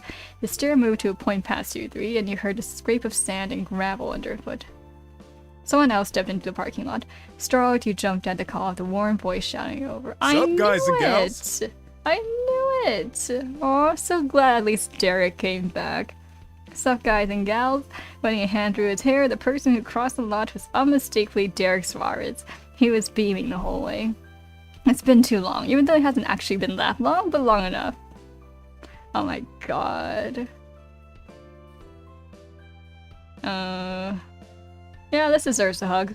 He was comforting and solid, but he was also big enough that it was hard to fit him in your arms. You could feel a rumble of his laughter against your cheek. Derek held you in return. I missed you. Aw, he spoke to you gently. You were thrilled just being there, united with him. Derek was a good friend of yours, and he had been for a long time. Hey, he waved a right hair of your Miranda pleasantly. Over the years, they all had met several times in passing, simply through being friends with the same people. Sup, big man? Hi, it's great you could come. Ko put himself next to Derek. Happy, he clapped a hand on his friend's shoulder. Hi, thanks for coming. Thanks. Sheepishly, Ko looked back at you and the others. That's when it clicked in your mind. It wasn't his parents that he was texting earlier, it was Derek the entire time. Derek is in town for a few months to help my dad and his dad with some work. Yep, I'm working on my own business thing too, but I'm still involved in running a scuba shop in Wisconsin. Very nifty. Also, Derek? Ko piped up, and the pink in his cheeks deepened to scarlet. He rubbed at his arm, trying to put his thoughts together. What's up, dude? There is something that I want to say now that you're here. Rosie and I started dating. It happened yesterday, actually. Stunned, Derek's eyebrows arched up, but he recovered quickly. The corners of his mouth curled, and he scratched aside the face. Oh. Oh no, that makes me the fifth wheel! Chuckling, Miranda hid her face in her hands, but that did nothing to hide her shaking shoulders. Terry lightly bumped his shoulder into hers. No, it's totally fine, you won't even notice. No, it's not fine. Someone get this man a boyfriend or whatever. We'll have triple dates. He jokingly looked left to right, but the five of you were still the only ones in the parking lot. Derek shrugged with a smirk, returning his attention back to you and Ko. I'm happy for you, honestly. You're meant for each other. Anyone with eyes can see it. Thank you.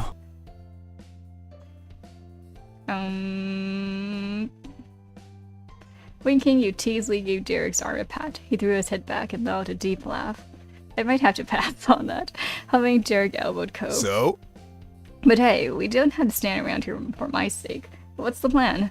Let's hit the town. Eager to get going, everyone piled into Terry's car. The rest of the afternoon was spent visiting spots all over Sunset Bird, laughing and reminiscing the whole way. Once it started to get late, Terry brought you and Ko back to the neighborhood. You didn't have to walk there after all. You didn't get out until promises were made to see each other again before your trip ended. Side by side, you and Ko stood in the street and waved at the cars that drove away. Terry tapped the horn for 2 honks while Miranda stuck her hand out the window to wave back. You caught Derek in the back window, giving you both a wide grin. Sighing, as soon as the car turned down our street, you were finally out of sight. Well, that was one party. Time for another. Ready to go see your moms? You glanced from Cove over to your childhood home quietly. Yeah. Spirits high, you and Ko crossed the distance to your house. It was almost time for the anniversary dinner. You barely stepped over the threshold of the condo before Ma descended, eagerly welcoming you both. The usual greetings were followed by questions on everyone's well-being, after which the conversation moved on to excited chatter about tonight's dinner plans. Cove excused himself to the restroom to freshen up before being on the move again. But when he returned, you were shocked to see he had entirely changed outfits. Oh, I like that. Seagulls. Where did that come from? I packed it with me so I could get dressed for dinner without having to go back to the hotel. Didn't you? Or maybe you have stuff still here at your mom's place? No, it's not a formal meal. But your mom's party, it's at the country club. Yes, that's normal. We can wear what we always do. It'd be different if we're going to one of the club's parties, but we're only going for a regular meal. Cove was as befuddled by our explanation as you were with his actions. He threw his arms up, desperate for understanding. Seriously? How can you not dress nicely for a country club? I don't think the surface is as special as you've decided it is. You saw Ma, she wasn't in formal clothes, and she's one of the guests of honor. His frown wobbled, and his cheeks became far pinker. He looked down at his own self regrettably as he pulled at the cuffed ends of his shirt. He seemed more like a scolded child than a grown man dressed for the latest charity gala. I thought she was gonna get changed while you and me were...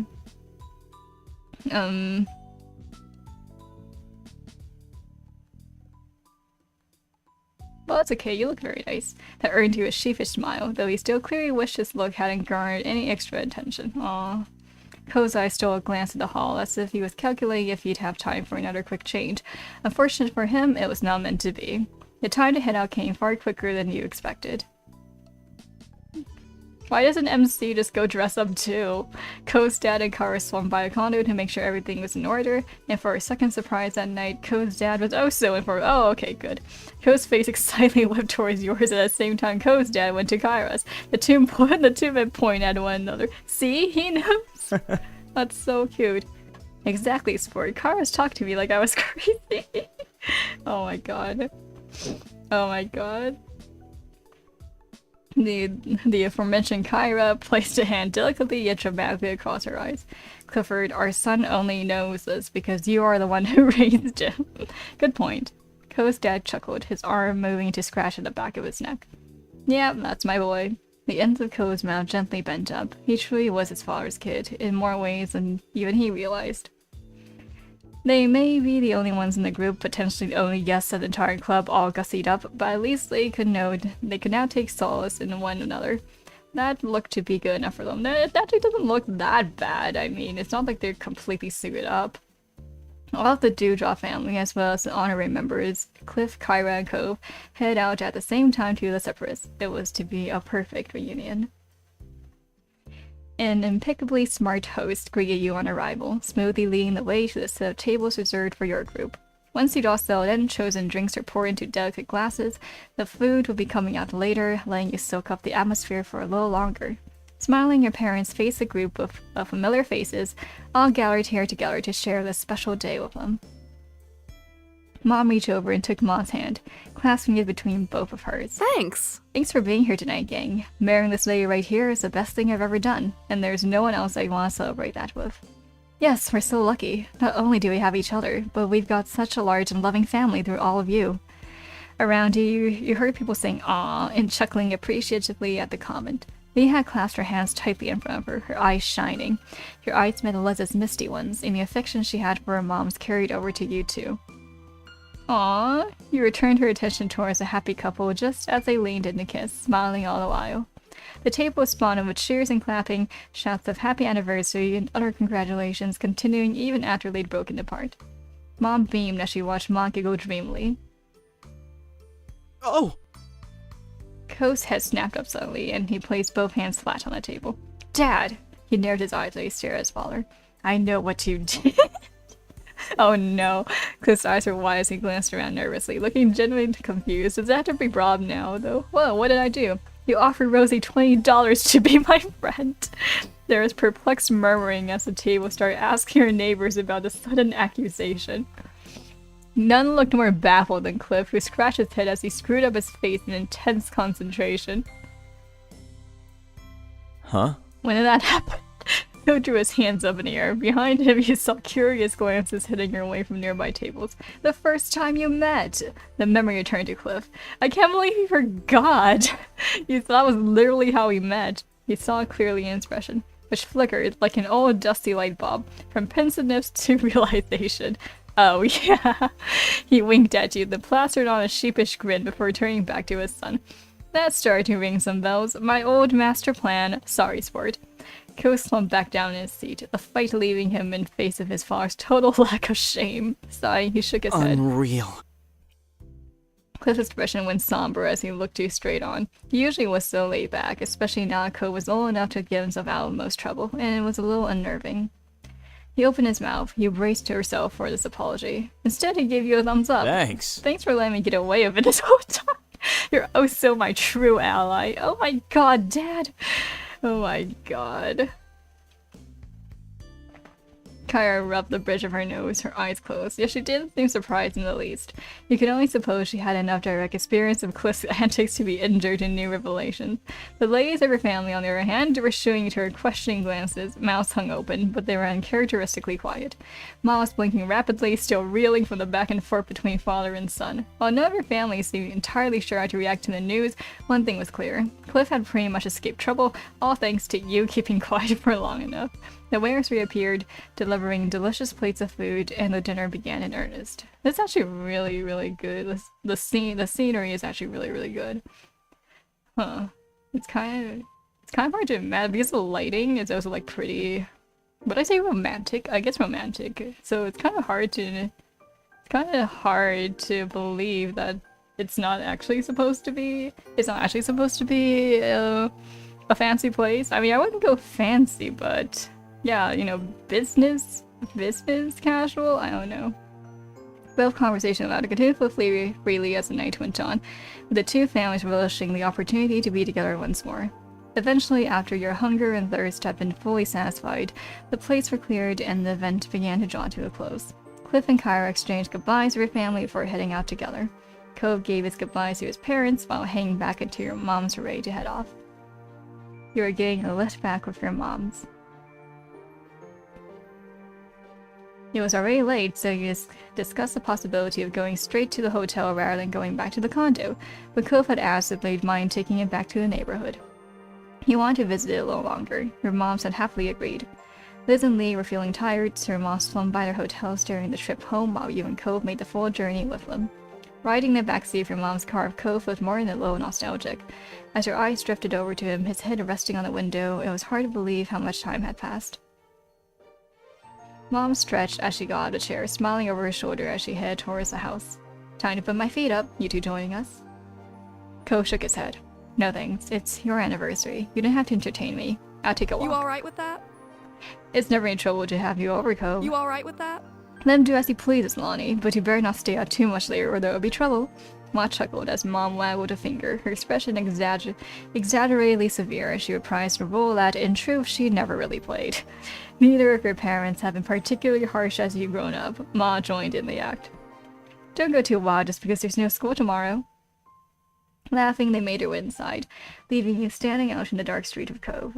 You didn't even need to ask him why. You already had the answer for this. He wasn't yet ready for a day to end.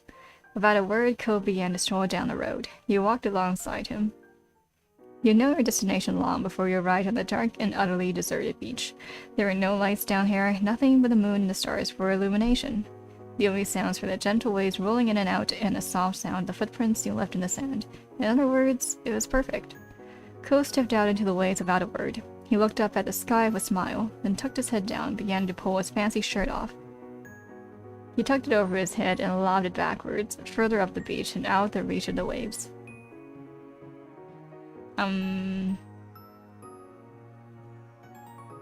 Cove slipped his dress pants off and tossed them back in roughly the same direction as his shirt.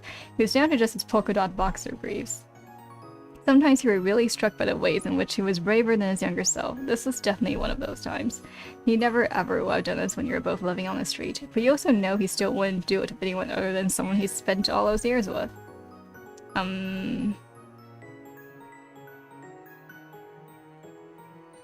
Let me see. I thought it was so wild that Code's actually so right now. I mean, yeah, when the sun's not out, it's pretty cold. It's pretty cold by the beach.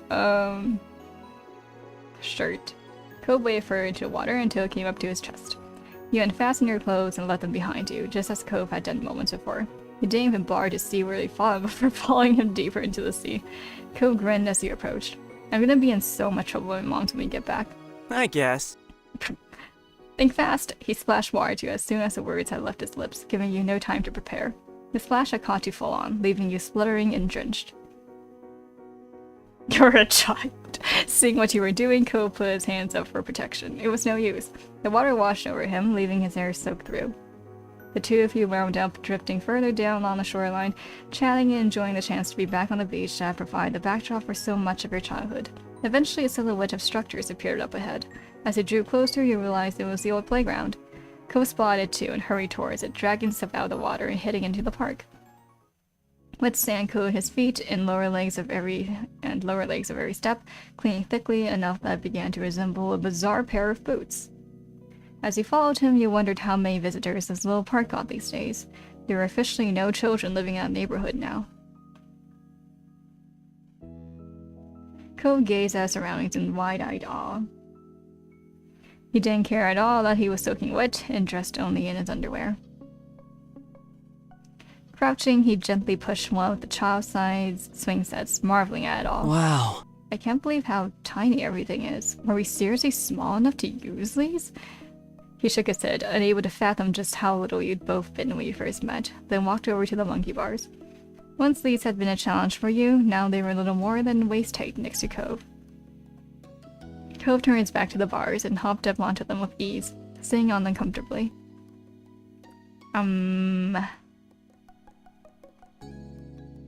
It was strange seeing adult Cove juxtaposed with the baby playground, but you took your own place on the structure. This place had been something so exciting to Cove back when he first arrived, and apparently it was to this day. Cove smiled eagerly as he approached, kicking his feet in the air happily, briefly forgetting the low vantage point until the tip of his toe scraped along the ground. He continued to swing his feet, but with a little more care. He thought it was adorable. It is. In this moment, you were home. It just so happened to be the place he'd grown up. But really, anywhere he could be a Cove was that for you. He had held a special place in your heart for so long, and so much of your life had been shared. You'd grown up on the same street, which had given you some common ground, but it went far beyond that. You had both chosen from a young age to share a life with each other. You wouldn't have it any other way.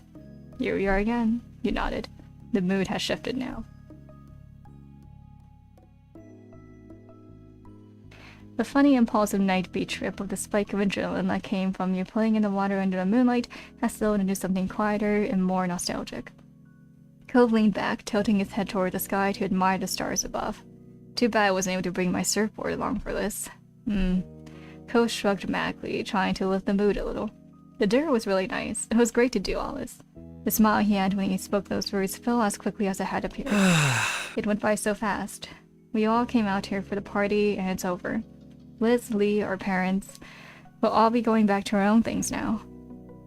His gaze lingered on her face. And me and you too. But what else can you do except say it's okay? I guess it's part of growing up. This place and these people, they're our foundation. It shaped who we are now, like making castles out of sand. I owe a lot to Sunset Bird. His eyes twinkled fondly, and Cove's voice was gentle when he spoke again. We had a good childhood, I think.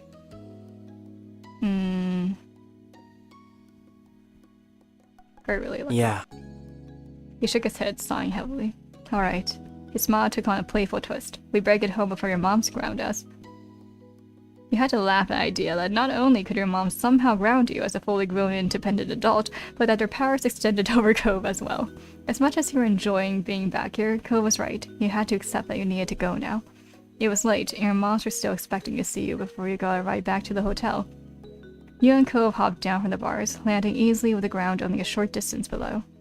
Before you could return, you had some clothes to retrieve from the beach. You retrod the same path, following the footprints down to the shore you left in the sand only a little while earlier. Once you and Cove had scrounged up your abandoned clothes, you started to walk up the old path home, side by side. Droplets of water slipped down your skin and fell onto the road as you made your way back to your mom's house. As you and Cove were still soaked and sandy from your earlier adventure, it was likely that you were leaving quite a trail in your wake. But you'd seen Cove's bedroom growing up, and it was only natural for him. The air was slightly humid, already pleasantly dense with moisture that felt like a hug as it closed around you. Any damp footsteps that are left behind would take longer to dry in this weather. The signs of your adventure might even be visible when the sun came up the next day. You hoped so. You quite liked the idea of you and Cove leaving your mark on your hometown again, even if only for a little while. Despite being soaked through and mostly undressed, the balmy summer night prevented you from feeling any chill. You were entirely comfortable. In truth, you felt warm inside and out. The day had been so lovely, spending time with friends and family, and your eyes drifted over to Cove. Cove Holden, your boyfriend. Just seeing him brought a smile to your face. Aw, that's cute. Cove turned to you, his eyes wide and adoring. And he bit his lips, and he bit his lip as he smiled shyly. You could tell that your words had touched him. I feel the same way, exactly. He held your gaze a moment longer, looking straight at you as he spoke again. I love you. Aww.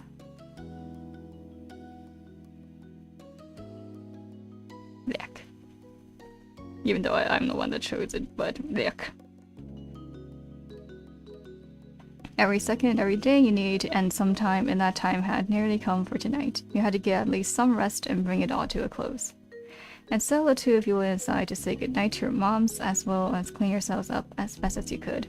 Your moms, both in pajamas, ready for their own sleep, hooted with laughter as you came inside, disheveled and damp, and their teasing continued until the car came to get you to the hotel. Ko stayed silent as he put his casual clothes on again, placing the formal ones back in the bag he brought them in. You'd give Mom and Ma plenty of material for a mock scolding, and you got a playful lecture about not getting into the water without bothering to change first. You just grinned at your partner in crime, feeling like a naughty kid again. It had been worth it. By the time you and Ko finally dragged yourselves to your hotel room for the night, the sky had been dark for some time, and the lonely hotel hallways were quiet. The late hour made you feel a sense of fulfillment. You really were making the most of your trip. It was such an odd thought that this was almost over. You had settled into this new routine naturally. All the familiar streets and faces made everything easy to get used to. The two of you drowsily shoveled past an ice machine into your room. Cove set his phone on his bedside table, and you followed suit. You both started settling in for the night. The hotel room was a welcome sight after your long day. You noticed Cove rub the back of his neck and yawn. His voice was quiet and distant. I hope the pet sir is doing good. The wish wasn't exactly directed to you. It was just a sleepy thought that Cove had unleashed upon the world at large, but he still agreed. You nod decisively. Cove still kept fishing after all these years. Delightful, colorful things in huge aquariums. He apparently spent a lot of time watching them swim. You had not been surprised when he told you that he found someone to look after them in his absence. After all, you also found a pet sitter. You were in the same spot as Cove for your animals. With no one at your respective homes, they still needed to be cared for. Cove's anxiety about leaving them hadn't subsided. Over the vacation, you had called him a few times, texting the pet sitter and asking about his fish. I was a little worried. Oh yeah, look at the two of us, out on vacation but thinking about home. You had to snore at that as well. You both really were like-minded. Cove yawned widely. He seemed confused at the magnitude of it. He groggily blinked at you. I think it's time for bed. You hummed in agreement and started to dig out your pajamas. The two of you got changed and brushed your teeth. In no time at all, both of you were cozy and ready to sleep. After that, you and Cove headed over to opposite sides of the room to climb into your respective beds. You tucked yourself under your covers gladly, positioning your pillows to be just right, then shifted to peer over at Cove, who was facing you back, just like the night before. Cove gently spoke, his words like a lullaby. Good night. Good night, Rosie. Good night. Cove's eyes started shut, and he let out a content sigh. Your eyes filled closed sometime after. You were not sure exactly when, only the fact that they were now too heavy to open. You felt a mixture of bitter and sweet emotions. You were happy to be here, but sad it was ending. You were relieved that you would soon be your own home again, but also wondering when you could return here. There were many more feelings swirling around your head that hadn't even crystallized into thoughts yet. Paradoxically, you felt nice but also confused, and also nice from the confusion. In the back of your mind, you realized that you really must be tired. Unsurprisingly, your exhaustion did not give you too much time to muse on your emotions, and in what felt like seconds, you were already dreaming. The dreams dancing around your head became fragmented and faded until you couldn't remember anything about them at all. You were growing more aware of the real world. I definitely woke up with an alarm. You turn it off as quick as your hands could move. Yawning, you dropped your arm back down your pillow and keep sleeping. Yeah. It was morning, and you knew there were things to do today, but sleep felt like a siren song calling you. You rubbed your face, trying to force yourself awake. You sat fully with a big yawn, stretching your back, then your arms, and last your neck before accepting the day. The blanket fell to the side while you swung your legs over the side of the bed. Part of it almost got caught on your foot, but you kicked it away. Ko put a hand over his mouth, but he still caught the way his shoulders shook. He took a step back, giving you room to get up. Today would be your last day in Sunset Bird. The only thing you had planned was some family time in the old neighborhood. You figured you'd see where the day took you from there. Yawning again, you glanced over at her clothes. There's just one more day to live out of your bag.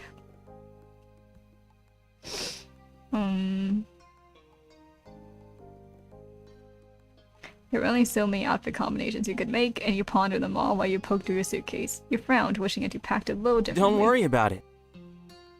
Not soon enough. Alright, let's get things going. Our families are waiting. Nodding, you and Ko slowly finished getting ready in the small hotel room.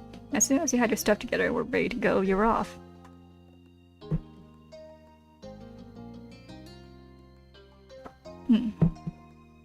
During the ride there, you and Ko decided to visit his dad's house first this time. When you got dropped off, Ko eagerly hopped out onto the street with his eyes locked on his father's condo. Your gaze fell on your boyfriend, who stood in the middle of the street where you grew up together, while the summer sun made him shine. Though he was the brightest light in your eyes, no matter what. You turned away, hiding the way your face red with embarrassment. It was still hard to believe that Ko was actually your boyfriend now.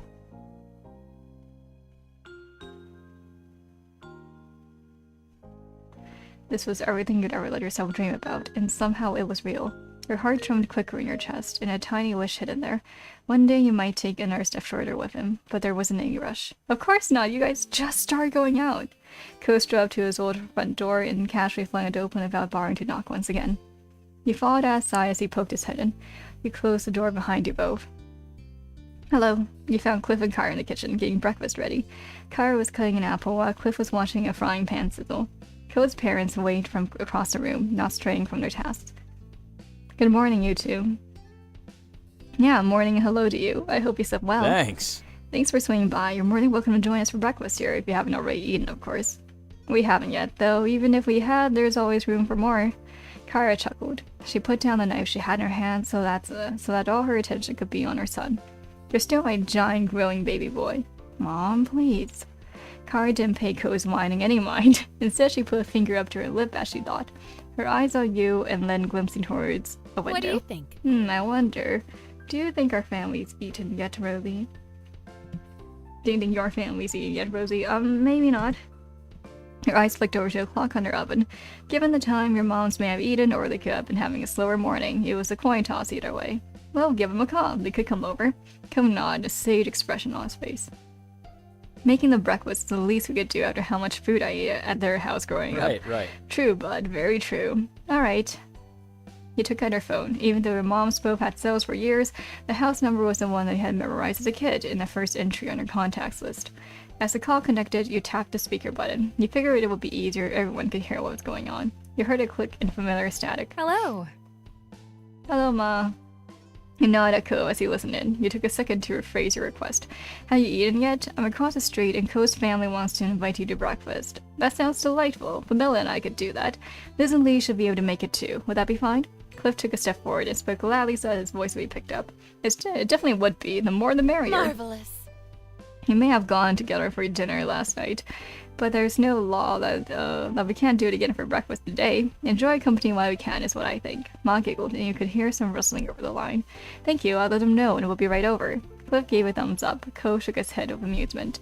Dad just gave a thumbs up. I'm telling you since you can't see him over the phone. Kyra snored and Ma's laughter rang out, filling the kitchen. Cliff swished the thumbs up hand to instead scratch the back of his head. See you. Well, it sounds like I'll see you soon. Goodbye for a little while. You could feel her smile from her voice. Bye, Ma. You end the call with a satisfying tap of the red button. Cliff's eyes wander around the space.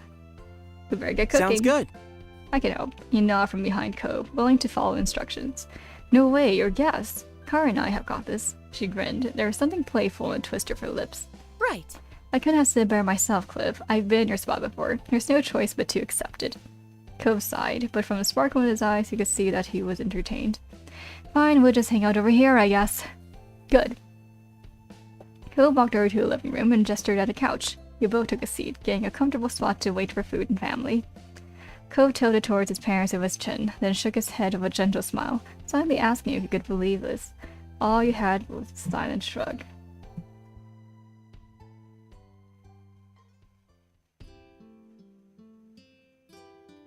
Time passed, filled with light chatting. Cove kept a careful watch on his parents' culinary progress, and Teasley kept a running commentary. Oh, Dad added another pinch of salt. I wonder if that was a good idea. Cliff had to raise his voice to project over to the living room. He sounded very amused. It's funny that you, of all people, were commenting on my salt usage. We were both born and raised in salt water. Besides, I'm sure you remember back when you were about 12 and tried to make Cove flush slightly, but his smile remained as bright as ever. Do you really want to start talking about cooking mistakes, Dad? Because I remember a lot of things too. Like, what about that chowder that was supposed to be a pie? Cove and his family were quite a show to listen to. You chimed in occasionally, but mostly provided a laugh track. Eventually, there was a rhythmic knocking on the door. Oh! That's them. He said loudly for his parents' benefit. You nodded and got up to greet your family. When you opened the door, surprisingly, there were no moms. Terry stood in front with Miranda at his side. Derek waved from behind them. Hey buddies, we came to see you two before you left. The plan would have been to go to Rosie's house next if you weren't here. Luckily, you two aren't too hard to find. What he said, and hi. Cove burst into happy laughter. His brows were high in surprise, not unlike how he looked after wrapping a nice present. Wow, thanks for coming. Hello. Hara's voice carried through the house from the kitchen. Cliff likewise projected. Great, the whole gang will be here. You heard the sound of a cabinet open and shut. A pan clattered and the faucet turned on. Are we interrupting something? No, my family is eating breakfast with us. They should be over soon. Yep, but my dad always makes a ton of food anyway. It's no problem for you guys to join. Cove waved off their concerns before pausing with a thoughtful hum. The only real problem is, do we have enough places for all these people to sit? He peered back into the house and started counting the dining room table chairs and bar stools. 5, 6. Cliff interrupted when Cove began trying to use his fingers to connect the different chairs to different guests. No worries. Don't worry, some people can squish together on sofas. It'll be fine. This really is going to be a party. Well, I'd be happy to accept the invitation. Yeah! Yeah, you'd have to be crazy to skip out on Thanks. this. Thank you for making room. We're really glad that you came. Her three friends finally piled into the house. Before they had a chance to settle in, the doorbell rang. Only Miranda sat All right. down. Now that has to be them. People laughed as he walked back over to the door and opened it up. He was right this time. It was her parents, Liz and Lee, all crowded on the front steps. They squinted into the house. They were surprised at just how many greetings were said. The sheer force of the chorus of hellos is impressive. What? How'd they beat us here? How early did Rosie call you? We're literally across the street. Terry snorted at his sister's confusion. He seemed quite pleased with himself. We were surprised. We caught ourselves. Cool. Very cool. Cliff smirked as he adjusted his settings on the stovetop. It's a little more crowded than expected, but we're making it work. Cove led the final group to complete the picture inside, and they took their chance to greet you, along with everyone else. When the excited energy buzzing around the table started to calm, you had a second to truly appreciate this view. The most important people in your life all together again. It still felt too good to be true to have everyone here. And then you noticed that Kyra stood back up. She clapped her hands once in a satisfying smack. Any whoosies? I hate to interrupt, but I thought you'd want to know that the food's done cooking. Cliff crossed the floor to place a pile of silverware on a table, and then he dropped stuff off on other surfaces around the rest of the living room. When he was done, he gestured towards the food. The Okay. plates are in the kitchen. Serve yourselves and sit wherever you like. The guests happily formed a line, and a meal was steadily passed around. Before long, each person claimed a seat in the Holden living room area, some at the table, others on the kitchen island, and some situated at the couches. Conversations trickled across the various clusters of friends as everyone dug in. Cove finished his plate in record time with a pleased sigh. He put his fork down and surveyed the room.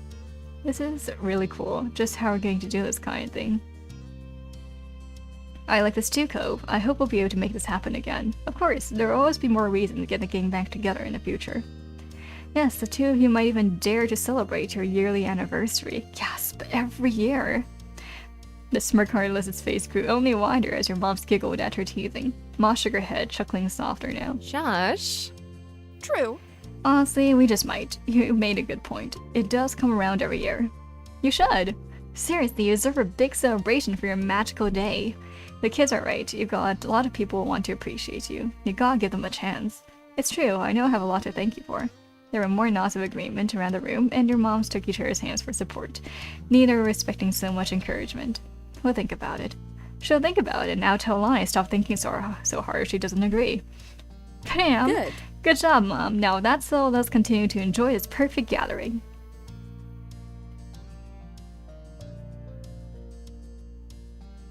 As amazing as this was, you couldn't help but think of absent faces. In seconds, everyone curiously turned their attention to you.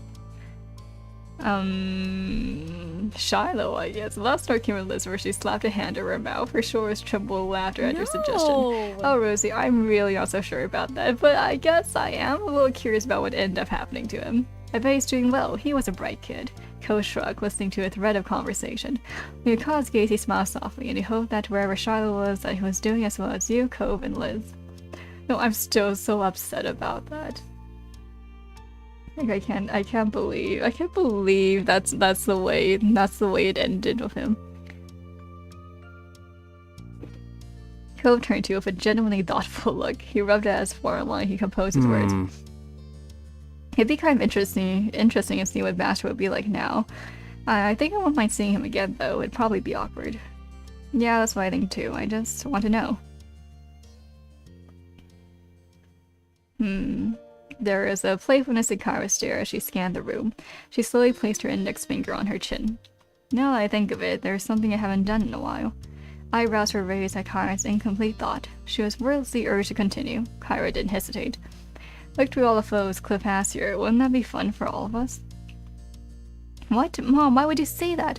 Practically all of those photos are of me. Very cute. And that's why. Embarrassing my baby boy is just one of the perks of being a mom. Much to Ko's dismay, his mom was thoroughly entertained at his outburst. She winked in your direction. Meanwhile, Cliff eagerly stood up with a wave of proud affection for his son, and completely missed Kyra's teasing intent. Oh. I think that's a great idea. Anyone else interested in the pictures? Yeah! I am. Lee shot her hand up before Cliff could even take a full step. Terry and Miranda snuck each other a glance before nodding with matching grins. That sounds swell. That's fantastic. That would be lovely, Cliff. Mom tried to hide her amusement behind her hand, but she couldn't stop the snicker that slipped out. Oh boy.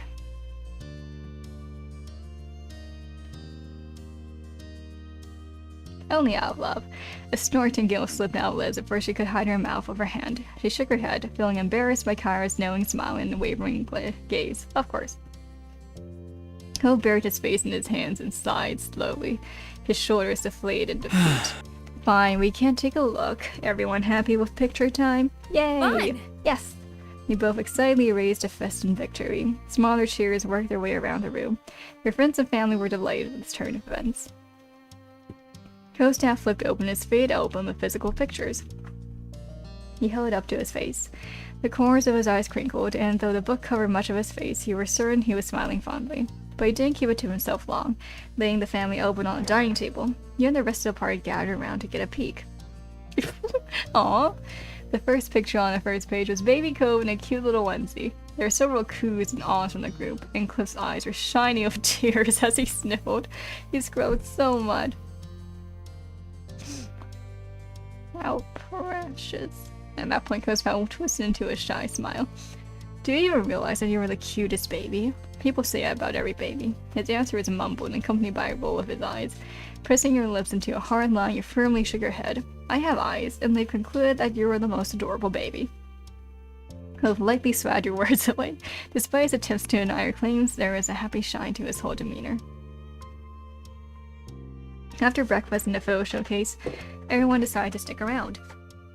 Hanging around Mr. Holden's house turned into taking a walk around the neighborhood, and then for lunch you switched over to your mom's condo. It was a really good time, enjoying each other's company, but eventually the sun began to set, and there was nothing else to delay your friends and family from going home. Inside your mom's house, the home you had been raised in, the group was taking their time saying their goodbyes. It was tough for you, your family, your friends. You knew what was weighing on the mood. It might be some time before you see one another again.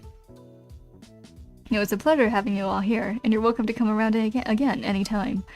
Mom wrapped an arm around Mom with a light chuckle. Mom laid her head gently into her wife, and they both beamed. I appreciate it. Absolutely. I know we're all adults of our own hectic lives, but we appreciate the time taken to visit. Snoring, Liz crossed her arms. She leaned one hip out to the side while her lips curled teasingly.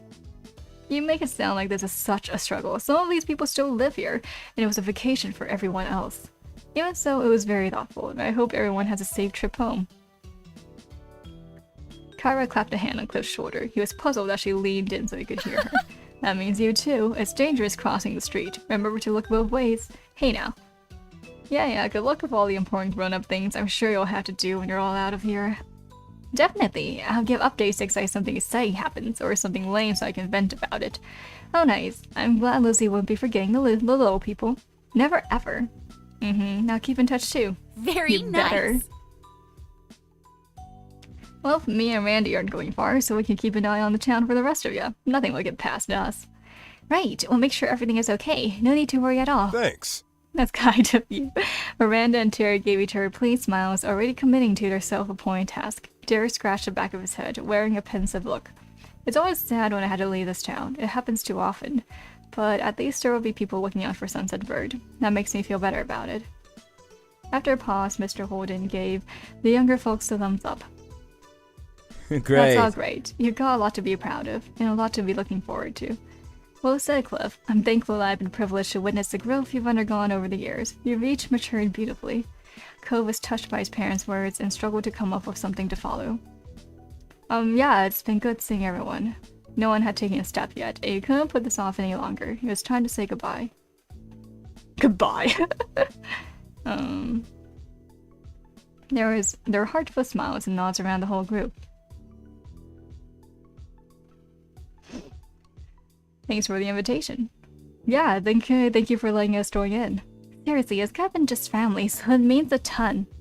Today wouldn't have been right without any of you. Yes. Rosie's right. Besides, after witnessing you kids grow up, you're all family. Your group of friends all wore various bashful and embarrassed expressions, but they appeared genuinely happy by your mom's declaration. Afterwards, there was more sniffling and hugs. A lot of hugs. Then people started trailing out into the street, seeing others off. Your friends and family got into their cars and left the neighborhood. But by the time things had fully settled, you realized that the sun had set. Earlier, you and Co decided on having a car pick you both up. Neither of you wanted to bother your parents after such a long day. It would be a little while longer before it would be there, though. It was the right choice, as both sets of parents shot you wary looks. The four seemed ready to call it a night. It didn't take either you or Co very long to assure them that it was okay to head home and go to bed. With one more round of goodnight and goodbyes, your families returned to the condos. Then the only people left on the street were you and Cove. Cove closed his eyes, humming happily, while he waited for it to pass. He stared up at the sky. Cove's hands were in his pockets, and his shoulders were relaxed when he caught your attention with a tilt of his head. So... Well, at that moment, you were in the neighborhood you grew up in, together with some time to spare. Your mouth curved into a soft smile. You could see the happy glow in Cove's demeanor, and you had a feeling that there was an easy answer. Are you thinking about the fireflies? Right. Do you want to go to Poppy Hill before you leave? Always. There was an eager bounce in your step as you and Cove crossed over towards the hill behind your mom's house. Side by side, you stared at the view in awe. As you imagined, the hill was dotted with the glowing firefly light. It perfectly reflected the memories of childhood held closely in your mind. Cove sighed contentedly, seeing them across the hill, weaving in around the blade of grass and the stars above. Cove cocked his head to the side, for his expression twisted playfully when he met your eye. You were about to prod him about what was on his mind when he took off running. I bet I'll catch one first.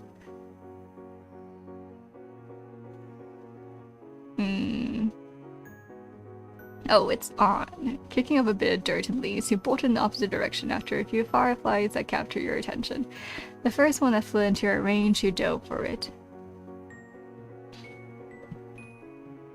Did you get one? It escaped between your fingers, but it didn't dim a second for fun. You shook your head, trying to find your next target. The next one, I can feel it. The next one, I can feel it. Unless you're feeling my future victory.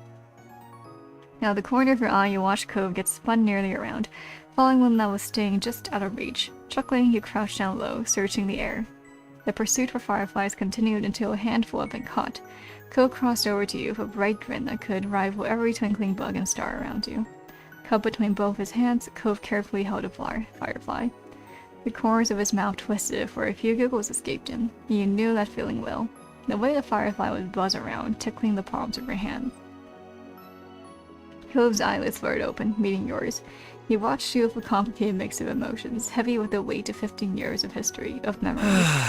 It's really a relief that I got to see the fireflies. This trip wouldn't have felt complete without it. You hummed happily in response before getting caught up in watching the fireflies again. You couldn't believe you hadn't planned on doing this all along. This felt so right to end your trip. Taking a deep breath, Cove held your eye.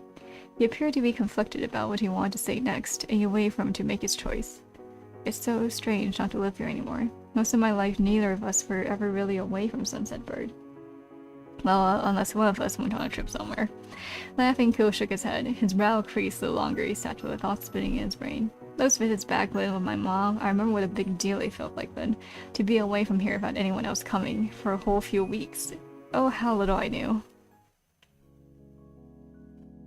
Aww. Thrown a little off-kilter, Cove hadn't been expecting that question at all. Both his eyebrows raised, and a part of you wondered if you had somehow spoken gibberish instead. Honestly, I've been wondering about it since I was 13. Kyra always kept the details to herself, and you never said a word either. Well... Coco made her stare for a second longer. Bashfully, he turned away, and his voice grew smaller. Mostly I just tell her about the times we hang out, but I know I was pretty enthusiastic when I was because you are someone really special to me. And I admitted that much to my mom. Not sure if I used the word crush exactly, but she knew that you were the highlight of my young life. Aww, and look at that, you still are. He delivered that final thought earnestly enough that you stopped breathing altogether. Cove beamed at you, pleased with his confession. Oh my god. Thank you. You're welcome, and thank you for being my favorite story. Oh my god, what a thing to say. Finally, Cove parted his hands and released the firefly back into the hell. It flew up around his face before darting away up into the sky, but her gaze was fixated on him. There was a touch of wistfulness in its features as he watched the bug disappear into the night. It wasn't until Cove turned his attention back to you that his demeanor warmed. Okay, I'm ready to go now. Do we have to go? You asked Cove with pleading eyes. A smile on his face fell while he rubbed at his arm. I mean, our parents would probably be thrilled if we stuck around, but we really shouldn't. You're right. I know you're right, but still, it's hard. I'm just not ready yet. The corner of Cove's mouth pulled into a frown. He watched the shore slump with a sympathetic look. Don't worry about it. We've enjoyed this trip the best we could, right? He rubbed at his arm awkwardly, nervously waiting for your response. He sighed. Well, you do have a point, but it's still sad that we're leaving. I don't want today to end, ever. We can always come back, whenever you want to. You can try to make it work, I promise. Ko stood tall and studied you as his reassuring words sank in. You knew he meant every word, and you believed him wholeheartedly. Okay. With Cove right there along with you, you made your way down the hill. With the same stars above trailing the way, your last night in Sunset Bird was closing out. You were lost deep within a dream, adrift in the current of your unconscious mind. Ko was with you even there, his presence strong as your mind slid from scene to scene, the logic of the conscious world melting around you. Something jolted you from your slumber, the visions you'd constructed slipping away even as you scrambled to catch them. It had been a good dream. You opened your eyes to an unlit, unfamiliar ceiling. The darkness permeated the room so thoroughly that you were sure it was still the middle of the night. As your eyes adjusted to what little light there was to catch on to, a smiling face cozied itself right above you. There he was. Good morning, Rosie. The grin was bright enough to make it seem like maybe the sun had risen after all.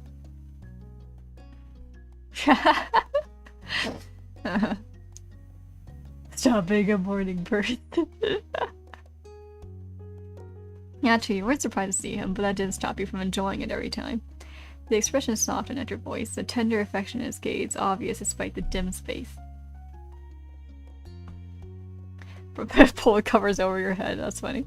Palming yourself on our elbows, you leaned in towards him. Cove read the intent to your movement and bent down, meeting you halfway in a kiss.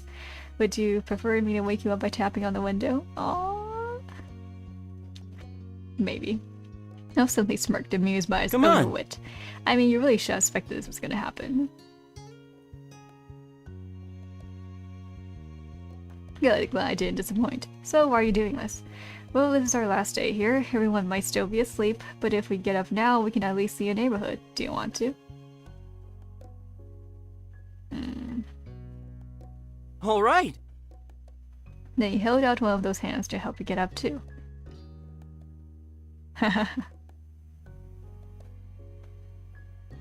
Ko's grip was strong as his fingers closed around yours. He pulled, tugging you up with ease. Before you could head out, you and Ko both needed to get dressed. You did so quietly. The strangeness of the hour meant that your body seemed less coordinated than usual. Each article of clothing a new puzzle, but you managed it. The two of you were eventually ready to head out into the wide world. Dawn still hadn't broken when you left the hotel. Yet it was easy enough to get a ride down to Sunset Bird. The journey was peaceful. You might have expected sleep to attempt to claim you once again, with the sky still so dark. But Co's excited energy was infectious. Morning was finally starting to come over Sunset Bird as you arrived, almost like the sun itself wanted to be there to welcome you. Co turned towards you, his eyes sparkling with anticipation. One more summer beach trip? He needn't have asked. Still, you weren't going to deny him. You gave him a thumbs up. One more. You could have taken your time getting there, dawdling under the morning sun. You could have taken the short walk at a regular pace.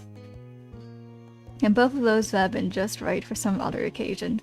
But this time, without either of you saying a word, you and Co set off sprinting.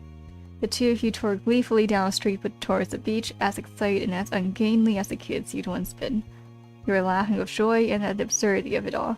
Being here at the break of dawn with the boy who you'd once discovered on a nearby hill who never completely grew up. As it was still early, you did your best to keep the noise down. To the side, you saw Cove covering his mouth to stay for his own giggles, similarly aware of the people sleeping in the condos around you. He thought with the mean old not-grandparents that said, if they could see you now. All he could do was continue running and stumbling down towards the beach, away from the residences and their sleeping occupants. It was only a few minutes before you arrived at the expansive ocean shore. Cove kicked off his shoes and strode right into the water, not stopping until his feet were entirely submerged and the waves tickled his ankles.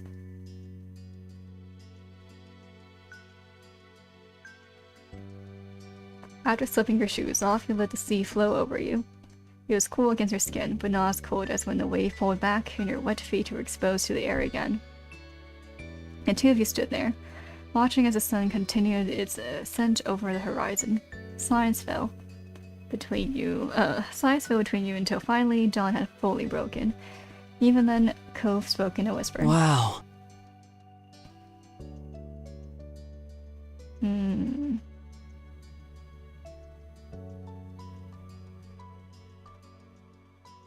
A ghost of a smile crept over Co's face, like the sun peeking out between clouds on an overcast day.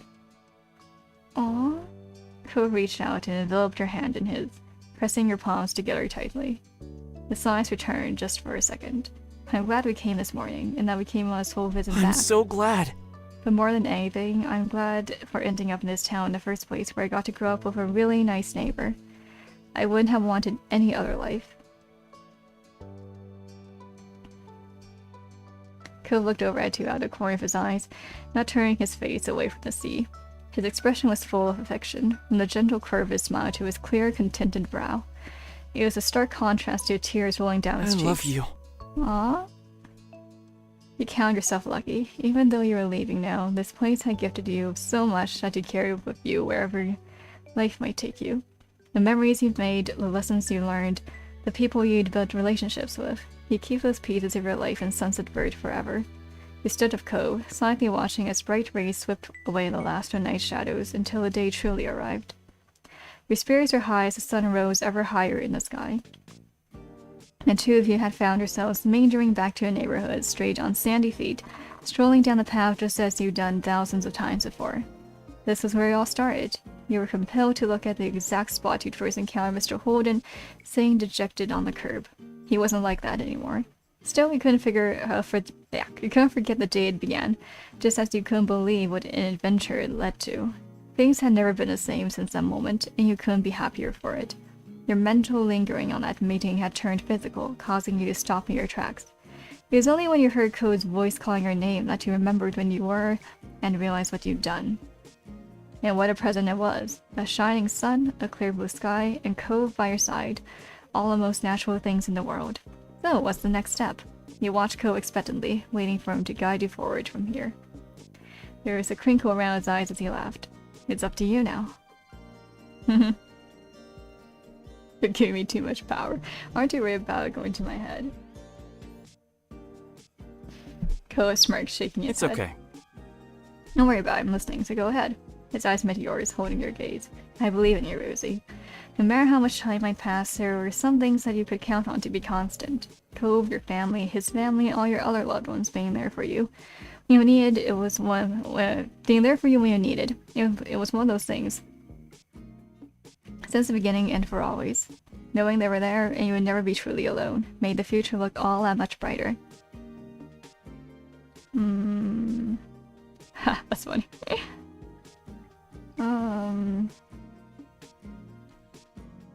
It wouldn't be the first time too if you had run that race. Hopefully it wouldn't be the last either. Cove nodded, his gaze shifting from you to roam across the little place that you both called home. There's a lot that's still out there in the world, a lot of different ways things can go in the future. But for this, I think that'd be the perfect choice. He beamed, his approval of your suggestion lifting your spirits ever higher. Your days growing up as Sensen Bird have been so wonderful. Even the prospect of leaving again made your chest ache. Yet you weren't going to let that stop you.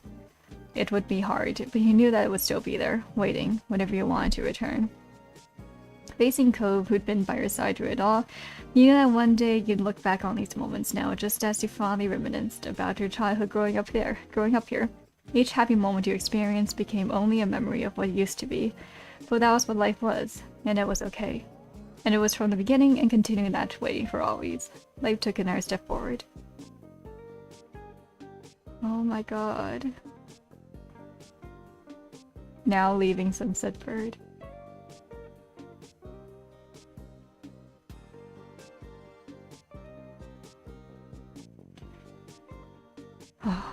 Again, that was so beautiful. Oh my god, I can't. That felt so unreal. I feel complete. I feel, yeah, that's the best way I can put it. I feel complete. That was amazing. So beautiful, so wholesome. I'm so glad. Oh hi! Oh hi, Valeria. I just finished the game. Yeah, you caught me at just around the time I was about to end. I was about to end my stream, but thank you so much for popping in. Yeah, well, this is the part where I usually give you a preview of what's to come next week, but actually, I'm not quite done within the week just yet. Because although my schedule says that I will be offline for the rest of the week, I will actually be joining someone else, which is Valeria, for their Twitch stream along with a few other wonderful individuals. You came at just the right time. On Saturday at 1 PM EST, we will be playing Doki Doki Literature Club and attempting to voice the characters. You can find the announcement on Twitter, but I will also make a community post of it here, along with where and when you can catch the stream.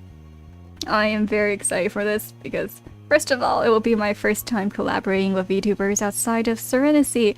Plus, it involves both interactive stories and voice acting, two of my favorite hobbies, so I am really looking forward to this. And it would mean a lot if even some of you could stop by and say hi. With that said, thank you for joining us on the stream, and I hope to see you again next time. For now, goodbye, and until our next daybreak.